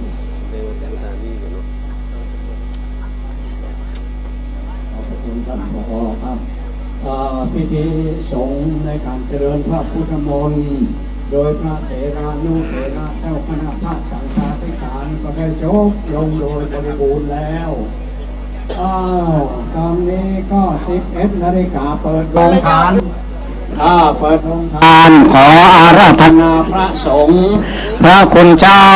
ทุกรูปครับขออาราธนาพระคุณเจ้าทุกรูปทุกองค์ฉันภัตตาหารเพลที่อาคารครับขณะนี้พระสงฆ์องค์เจ้าซึ่งนำโดยพระเดชพระคุณหลวงพ่อพระพุทธญาณมุนีเจ้าคณะจังหวัดเชียงรายนำท่านรองเจ้าคณะจังหวัดนำท่านเจ้าคณะอำเภอรองเจ้าคณะอำเภอเจ้าคณะตำบลรองเจ้าคณะตำบลและพระสงฆ์องค์เนนทุกรูปทุกองค์ที่มาร่วมในพิธีวันนี้ฉันภัตตาหารเพลขอราธนานิมนต์ครับ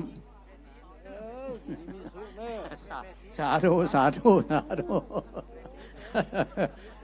ครับแม่ชีด้วยครับขอนิมนต์ครับนิมนต์แม่ชีผู้ที่ทรงศีล8นะครับนุ่งขาวห่มขาวการแสดงครับอาจารย์สันสนีมีอย่างที่จะบอกเล่าถึงสมาชิกก็เชิญเลยครับค่ะขอขอบพระคุณพ่อครูคำค่ะการแสดงชุดอลังการค่ะขอน้อมเชิญกองสะบัดชัยเลยค่ะแล้วก็ร้องเพลงประสานเสียงรอขึ้นเวทีได้เลยค่ะอาจารย์อัญชลีเมฆวิบูลย์เตรียมพร้อมเลยค่ะเจ้าค่ะขอน้อมเชิญเลยค่ะขอบพระคุณท่านพ่อครูคำท่านอาจารย์ค่ะที่ขออนุญาตใช้ไมค์ประชาสัมพันธ์นะคะเครือข่ายของวงปะแก่จังหวัดเชียงรายค่ะเครือข่ายศูนย์ดนตรีกวีศิลป์18 อำเภอค่ะจะมีการแสดงดนตรีพื้นเมืองประกอบการตีกลองสะบัดชัยประกอบการฟ้อนรำนะคะเพลงฟ้อนขันดอกและเพลงสาวเจียงไฮ้ค่ะเตรียมพร้อมเลยค่ะเอาเลยค่ะแต่จะพูดรายละเอียดมาพูดเลยเนอะถ้าจะแสดงอย่างไหนมาพูดได้เลยค่ะ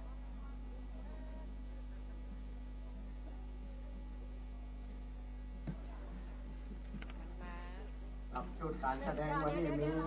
มากมายหลาย10 ชุดเลยทีเดียว ไม่ใช่หลายชุดธรรมดา เดี๋ยวอาจารย์ชวีวันจะนำเรียนท่านพี่น้องพุทธศาสนิกชนได้ครับผู้ฟังต่อไปครับเจ้าส่วนหน้าเวทีนี่เนี่ยเจ้าจะเป็นการตีกลองสะบัดชัยอีนะเจ้าจากโรงเรียนเชียงของวิทยาคมโอ้มาสูดนำโขงปุ่นยินดียินบานตัวเนอร์นะแล้วก็จะต่อด้วยการฟ้อนขันดอกของอำเภอเมืองกับอำเภอแม่ลาวคือจะศูนย์กันไปเลย ในช่วงนี้นะเจ้าสองประสานเจ้าเชิญรับชมนะเจ้าสำหรับไผ่ที่กินข้าวน้ำข้าวตอนแล้วก็มาตั้งเพเนอคือกำลังอกกำลังใจเยาวชนแล้วก็ผู้เชี่ยวชาญของบ้านเฮาเจ้า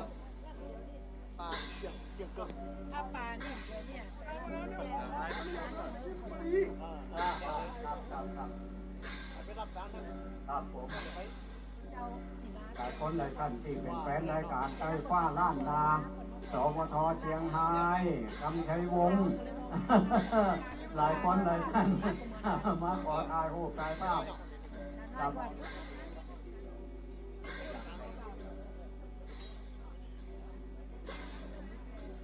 ครับก็ขอย้ำว่าการแสดงตอนนี้เป็นของสมัครใจจากเสียงของนะครับ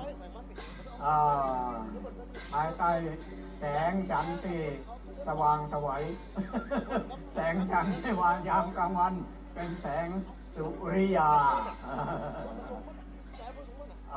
อันนี้เป็นป้อนเชิงตบมาภาพนะครับเป็นวิธีการป้องกันตัวแบบโบราณอันนี้ก็ถือสะล้อซอซึ่งขึ้นมาจะขึ้นเวทีก็โอ้ยครับบนเวทีหลายอย่างแสดงพร้อมๆกันไปก็ได้อันไหนที่มันสามารถผนวกเข้ากันได้นะครับครับอันนี้เป็นการเตะเชิงเตะลายวิธีการป้องกันตัวแต่สมัยโบราณพวกชาติไทยของเขานั้นมีวิธีการป้องกันตัวมาตั้งแต่โบราณกาลทุกยุคทุกสมัยถ้าแบบชาวไทยภาคกลางก็คือศิลปะมวยไทยนะที่นี่ถ้าเป็นล้านนาเมืองเหนือของเขาไปจนถึงพี่น้องชาวไทยลื้อไทยใหญ่มันก็มีวิธีการป้องกันตัวโดยการฟ้อนเชิงตบประพาสแม่ไม้มวยเชิงเนาะมาได้จะเข้ามาทางไหนนะแต่นำมาในปัจจุบันนี่เอามาเป็นของสบายใจเพื่อเวลาลบนับจับซึกมีใจชนะมีของสบายใจนำหน้าและมาปัจจุบันเราก็ประยุกต์เข้ามาในงานพิธีกรรมต่างๆก็มีของสบายใจมีใจมีโชค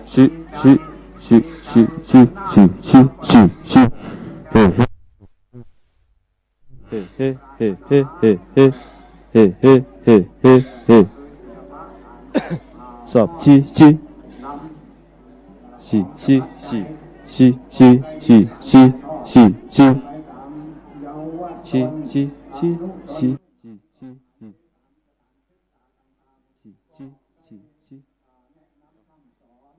ได้ถ่ายทอดศิลปะเหล่านี้สู่ยุค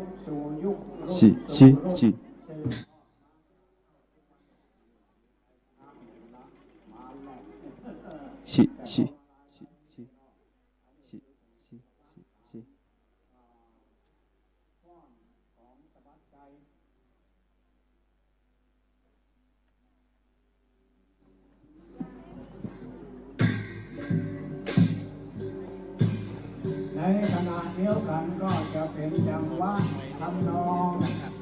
จับโคก้อนไปดูนี่ครับแสดงร่วมไปด้วยนะครับ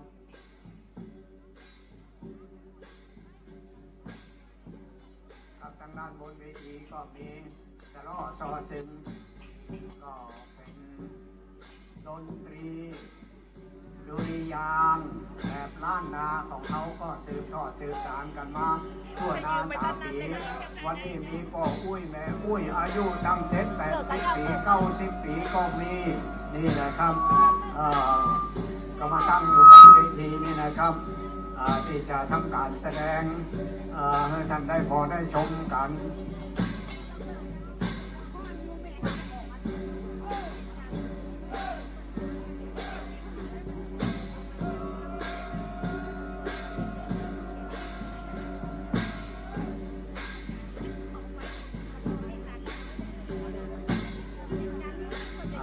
โครงการสตรีต้องรู้ที่อาจารย์โครงการโครงการดนตรีโครงการดนตรีพลังบวกวงปล่อยแก่ วันนี้เอาความแก่มาปล่อยกันลงงานที่นี่ครับทุกคนทุกท่านมีแต่รอยยิ้มยิ้มแย้มแจ่มใสสมดังแล้วก็สมดังโอวาทปฏิโมกข์ของพระพุทธเจ้าวันนี้ทำจิตใจให้สะอาดผ่องใสครับผมครับอันนี้วงปล่อยแก่วันนี้ผมมีคนมันได้เป็นได้แล้ว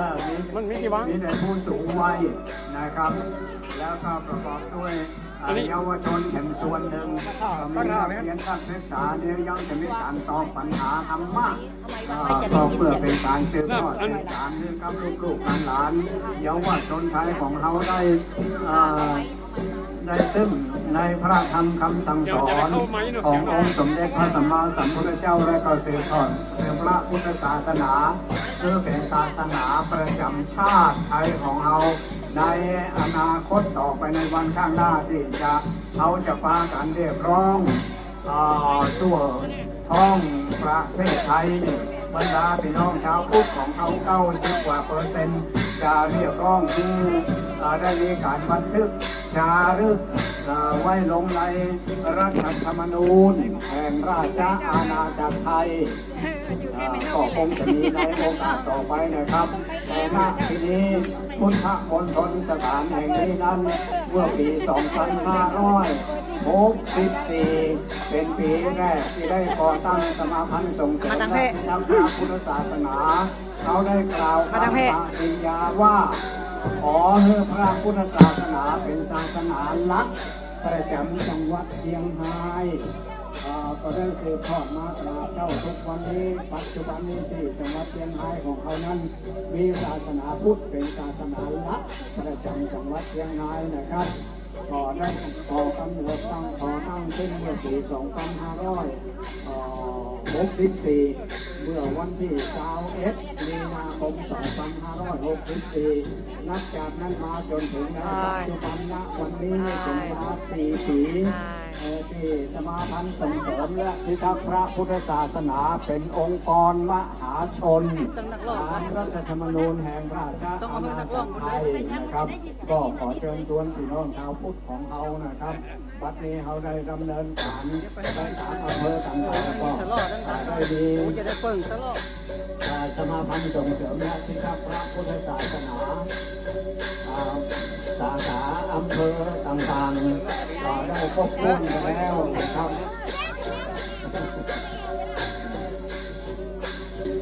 อันนี้ถือว่าเป็นแสงฉันกันแล้วกันจะได้สบายใจเนาะ โอ้ลีลาของการ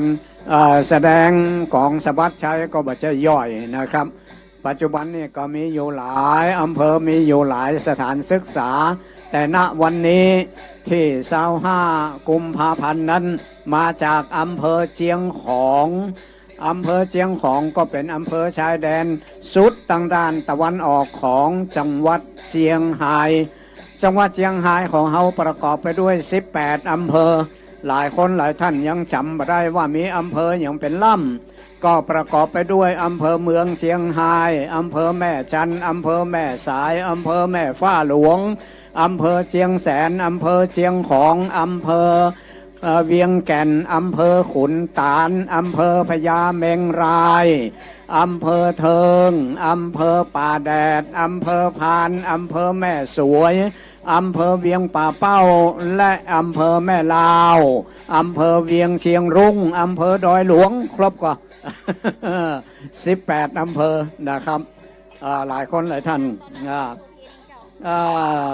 ในงานวันนี้ก็ยินดีต้อนรับคุณสุพินดามโนชัยกุลท่านมโนชัยพิบูลครับกราบขออภัยท่านผู้จัดการมูลนิธิอาจารย์สุกรีเจริญสุขนะครับแล้วก็มีคุณพรสวรรค์เอี่ยมบุญผู้ช่วยผู้จัดการโรงเรียนดาราวิทยาลัยนะครับอันนี้ทั้งหมดทั้งมวลนี่ก็ล้วนแล้วแต่ผู้มีจิตศรัทธาเลื่อมใสในพระพุทธศาสนาที่เขาจะรำลึกถึงพระธรรมวันมาฆบูชาที่พระพุทธองค์ได้ทรงแสดงโอวาทปฏิโมกข์แก่พระภิกษุสงฆ์อรหันตสาวก1,250 รูปที่มาเข้าฟังพระธรรมจากพระพุทธเจ้ามาเข้าเฝ้าพระพุทธองค์โดยไม่ได้นัดหมายกันอันนี้ฟังทางเวทีเพิ่นมีเสียงฮือเหมือนกันเนอะจะว่าจะได้ก็ขอเชิญนะครับเดี๋ยวพิธีกรจะได้ยุดเสียงฮือเอาละครับขอเสียงปรบมือฮือกับวงปลอยแก่ของอำเภอเมืองเชียงรายครับ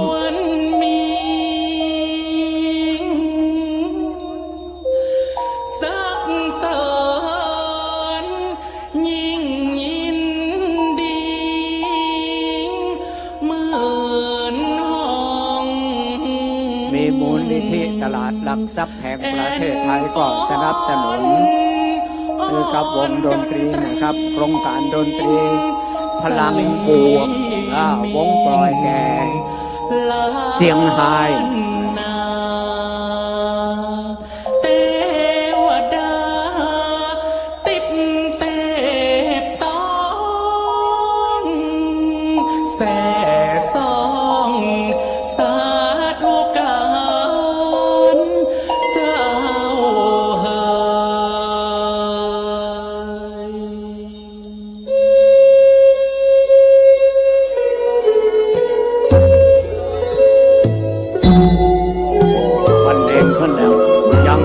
แล้วนะครับ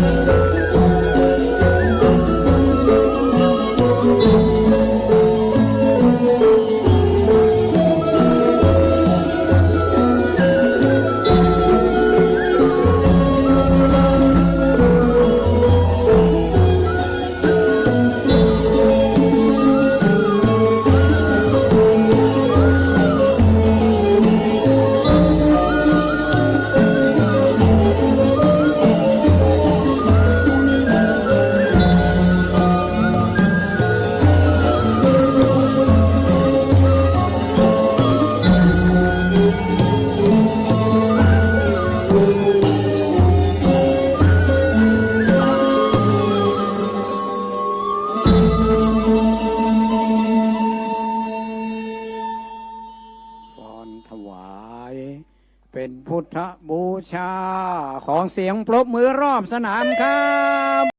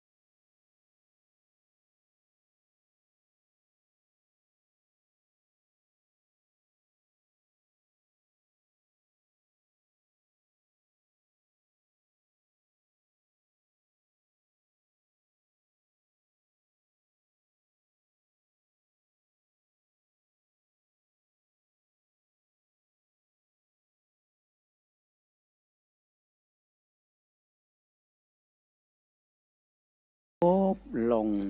ฟ้อนสาวเจียงไฮ้เพลงสาวเจียงไฮ้แต่งโดยววัชยาคนอำเภอพานจังหวัดเจียงไฮ้ของเรานี่แหละถึงแม้ว่าจะล่วงลับไปแล้วนะครับแต่ว่าเพลงผลงานของท่านววัชยาเนี่ยยังดังก้อง ยังดังก้องอยู่ในหัวใจของประชาชนคนเจียงไฮ้ทุกคนทุกท่าน ตึงหนุ่มตึงเท่า สามารถร้องกันได้ทุกคนเป็นเพลงสากลไปแล้ว แม้แต่พี่น้องเพื่อนบ้านอย่างพี่น้องตั้ง12 ปันนาเนี่ยเพิ่นยังห้องเพลงสาวเชียงรายได้เลย เวลาเอาไปทัศนศึกษาที่12 ปันนาเนี่ยเพิ่นจะห้องเพลงสาวเชียงรายต้อนรับคนเชียงรายนะ ต่อไปครับเป็นการแสดงชุดที่7แม่จันบันเทิงนะครับแม่จันบันเทิงอำเภอแม่จันเนาะชุดที่8เพลงสาวแลจากอำเภอดอยหลวงก็เตรียมตัวไว้นะครับท่านใดที่ยังไม่ได้กินข้าวหน้าข้าวตอนก็ไปกันได้เนอะโรงทานก็ได้เปิดมา11 โมงที่จริงรู้สึกว่าพอไปแลมาเปิดก่อนเวลาก็มี ก็คิดว่าคงจะได้ทั่วถึงเพราะว่าปีนี้ได้รับการสนับสนุนจากบริษัทห้างร้านต่างๆองค์กรเอกชนหลายที่หลายแห่งหลายสาขาที่เขายังไม่สามารถจะสรุปให้ท่านได้ว่า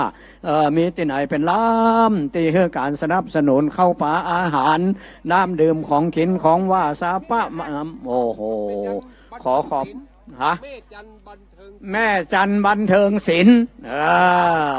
แม่จันบันเทิงศิลป์ครับสวัสดีครับ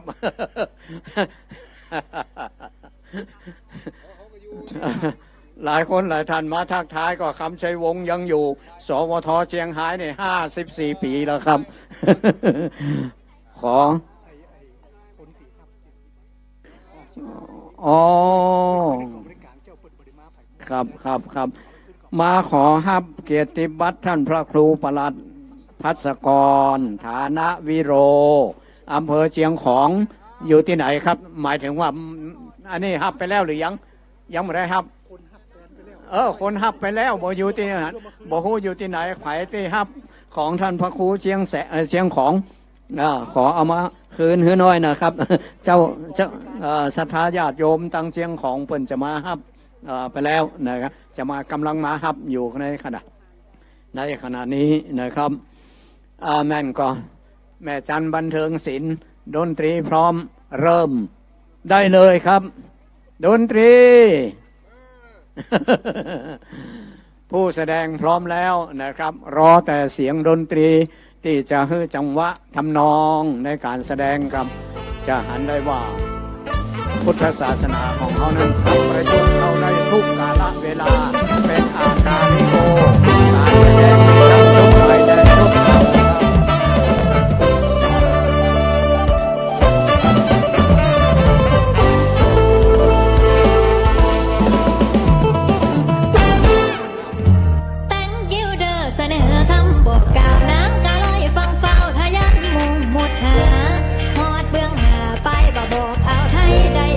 ที่ป้าบ้านมาเลี้ยงฟาร์มหมูลอยห้อยพักยังเลยนั่งกินข้าวเที่ยงอีนั่งน้อยกำเกียงอิ่มแล้วก็เล่านี้หอดบางนี้เป็นที่ศาลาเห็นแต่เอาปลาหมึกเพิ่นนั่งสามติบเราขอถามเจ้าเด้ออย่าเฝ้าว่าที่ฉันขอถามว่าพญานาคอยู่ใสปลาหมึกใดหัวหลอกคำคันตั้งแต่ฉันเกิดมาบ่เคยเห็นพอดีมีแต่เย็นน้อยลอยวนน้ำแกงยาสีมาแถลงเบาเด้อเจ้าที่เฝ้านี้โตนางนี้เสียเซลพอประมาณมาสงสารโตบูมาแต่ไก่ลำมองดูกำเห็นดำลอยเสิร์ฟอีนังลอยบนพุ่งทะยานมุงโดยไว้พออยากให้ดินตายข้าน้องเห็นแต่ฟองสีดำผัดเป็นเรือดำน้ำไผ่เล่นขี้กระต่ายเครื่องบ่มียิงบ่ได้ไผ่ซื้อหามึงนั่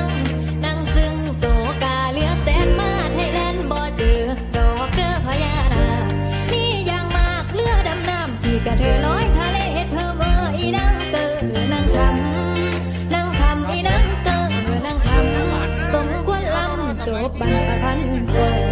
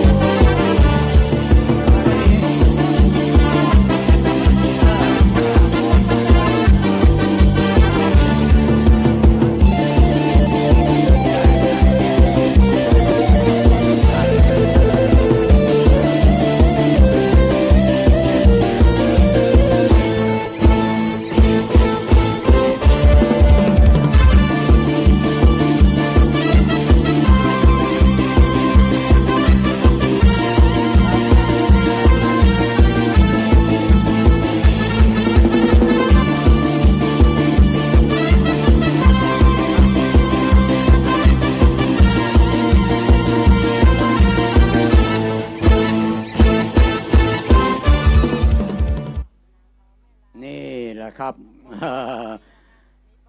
แม่จันอย่างศิลป์ก็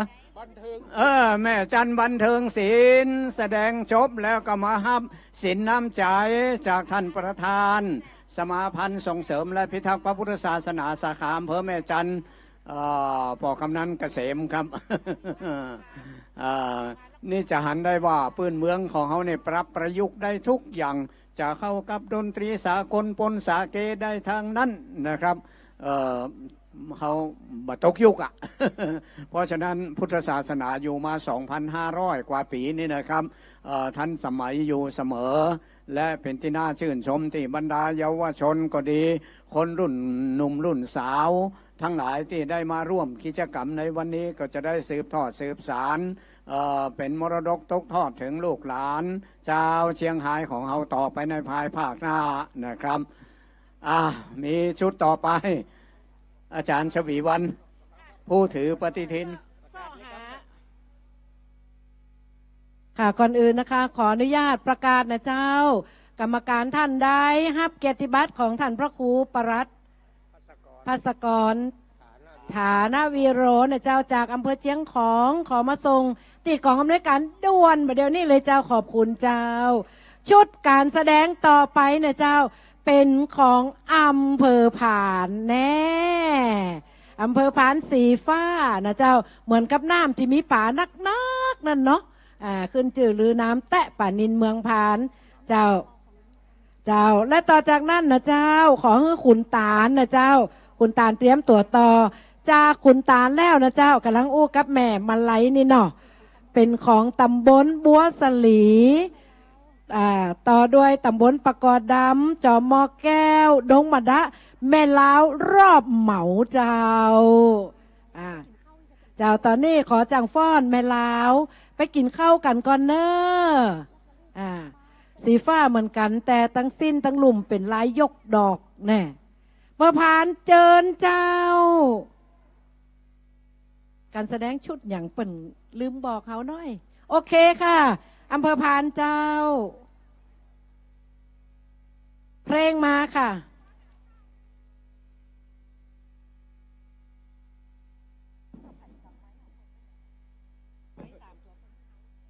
อยู่ไหนครับผมครับผมถ้าหากว่าไมโครโฟนไปอยู่จุดไหนช่วยปิกมาที่ พิธีกรหน่อยนะครับ ครับตอนนี้อำเภอพานครับได้ตั้งท่าไว้แล้วก็เป็นการพนมมือไหว้สาองค์พระพุทธปฏิมาประธาน30 เมตรสูงตระหง่านตั้งเด่นเป็นสง่าอยู่หน้าพุทธมณฑลพุทธมณฑลได้เกิดขึ้นเมื่อปี 2555 เป็นเวลา17 ปีโดยความดำริของพระเดชพระคุณหลวงพ่อพระธรรมราชานุวัตรและพระเดชพระคุณหลวงพ่อพระท่านเจ้าคณะจังหวัดเชียงรายนะครับหลวงพ่อธรรมราชานุวัตรนั้นอดีตเจ้าคณะภาค 6วัดพระแก้วแล้วก็หลวงพ่อเจ้าคณะจังหวัดเชียงรายวัดพระสิงห์2 รูป 2 องค์ที่ได้ดำริขึ้นมาว่าในโอกาสเชียงรายฉลองครบรอบ750 ปีนั้นจะมีสิ่งไหนที่เป็นระลึกทางพุทธศาสนาก็ได้แก่พุทธมณฑลแห่งนี้แหละครับพบกับการแสดงของอำเภอพาน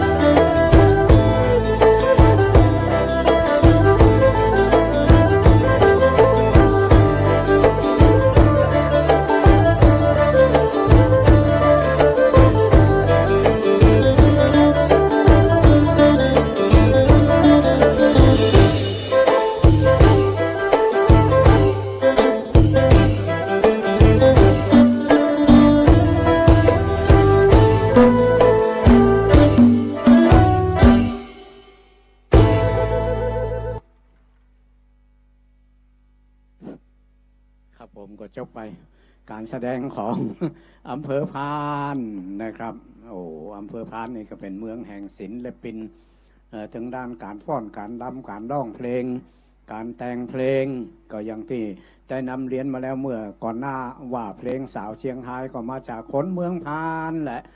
ที่ได้แต่งเพลงและครับร้องสาวเชียงรายคนแรกนะครับสืบทอดสืบสานมาตราบเท่าทุกวันนี้ชุดต่อไปครับอาจารย์ชวีวันเนาะเป็นผู้ถือปากกระตืน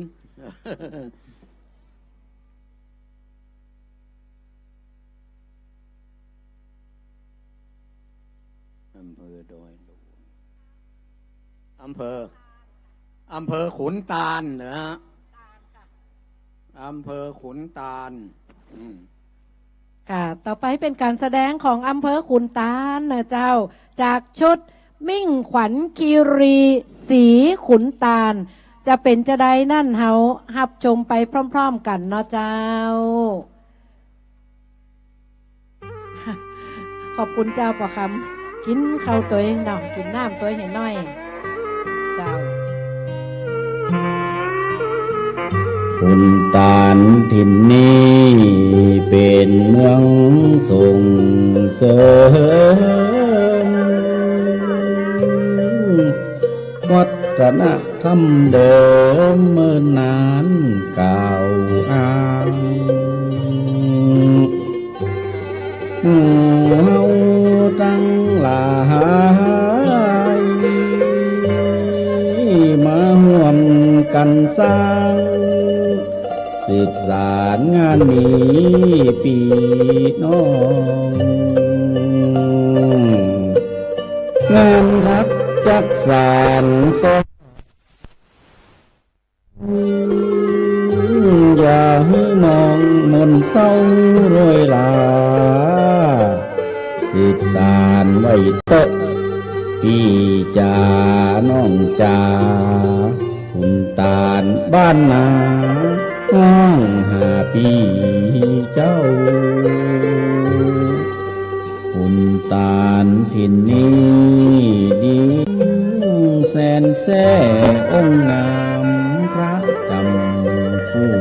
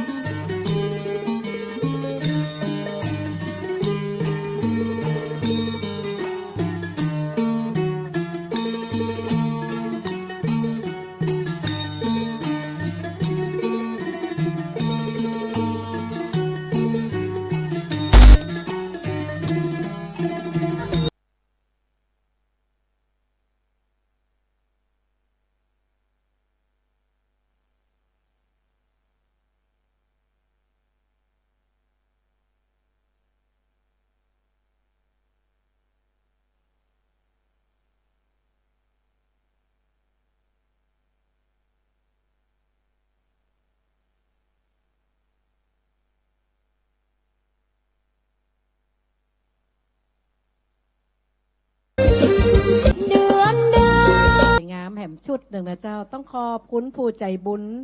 จากอำเภอเวียงป่าเป้าดอกพอเสียงตบมือมาจากปื้น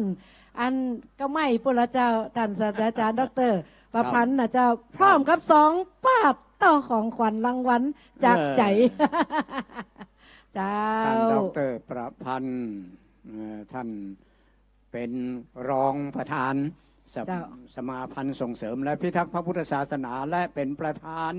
ของสมาพันธ์ส่งเสริมและพิทักษ์พระพุทธศาสนาอำเภอเวียงป่าเป้าแล้วก็อำนวยการ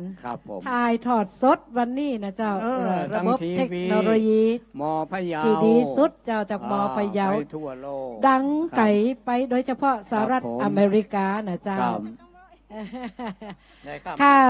ชุดการแสดงต่อไปนะเจ้าถ่ายหูงามแล้วเนาะต่างอำเภอแม่ลาวเจ้าหลังจากท่านกินข้าวน้ำข้าวตอนแล้วมีเวลาก็ไปเดินชมนิทรรศการของอำเภอต่างๆเจ้าของดีตั้งนั่นเลยเจ้าว่าอำเภอเฮาเอาอันนี้มาอำเภออื่นเปิ้นเอาอย่างมาพ่องเปิ้นมีดีอย่างก่อจ้าพ่องก็มียาต้มสมุนไพรพ่องก็มีศิลปะวัฒนธรรมมีโอท็อปมีสินค้าหัตถกรรมในอำเภอของดีๆดังๆเด่นๆเอามาอวดมาโชว์กันแล้วทีนี้การแสดงเนี่ยเขาได้ฝึกซ้อมกันมาแรมเดือนหลายเดือนแต่ว่ามีโอกาสได้แสดงวันนี้วันเดียวเพราะฉะนั้นก็ต้องอยู่ต้องดูกันนะครับเป็นกำลังใจให้ซึ่งกันและกันเนาะอำเภอเวียงป่าเป้าเอาการแสดงชุดที่จบมาเมื่อตะกี้นะที่นี่ก็ตั้งแม่สวยเป็นมีอย่างตั้งอำเภอพานก็แสดงไปแล้วยังมีแถมหลายอำเภอเวียงชัยอำเภอแม่สายอำเภอเชียงแสนเชียงเวียงเชียงรุ่งดอยหลวงเหล่านี้นะครับหรืออำเภอป่าแดดยังมีหลายอำเภอที่ยังไม่ได้แสดงเตื้อก็จะได้แสดงให้ท่านได้พอได้ดูกันเพื่อเป็นกำลังใจให้ซึ่งกันและกันเฮาคือเป็นเนื้อเดียวกันของเป็นจิตใจเดียวกันของพุทธสมาคมและพุทธศาสนิกชนเป็นอุบาสกอุบาสิกาผู้สนับสนุนพระพุทธศาสนาเนาะเจ้างานวันนี้สำเร็จโดยความร่วมมือของทุกฝ่ายแต่เลยนะเจ้าทั่วจังหวัดเชียงรายเนาะโดยเฉพาะคณะกรรมการฝ่ายต่างๆนะเจ้ารวมถึงตีลืมมาได้วันนี้ท่านแม่ชีของสำนักต่างๆโอ้มาช่วยค่ะอยู่ที่อำเภอเมืองนี่เจ้ามาช่วยการช่วยงานตั้งแต่วันเตรียม 2-3 วันสถานที่จัดเรียบร้อยได้โดยฝ่ายสถานที่แล้วก็กำลังภิกษุสามเณรและแม่ชีนะเจ้าค่ะส่วนหนึ่งของพี่น้องทางอำเภออำเภอแม่ลาวในพื้นที่เจ้าก็ได้มาเป็นกำลังใจกันหลายวี่หลายวันมาแล้วนะครับขอย้ำค่ะพุทธมณฑลเกิดขึ้นในสมัยหลวงพ่อพระเดชพระคุณพระธรรมราชานุวัตรอดีตเจ้าคณะภาค6และอดีตเจ้าอาวาสวัดพระแก้วและหลวงพ่อพระเทพสิทธินายกรอเจ้าคณะจังหวัดเชียงรายเจ้าอาวาสวัดพระสิงห์ก็ได้ก่อกำเนิดเกิดขึ้นตั้งแต่เมื่อปี 2555 นะครับเขาได้มีพุทธมณฑลเป็นหน้าเป็นตาเป็นที่แสดงเป็นที่รวมเป็นที่ชุมนุมเป็นที่มาจัดกิจกรรมส่งเสริมทางพุทธศาสนากันณที่พุทธมณฑลหลายจังหวัดที่เปิ้นบ่มีนะครับเพื่อนยังอิจฉาเชียงรายของเขานี่มีความสามัคคีพร้อมเพรียงกันของพี่น้องชาวพุทธครับเจ้าสลับซับเปลี่ยนมาพอการแสดงแหมชุดหนึ่งนะเจ้าโอ้เหลือแหมหลายชุดเนาะวันนี้ตำบลบัวสลีแม่นก็เจ้าได้พอกินข้าวแล้วมีแห้งบอกได้บัวสลีแม่นก็เจ้าเน็ตบัวสลีแล้วตั้งหลังที่ไปยกมือแสดงว่ามาเอามือแหละเจ้า เจ้าสาวแหล่เจ้าจากตำบลบัวสลีเจ้าสาวแหล่โอ้หมอนงั้นสันเล่าแต่เจ้าตั้งแต่วันซ่อมจนถึงวันนี้เนาะแถมส่วนหนึ่งที่ลืมมาได้ขอฝากประชาสัมพันธ์ท่านใดที่ยังมาได้ลงนามผ้าห่มพระประธานยังเปิดโอกาสอยู่นะครับหลายคนหลายท่าน หลังจากถึงกินข้าวน้ำข้าวตอนแล้วก็มาลงน้ำเมื่อตะกี้ก็มี แต่มีหลายคนหลายท่านมาลงตั้งแต่เมื่อเจ้าแล้วก็มีตอนนี้ก็ยังเปิดโอกาสให้ท่านอยู่ครับถ้าอยู่ตั้งปุ่นเนี่ยมันหายไปไหนบัดใจนะเจ้าฮะเอาเข้าห่มมือเนาะขยับไปน้อยเดี๋ยวยังมาลงน้ำในตีผ้าห่มพระพุทธรูปได้นะเจ้าหัวหน้าคณะส่งสัญญาณไปโอเคบ่สาวแหล่ทั้งหลายโอเคบ่ถ้าโอเคชูขึ้นมาเลยเจ้าโอเคจ้ายอดเยี่ยมมากเลยเจ้านี่ของบัวสลีแล้วปากกอดำต่อเลยเจ้าอยู่ไหนเนี่ยเจ้าเป็นห้องชุดเอามืออีเนาะเจ้าปากกอดำจะรำวงเมืองเพชรเจ้าสลับกันปากกอดำกับมาอยู่ตั้งหน้าเห็นน้อยอีเนาะอันนี้ขนาดตะกี้มีนางรำบนมากระซิบว่าโอ้แม่ครูน่ะทรงเพลงให้ล่วงหน้า2 วันอีวะพัตเตอร์ซ่อม2 วันได้ขนาดนี้สุดยอดถึงแม่ครูสุดยอดถึงอันจังฟ้อนนางรำนะเจ้านี่คือความที่มีใจฮักมีศิลปะวัฒนธรรมอยู่ในหัวใจเปิงใจคนนำหน้านี่แน่แต่งหน้ากี่โมงอีล่ะตี 4โอ้สุดยอดเจ้าเนาะรำวงเมืองเพชรตำบลป่ากอดำเจ้าจบไปแล้วเจ้าสวยงามขนาดเจ้าตำบลป่ากอดำต่อด้วยจอมหมอกแก้วเจ้าจอมหมอกแก้วก็เหมือนเดิมนะเจ้าตีเอามือไว้ก็ยังยืนตีเก่านะเจ้าชุดการแสดงประกอบฟ้อนประกอบดอกระเมงแม่นกับเจ้าเนาะคนเขียนคนหนึ่งเนาะคนอ่านคนหนึ่งฟ้อนประกอบเพลงฟ้อนประกอบดอกระเมงแม่นกับเจ้า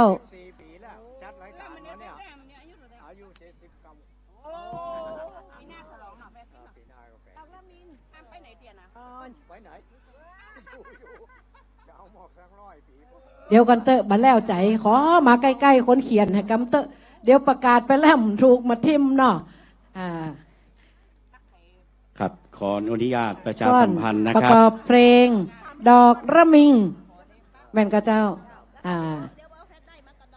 ขออนุญาตประชาสัมพันธ์สักคำนะครับเกี่ยวกับคณะตนพาป่าแต่ละอำเภอนะครับ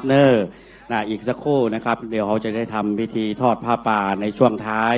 ตอนนี้เรียนเชิญนะครับคณะสถานาบุญนะครับช่วยกันให้หอมแต่ละอำเภอนะครับท่านใดที่มีความประสงค์นะครับจะได้ทำบุญร่วมกันนะครับในวันมาฆบูชารำลึกจังหวัดเชียงราย 2567 ในวันนี้นะครับโดยเฉพาะอำเภอเมืองเชียงรายได้รับความเมตตาจากพระครูสุมนเจตีอารักษ์หรือว่าครูบาสนองสุมโนเจ้าอาวาสวัดพระธาตุดอยเขาควายแก้วได้นำเอาหุ่นปั้นหุ่นรูปของป่อพญาสี่หูห้าตาได้มาแสดงในงานที่พุทธมณฑลในวันนี้โดยและนะครับได้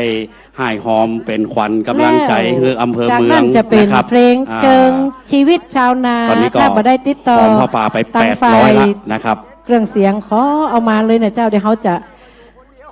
จะยืนตากแดดเหมือนนี่แน่เจ้าขอเพลงจิมเตอร์เจ้าปล่อยเพลงเลยเนอะเดี๋ยวจังฟ้อนฮ้อนอันกำลังหล่นไปเอาแฟดได้วะเดี๋ยว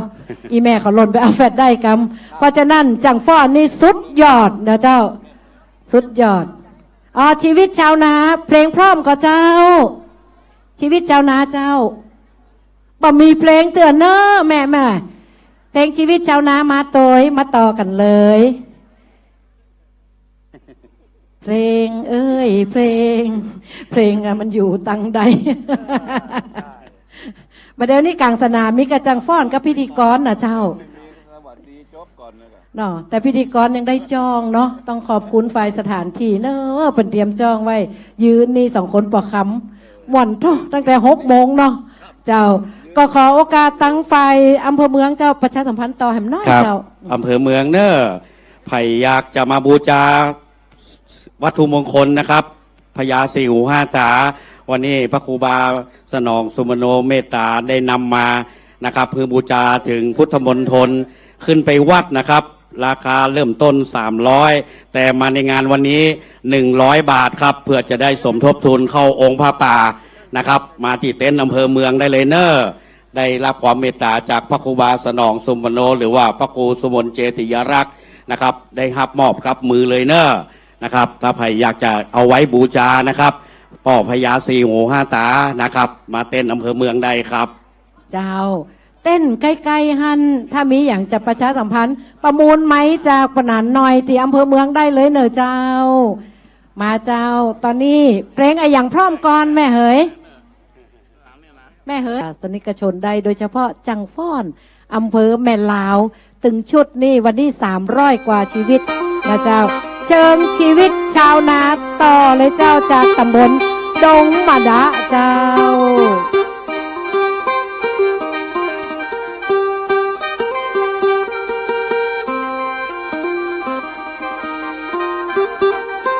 เดี๋ยวหน่อเพลงสักกั๊บเดี๋ยวขอย่างเพลงกั๊บเจ้าจัดแถวกั๊บเจ้าตำบลไหนเป็นเจ้าภาพก็จะขึ้นมายืนตั้งหน้าก็เป็นที่ตั้งของพุทธมณฑล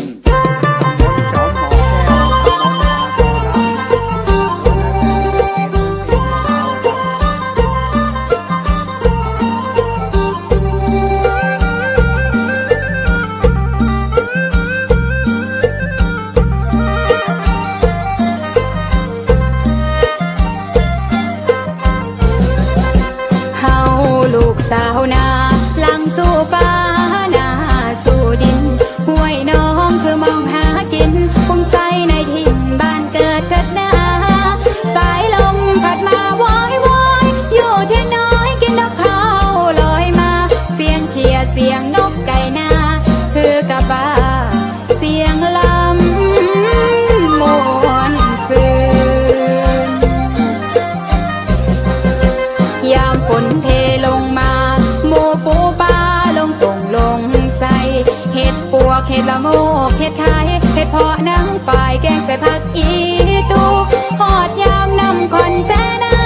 กบเขียดพากันเขาหูกับผู้นกจันแวนแจ้นหาคู่บอกให้หูฤดูฝนจะมา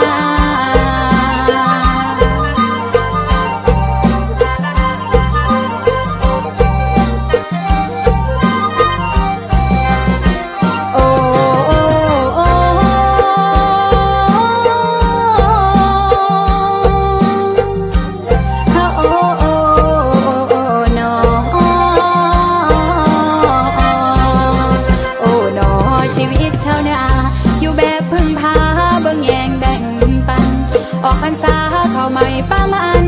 แสนสำลานแท้เดหัวใจเกี่ยวข้าวแล้วเอาขึ้นลานเราหากันญาติมิตรชิดไกลปั้นข้าวแล้วก็กินต้มไก่ตั้งวงผ่อนคลายแบบชีวิตชาวนา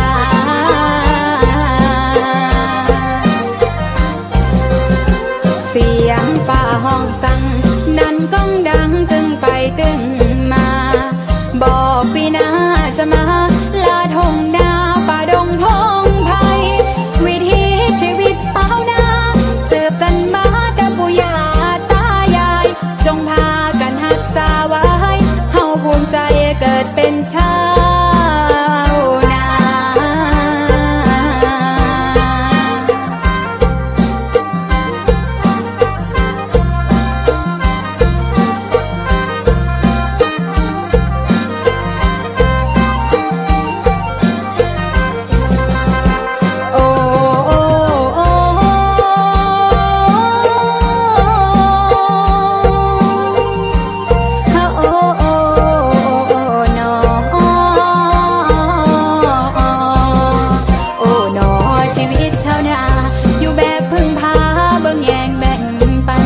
ออกพรรษาเข้าไม่ป้ามันแสนสำลานแท้เดหัวใจเกี่ยวข้าวแล้วเอาขึ้นลานเราหากันญาติมิตรชิดไกลปั้นข้าวแล้วก็กินต้มไก่ตั้งวงผ่อนคลายแบบชีวิตชาวนา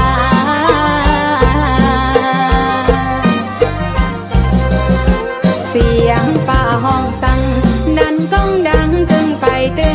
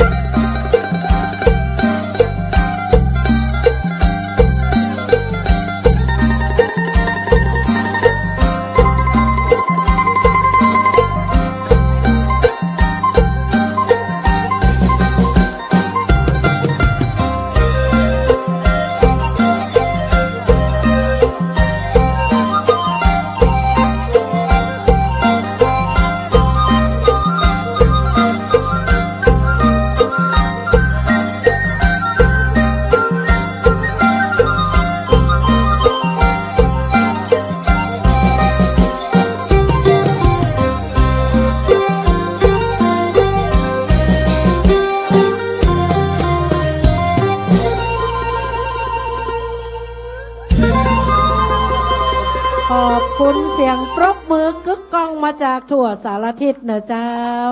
อนุโมทนาบุญด้วยกันเจ้ากะท่ามกลางอากาศอำเภอแม่ลาวเจ้าอำเภอแม่ลาวมีหลายตำบลปากกอดำตำบลบัวสลีตำบลจอมหมอแก้วครับตำบลอย่างนั้นน่ะดงมัดดะดงมัดดะจอมหมอกแก้วปากกอดำบัวสลีโด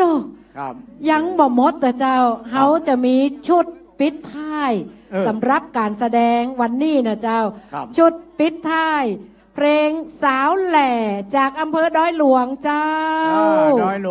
วงดอยเนาะเหมือนจะอยู่ไกลเนาะแต่อยู่นี่บ่ได้ชุดปิดท้ายแล้วนะเจ้าสักกำเดียวก็ต้องเชิญฝ่ายศาสนพิธีมาแจ้งกำหนดกฎเกณฑ์เกี่ยวกับการทำบุญเจ้าถวายองค์พระป่ากันตัดใดยังใดนะเจ้า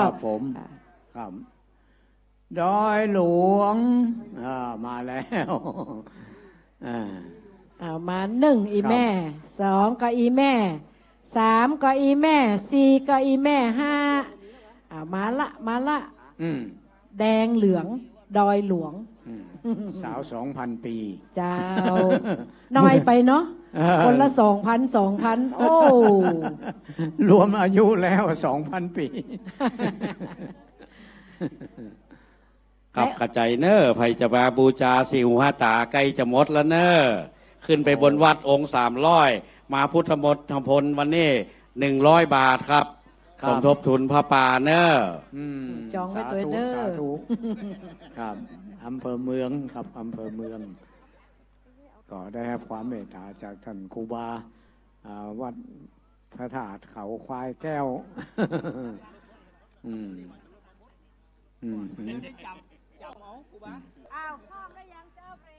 แล้วก็ยังมีธรรมะศึกษามีแต่เอียเจ้ามี2 แถวเอียเนาะโอเคไฟเสียงมาค่ะสันปยางตำบลแม่ยาวสาวที่เพื่อนถ่ายรูปนี่นะคืออันนี้ก็เป็นโครงการหนึ่งของสมาพันธ์ส่งเสริมและพิทักษ์พระพุทธศาสนาก็คือการ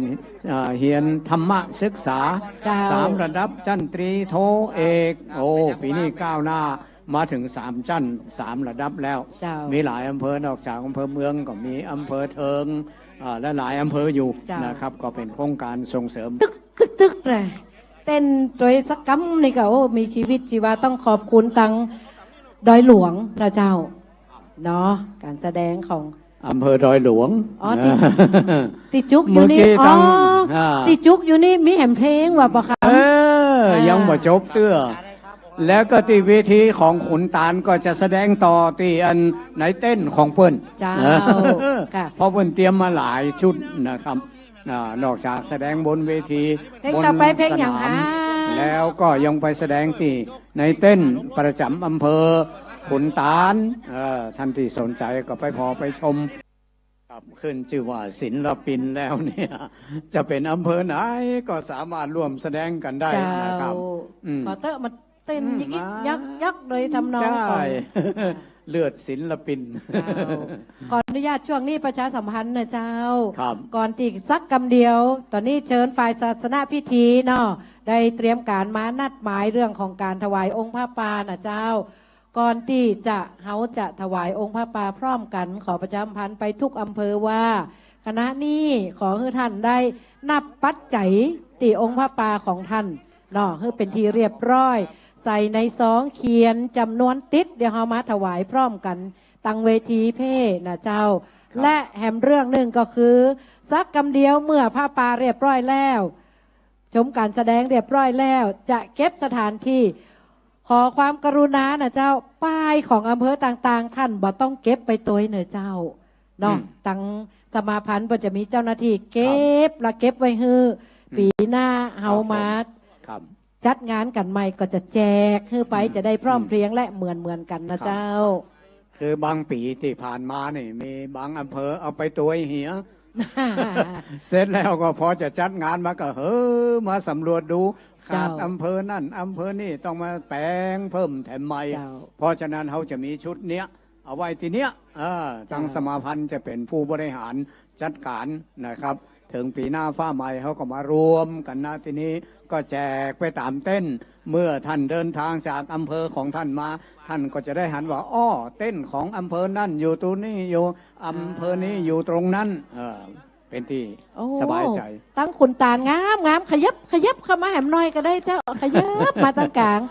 ถ้าเป็นไปได้นะแต่งามว่าถ้าเป็นไปได้จบผ้าป่าแล้วรวมชุดถึงหมดเลยมีตัวใดตัวแหมรอบหนึ่งเป็นการฟ้อนอำลาสำหรับมาฆบูชารำลึกปี 2567 แล้วเขาจะปะกันใหม่ในปีหน้า 2568นี่กะช่วงนี้ก็เก็บไว้ก็แล้วกันชุดการแสดงของอำเภอต่างๆเนาะช่วงนี้เขา2 คนถ้าจะได้ไปเสาะกินข้าวน้ำข้าวตอนก่อนเนาะ ก็ขอทรงไม้ให้กับฝ่ายศาสนาพิธีเจ้าอยู่ตั้งใดหาฝ่ายศาสนาพิธีเจิญมาตั้งเพ่เลยนะเจ้าค่ะเพราะว่าจะเป็นลุงหนานหน่อยผอ.อาชันผอ.สุรพงศ์ตอนนี้นะเจ้าเฮารับชมการแสดงของคุณตาลไปพลางๆก่อนนะเจ้าชื่อชุดหยังบ่ฮู้เดาเอางามขนาดเจ้าแสดงอยู่ที่หน้าเต้นของอำเภอขุนตาลคนถือร่มสบายดีก็เจ้าชุดการแสดงของคุณตาลคนถือร่มสบายดีเนาะจังฟ้อนเข้าห่มแล้วมันจะบ่งามเจ้าทายหูบ่งามเหมือนพิธีกรเนี่ยเจ้าอยู่ในห่มทายหูมาอย่างใดตึ้งเมื่อกี้จากอำเภอดอยหลวงนั่นอยู่ที่ตำบลหนองปะกอเจ้าอำเภอดอยหลวงเนี่ยเป็นห้องว่าอำเภอแห่ง4 ชาติพันธุ์เจ้า4 พี่น้องเจ้ามีพี่น้องอีสานพี่น้องชนเผ่าพี่น้องคนเมืองไตยวนวันนี้รวมแล้วเชียงรายของเขา30 ชาติพันธุ์นะเพราะฉะนั้นก็ปีหน้าฟ้าใหม่30 ชาติพันธุ์แต่ละอำเภอก็เอาจุดเด่นของตนเองมาแสดงให้ได้พอได้ดูกันอย่างเอี้ยครับเนาะก็เป็นที่เชิดหน้าชูตาของพี่น้องเฮาเชียงรายนะคะโดยเฉพาะการแต่งกายเนาะปอคำเนาะการแต่งกายชาติพันธุ์กลายเป็นชุดแฟชั่นที่ไปเดินบนเวทีโลกได้สวยสดปีหน้าฟ้าใหม่นี่อาจจะเป็นชุด30 ชาติพันธุ์ทุกชาติพันธุ์ของแต่ละอำเภอแต่งมากันได้เลยก็น่าจะดีโดยที่มันจะหลากหลายคำว่าวัฒนธรรมมันคือหลากหลายทางวัฒนธรรมโดยที่ว่าแต่ที่นี่มันหัวใจชาวพุทธของเขาก็เลยยึดถือสีขาวเป็นหลักประคำเจ้าช่วงนี้เอาจะอีนอเขาจะขออนุญาตลาพี่น้องไปแต่เพียงแค่นี้ก่อนก็มอบตั้งไฟศาสนาพิธีศาสนาพิธีต่อไปครับขอบคุณครับลุงคำไพศาลสิทธิการและคุณครูชวีวรรณปัญญาขออนุญาตสวัสดีกันตรงนี้นะเจ้าสวัสดีเจ้าสวัสดีครับสวัสดีครับตึงลุงคำกับอาจารย์ชวีวรรณครับเป็นพิธีกรหลักตั้งแต่เจ้าละครับช่วงนี้นะครับประกาศแห่มน้อยของอำเภอเมืองขจายนะครับท่านใดที่ยังไม่ได้บูชาพญาสีหู5 ตานะครับเดี๋ยวจะหมดแล้วนะครับองค์ละ100 บาทนะครับรุ่นนำโชคด้วยความเมตตาของพระครูสุมนเจติยารักษ์หรือครูบาสนองสุมโนนะครับเจ้าวาดวัดพระธาตุดอยเขาควายแก้วได้นำวัตถุมงคลพญาสีหู5 ตามาให้ได้บูชากันถึงพุทธมณฑลแห่งนี้นะครับปกติอยู่บนวัดนี่บูชาองค์ละ300นะครับมาที่นี้เพื่อเป็นงานบุญนะครับองค์ละ100 บาทครับนะครับด้วยความเมตตามาบูชาได้ท่านได้มอบเพื่อกับมือเองเลยนะครับดังนั้นยังมีเวลาก่อนที่เขาจะได้ทอดผ้าป่านะครับเรียนเชิญนะครับติดเต้นอำเภอเมืองไผ่ใครได้พญาสีหู5 ตาไปบูชารุ่นพิเศษรุ่นนำโชคนะครับเป็นเนื้อว่านนะครับไผ่ขึ้นไปแอวบนดอยเขาควายนะครับจะหันรูปปั้นนะครับอยู่ตีหน้าอุโบสถนะครับจะเห็นเลยว่าเนี่ยองค์ใหญ่เอาไว้สำหรับถ่ายรูปเป็นที่ระลึกนะครับตีลานชมวิวหน้าอุโบสถวัดพระธาตุดอยเขาควายแก้วตอนนี้เราจำลองมาอยู่ในตลับนะครับเป็นเนื้อว่าน108นะครับมอบโดยพระครูบาสนองสุมโนนะครับหับจากมือของพระครูบาเลยนะครับองค์ละ100 บาทครับนะครับเรียนเชิญนะครับสำหรับผ้าป่าของแต่ละอำเภอถ้าท่านรวบรวมเซตเดี๋ยวเขาจะได้นำมา ทอดถวายนะครับโดยจะได้ถวายกับท่านพระครูเรวัตนะครับจะได้ทำพิธีนะครับกล่าวคำถวายผ้าป่าพร้อมกันนะครับก็จะได้จบนะครับในงานอำเภอต่างๆนะครับปลายชื่ออยู่ที่หน้าอำเภอปีนี้บ่ต้องเก็บไปเนอร์นะครับเดี๋ยวฝ่ายสถานที่จะได้รักษาไว้เฮอนะครับจะเก็บไว้ที่พุทธมณฑลเหมือนเดิมเพื่อที่เขาจะได้จัดงานประจำปีอยู่แล้วนะครับสำหรับป้ายชื่ออำเภอต่างๆนะครับปีหน้าก็จะได้จัดนะครับเป็นรูปแบบอาจจะปรับเปลี่ยนไปนะครับต้องขอบคุณทุกอำเภอเลยนะครับสมาพันธ์ส่งเสริมพระพุทธศาสนานะครับจังหวัดเชียงรายเครือข่ายอำเภอทุกอำเภอนะครับ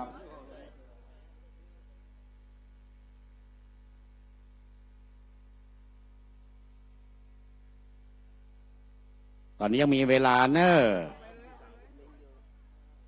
นำรูปปั้นสิ่งหัวตาบัจเจรูปปั้นเนาะเป็นรูปจำลองนะครับเพื่อนเอาไปโชว์ที่งานเชียงรายเวนาเล่มาแล้วนะครับ4 ภาคอันนี้ก็เลยเอามาตั้งโชว์ที่พุทธมณฑลนะครับปกตินะครับที่เอาไปแสดง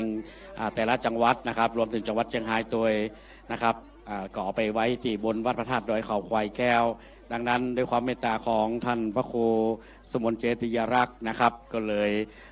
ได้เอามาโชว์ให้ตังพ่อแม่พี่น้องได้หันนะครับคณะสัทธาสำหรับนะครับผ้าป่าของแต่ละอำเภอนะครับที่ยังไม่ได้นำทรงนะครับก็จะมีอำเภอเมืองเพราะว่าอำเภอเมืองเขากำลังรวบรวมอยู่นะครับมีอำเภอเวียงชัย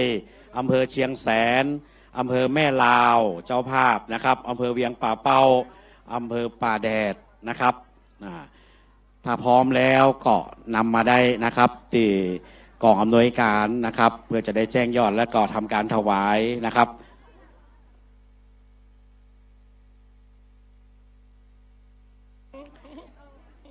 ตอนนี้อำเภอขุนตาลนะครับจังฟ้อนเปิ่นจะได้แสดงโชว์ก่อนในช่วงรอนะครับ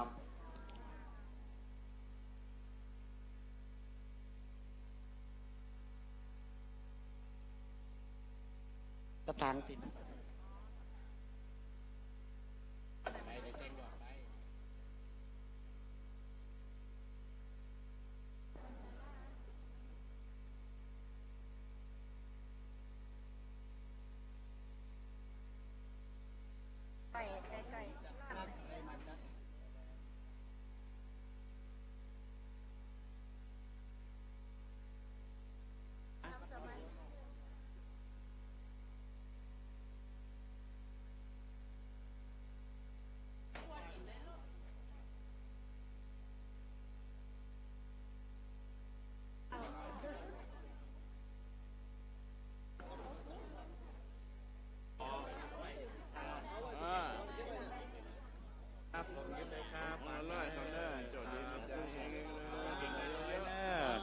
ยังมีเวลานะครับใครที่ยังไม่ได้บูชานะครับมาแวะเต้นอำเภอเมืองนะครับบูชาพญาศิวหตาได้นะครับ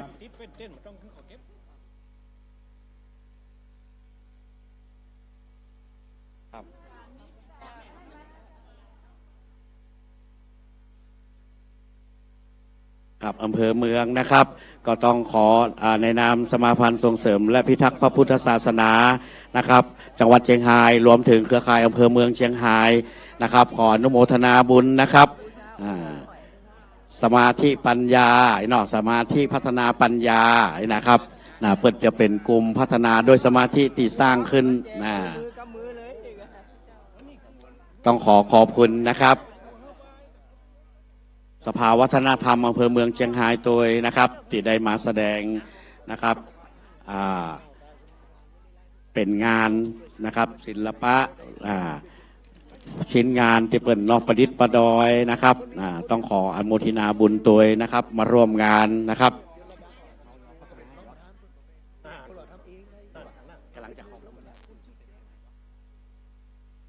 สถาบันพลังจิตานุภาพเนาะเปิดได้มาจัดนิทรรศการในเต็นท์ของอำเภอเมืองตัวนะครับสถาบันพลังจิตานุภาพ สาขาที่เสา3นะครับสำนักงานปัญญูวัดเมงลายมหาราชจังหวัดเชียงรายนะครับมีการฝึกอบรมสมาธิปัญญามาลงชื่อได้นะครับเปิดมีหลักสูตรของเปิ้ลเนอร์นะครับเป็นหลักสูตรของหลวงพ่อวิริยังเนาะครับรับความเมตตานะครับโอ้นะครับสมเด็จพระยานวชิโรดมนะครับหรือว่าหลวงพ่อวิริยังสิรินทโรนะครับเป็นหลักสูตรพัฒนาจิตานุภาพนะครับสมาธินะครับพัฒนาปัญญานะครับเป็นไตรสิกขาเนาะพัฒนาโดยสมาธิที่สร้างขึ้นนะครับเป็นหลักสูตรนะครับของการทำสมาธิขออนุโมทนาบุญตัวได้มาร่วมบุญจัดนิทรรศการในเต็นท์อำเภอเมืองเชียงรายของเฮานะครับโอ้ขอบคุณนะครับเนาะเปิ่นมีหลากหลายการแสดง ขออนุญาตไป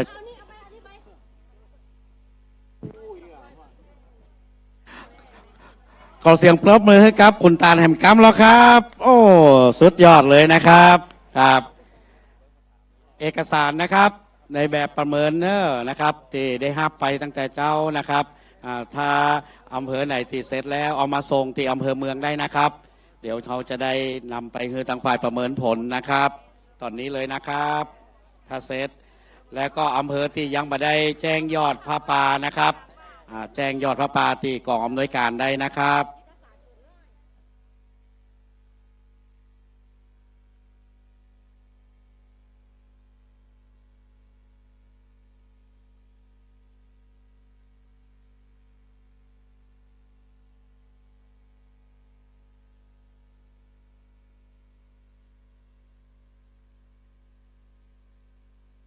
ครับผมสำหรับคณะสถานาบุญนะครับที่ยังมาได้บูชาพญาศิว5 ตานะครับตอนนี้ยังมีเวลานะครับพออีกสักครู่นะครับทางหลวงพ่อนะครับท่านพระครูสมนเจติยารักษ์ก็จะได้เดินทางกลับวัดนะครับตอนนี้ยังมีเวลาเนอร์นะครับมาฮับกับองค์มือของท่านพระครูบาได้นะครับขึ้นไปบูชาบนวัดดอยเขาควายนี่ราคาต่ำใน300 บาทนะครับแต่มาวันนี้นะครับด้วยความเมตตาของท่านพระครูบานะครับ100 บาทนะครับองค์ละ100เป็นรุ่นพิเศษเปิดห้องว่ารุ่นนำโชคนะครับเป็นรูปเหมือนขององค์ที่เฮาได้สร้างขึ้นนะครับหลายปีแล้วครับตอนที่เชียงรายได้เป็นเจ้าภาพแข่งขันเชียงรายกีฬาแห่งชาตินะครับเป็นรูปที่ทำตั้งไว้เป็นองค์ใหญ่เลยที่หน้าอุโบสถหน้าวิหารเฮือหมู่นักกีฬาหมู่นักท่องเที่ยวได้ถ่ายรูปเป็นที่ระลึกตอนนี้ก็นำองค์เดิมเนี่ยครับเอามาสร้างเป็นรุ่นพิเศษเรียกว่ารุ่นนำโชคนะครับรุ่นนี้ในความเมตตาจากท่านพระครูสมนเจติยรักษ์หรือว่าครูบาสนองสุมโนเจ้าวาดวัดพระธาตุดอยเขาควายแก้วได้นำมาฮือบูชาถึงพุทธมณฑลนะครับ100 บาทเป็นการร่วมบุญกันนะครับเรียนเชิญได้ตอนนี้เลยเนอะเดี๋ยวอีกสักครู่ก็จะได้ปิกวัดละ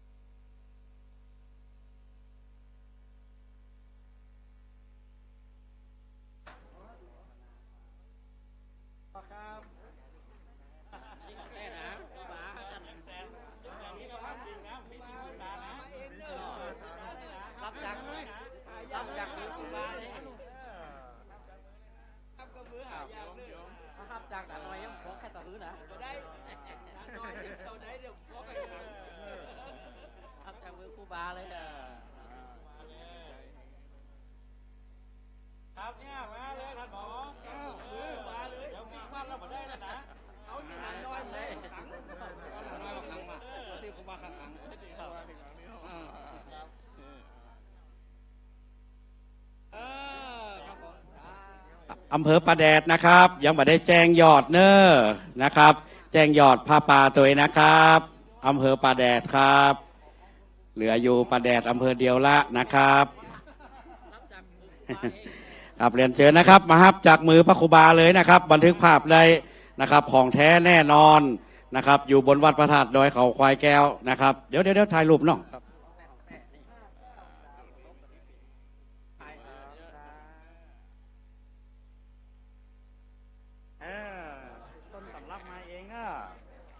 ต้นตำนานพญาสิงหตามาเองเลยนะครับโอ้แม่สายนะครับผ้านั่นมาเก็บเนอะป้ายชื่ออำเภอเอาไว้นะครับเพราะว่าจะเอาจัดงานในปีต่อไปนะครับเดี๋ยวมีเจ้าที่ฝ่ายสถานที่ไปเก็บนะครับป้ายชื่ออำเภอเนอะทุกอำเภอครับนะครับจะเก็บไว้ที่พุทธมณฑลเหมือนเดิมนะครับแต่ปีหน้าถ้าหายไปแหมนี่เขาจะปรับอำเภอนั้นเลยนะครับปีนี้อนุโลมคือก่อนนะครับ8อำเภอที่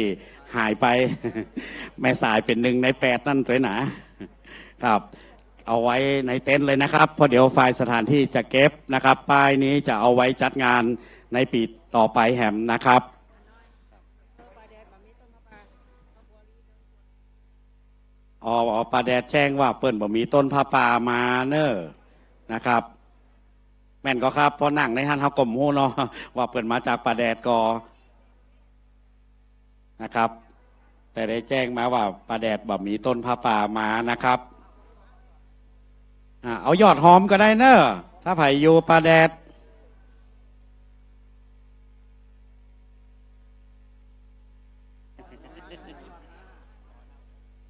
ครับมีอยู่ครับพญาสิวหตาเรียนเชิญเลยครับ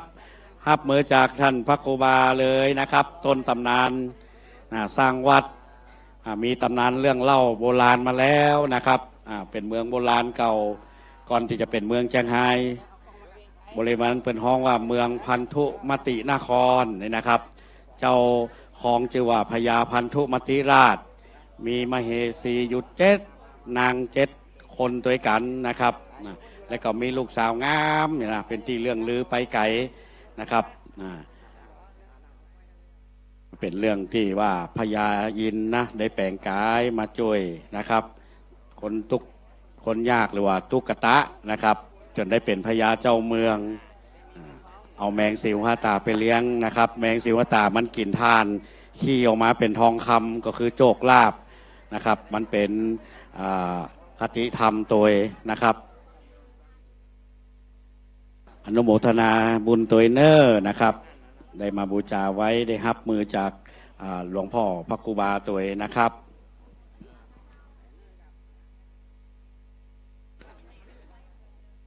ยังตันเนอร์ไผ่บอกว่าหมดหรือยังไงนะยังตันอยู่นะครับขึ้นไปบนวัดก็เริ่มต้นที่300นะครับ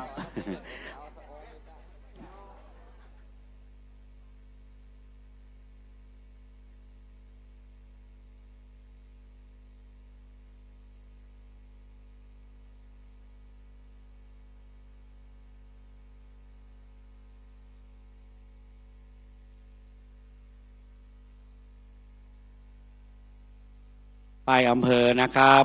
เดี๋ยวเขาจะเก็บไว้ที่พุทธมณฑลนะครับ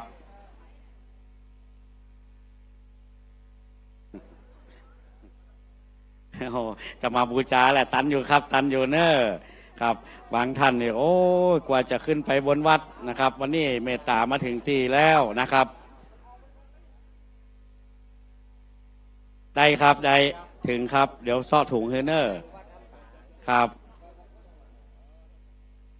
อ๋ออยู่วัดทำป่าบูชาเนาะครับเอาตีย่อยก่อนเนาะอันใหญ่เดี๋ยวผมมือถุงซ่อถุงกำ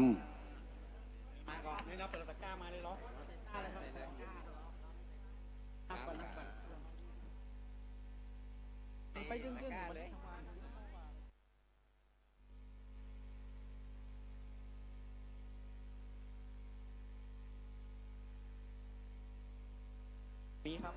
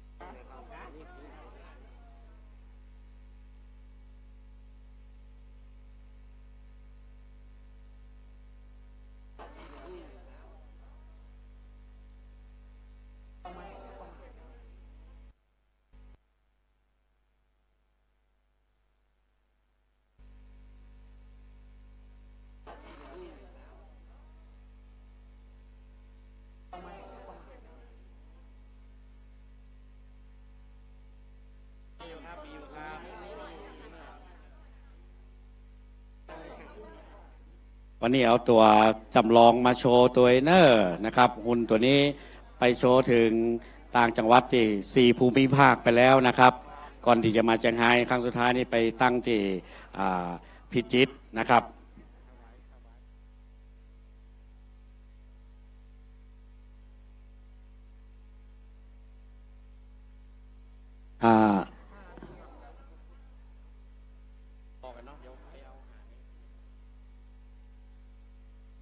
ครับ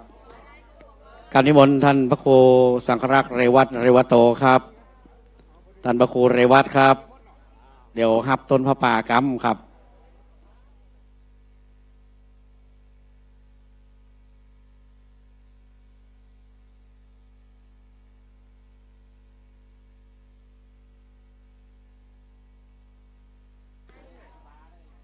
พี่น้องสมาพันธ์เฮารวมถึงคณะสถานาบุญบดีไปเตียนเนอร์เดี๋ยวจะได้ถวายต้นพระป่าก่อนนะครับเป็นหัวใจที่เขาได้ทำบุญกันในวันนี้นะครับเป็นพิธีสุดท้ายนะครับขั้นตอนสุดท้ายละ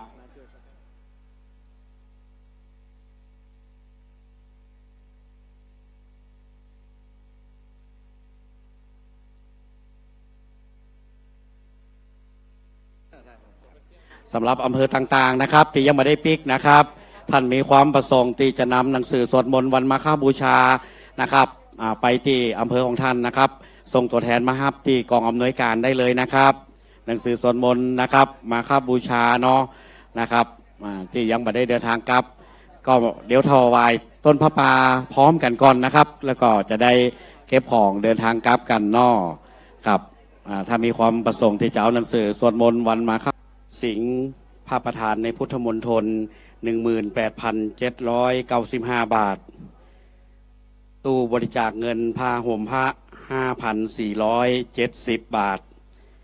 ต้นผ้าป่าของสมาพันธ์กองกลางได้ยอดอยู่ 5,500 บาทรวมทั้งสิ้นทั้งมวลเป็นยอดอยู่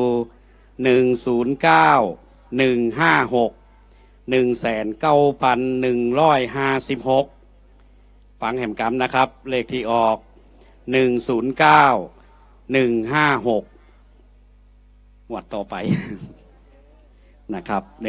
1,9,156 บาทครับลำดับต่อไปเราก็จะได้ดำเนินการทอดองค์พระป่านะครับ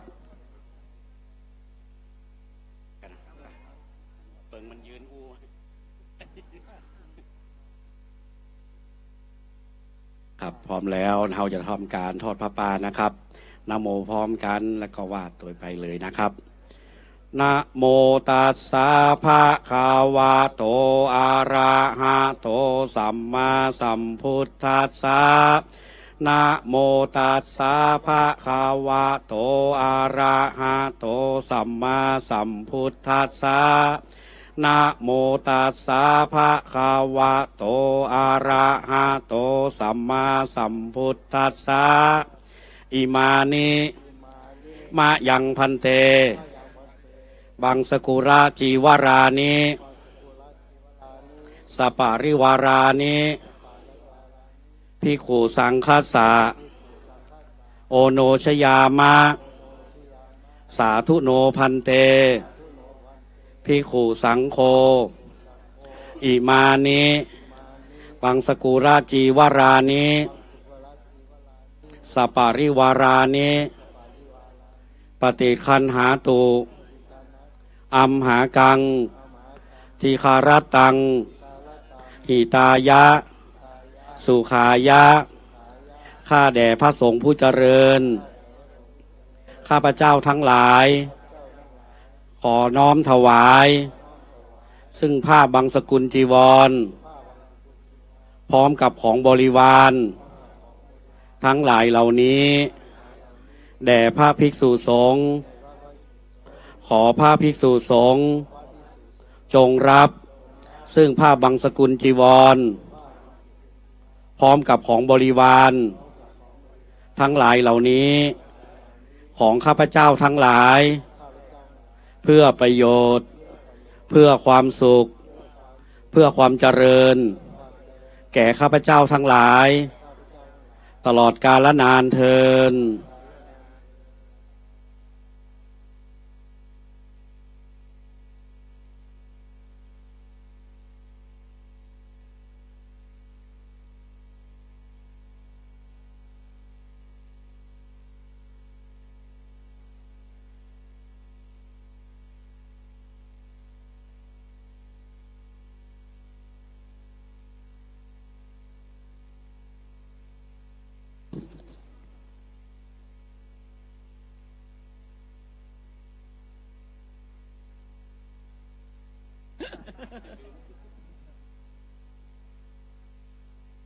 ก็ขออนุโมทนากับทีมงานสมาพันธ์พิทักษ์และส่งเสริมพระพุทธศาสนาจังหวัดเชียงรายท่านศรัทธาสาธุชนทุกท่านที่ได้มาจุมนุมสโมสรในการมาจัดกิจกรรมวันมาฆบูชาล้ำลึกของพี่น้องวงชนศรัทธาสาธุชนทั่วทุกที่จากจังหวัดเชียงรายกับคณะสงฆ์ทุกท่านที่ได้มาจัดการจัดงานครั้งนี้ซึ่งปีนี้นั่นเป็นปีที่4ในการก่อตั้งสมาพันธ์ส่งเสริมและพิทักษ์พระพุทธศาสนาจังหวัดเชียงรายตามที่ทุกท่านนั่นโดยได้หู้แล้วก็ได้มาปฏิบัติกันธรรมภาพเองในฐานะผู้ที่ดูแลเป็นผู้โสมเฝ้าทรัพย์สถานที่แห่งนี้ก็ต้องขอกล่าวคำว่าชื่นชมสาธุการท่านหลายจากใจจริงถ้าว่าบ่ได้มีทีมงานสมาพันธ์ในการส่งเสริมให้มาจัดกิจกรรมครั้งนี้หรือแล้วก็โดยได้รับการสนับสนุนจากพระเดชพระคุณหลวงพ่อพระพุทธญาณมุนีเจ้าคณะจังหวัดเชียงรายที่ได้อนุเคราะห์แล้วก็หลวงพ่อพระครูสุนทรประภากรเจ้าคณะรองเจ้าคณะจังหวัดเชียงรายลูกใหม่ที่ได้เป็นประธานในการดูแลประธานบริหารพุทธมณฑลแห่งนี้และขออนุโมทนากับพี่น้องคณะศรัทธาสาธุชนในส่วนของตำบลบัวสลีทุกท่านในถึง12หมู่บ้านที่ได้อนุเคราะห์เรื่องเจ้ากับเต้นแต่ละหลังมาคอยอำนวยความสะดวกพี่น้องอพบลชลบของบ้านต้นเง่าหมู่ที่2ตำบลบัวสลีแห่งนี้เจ้าหน้าที่จราจรของอำเภอแม่ลาวท่านผู้นำในส่วนของอำเภอแม่ลาวซึ่งก็มีท่านลุงโลดท่านบุตรในอำเภอแม่ลาวเจ้าหน้าที่จราจรก็ดีทุกท่านที่ได้ร่วมกันจัดงานครั้งนี้ทีมงานแม่บ้านของพุทธมณฑลพระสงฆ์องค์ข้าเจ้าทั้งหลายที่ได้ช่วยกันได้ติดขาดไปมาได้ก็คือย้ำอีกครั้งหนึ่งว่าตามทีมงานสมาพันธ์ที่เป็นคณะกรรมการชอทั้งหลายก็คือเชี่ยวชาญประสบการณ์ชีวิตชั้นสูงแต่ละคนก็ได้เสียสละได้ช่วยกันจัดการจ้างงานจนทำให้งานนี้ได้สำเร็จลุล่วงไปด้วยดีแต่ว่ายังสมบูรณ์แบบเตื้อเดี๋ยวจะได้ก็แล้วกันแล้วงานแล้วก็ขออนุเคราะห์หมู่เฮาได้ช่วยกันโดยเฉพาะเก้าอี้ต่างๆเด้อเก้าอี้อยู่ที่กลางสนามเนี่ยจำนวน 2,000 กว่าตัวเพราะว่าแต่ละท่านแต่ละอำเภอก็บอกว่าอำเภอนี่เอา50อำเภอนี่เอา100อำเภอนี่150ทีมงานก็จัดให้ทุกอย่างแต่ละอำเภอบอกโต๊ะนี่เอา2โต๊ะนี่เอา1เด้อทีมงานก็จัดให้ทุกอย่างอันแต่วันที่21กันมาละมาช่วยกันแล้วก็ลงทานทุกคณะที่ได้ช่วยกันห้องว่าได้เปลี่ยนจากทรัพย์สินเงินทองมาเป็นบุญเป็นกุศลในวันนี้และก็ที่สำคัญทีมงานในส่วนของช่างภาพและเครื่องเสียงทวัชชัยซาวที่ได้ช่วยกันสถานีวัดที่ได้มาถ่ายทอดรายการนี้ที่ก็ไปเปิดพอละมีอยู่เนอะเจ้านี่มีการงานทุกอย่างฉะนั้นก็แต่ละอำเภอทุกท่านก็ดีได้ช่วยกันและก็ตีขออนุโมทนา10 นิ้วขอบพระคุณก็คือท่านครูบาหนอมวัดดอยเขาควายที่ได้เมตตาเอาแมง4 หู 5 ตานี่มาเป็นตีโชว์ที่นี่แล้วก็เปิ่นก็ได้แจกของที่ระลึกฉะนั้นก็ขออนุโมทนาบุญกุศลทุกท่านที่ได้เปลี่ยนท่านทั้งหลายที่ได้อยู่ที่นี่ก็ดีไม่ได้อยู่ที่นี่ก็ตามที่ได้มีส่วนเกี่ยวข้องกับในการสร้างกุศลครั้งนี้ว่าขออาราธนาคุณพระเป็นจักกันขอให้ทุกท่านจงได้เจริญพิญโยสโมสร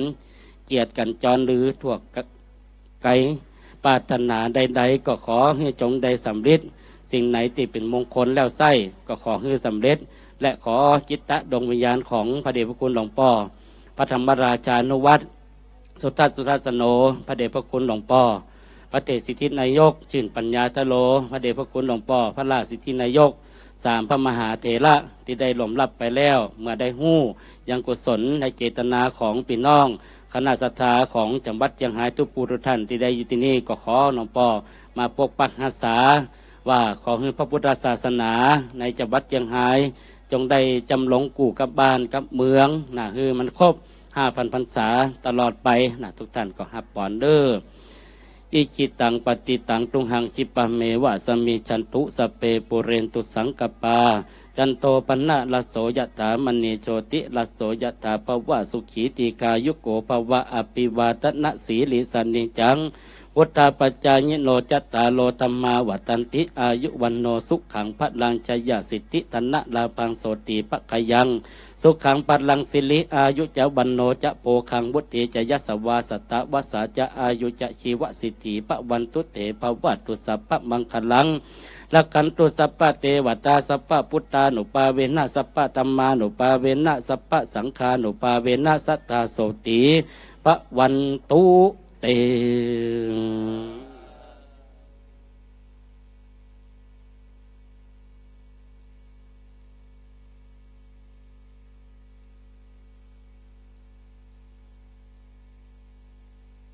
พระครูนั่งกลางพวกเรานั่งข้างล่าง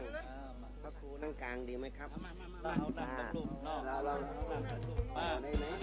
ได้คุกเข่าเนี่ยเราบอกคุกเข่าเลยมานั่งแรก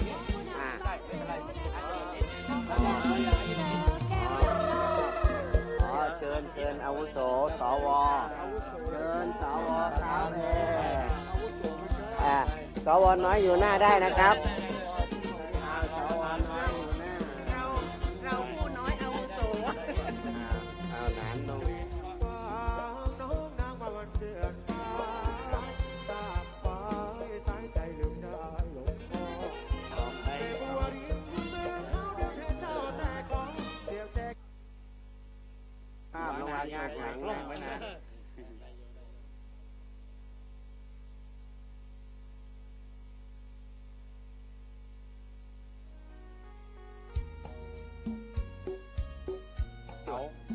ขอเชิญผู้มาร่วมด้วยนะครับอยู่ในพระโหนะ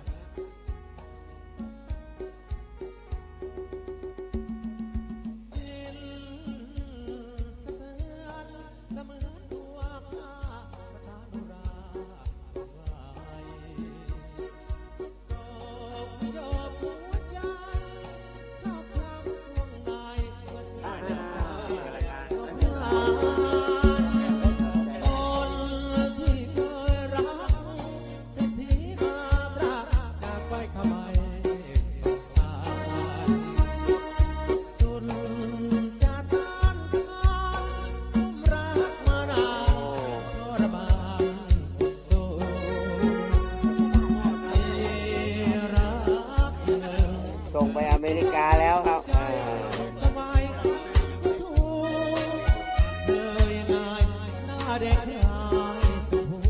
ทีมงานสถานที่เก็บป้ายไดเนอร์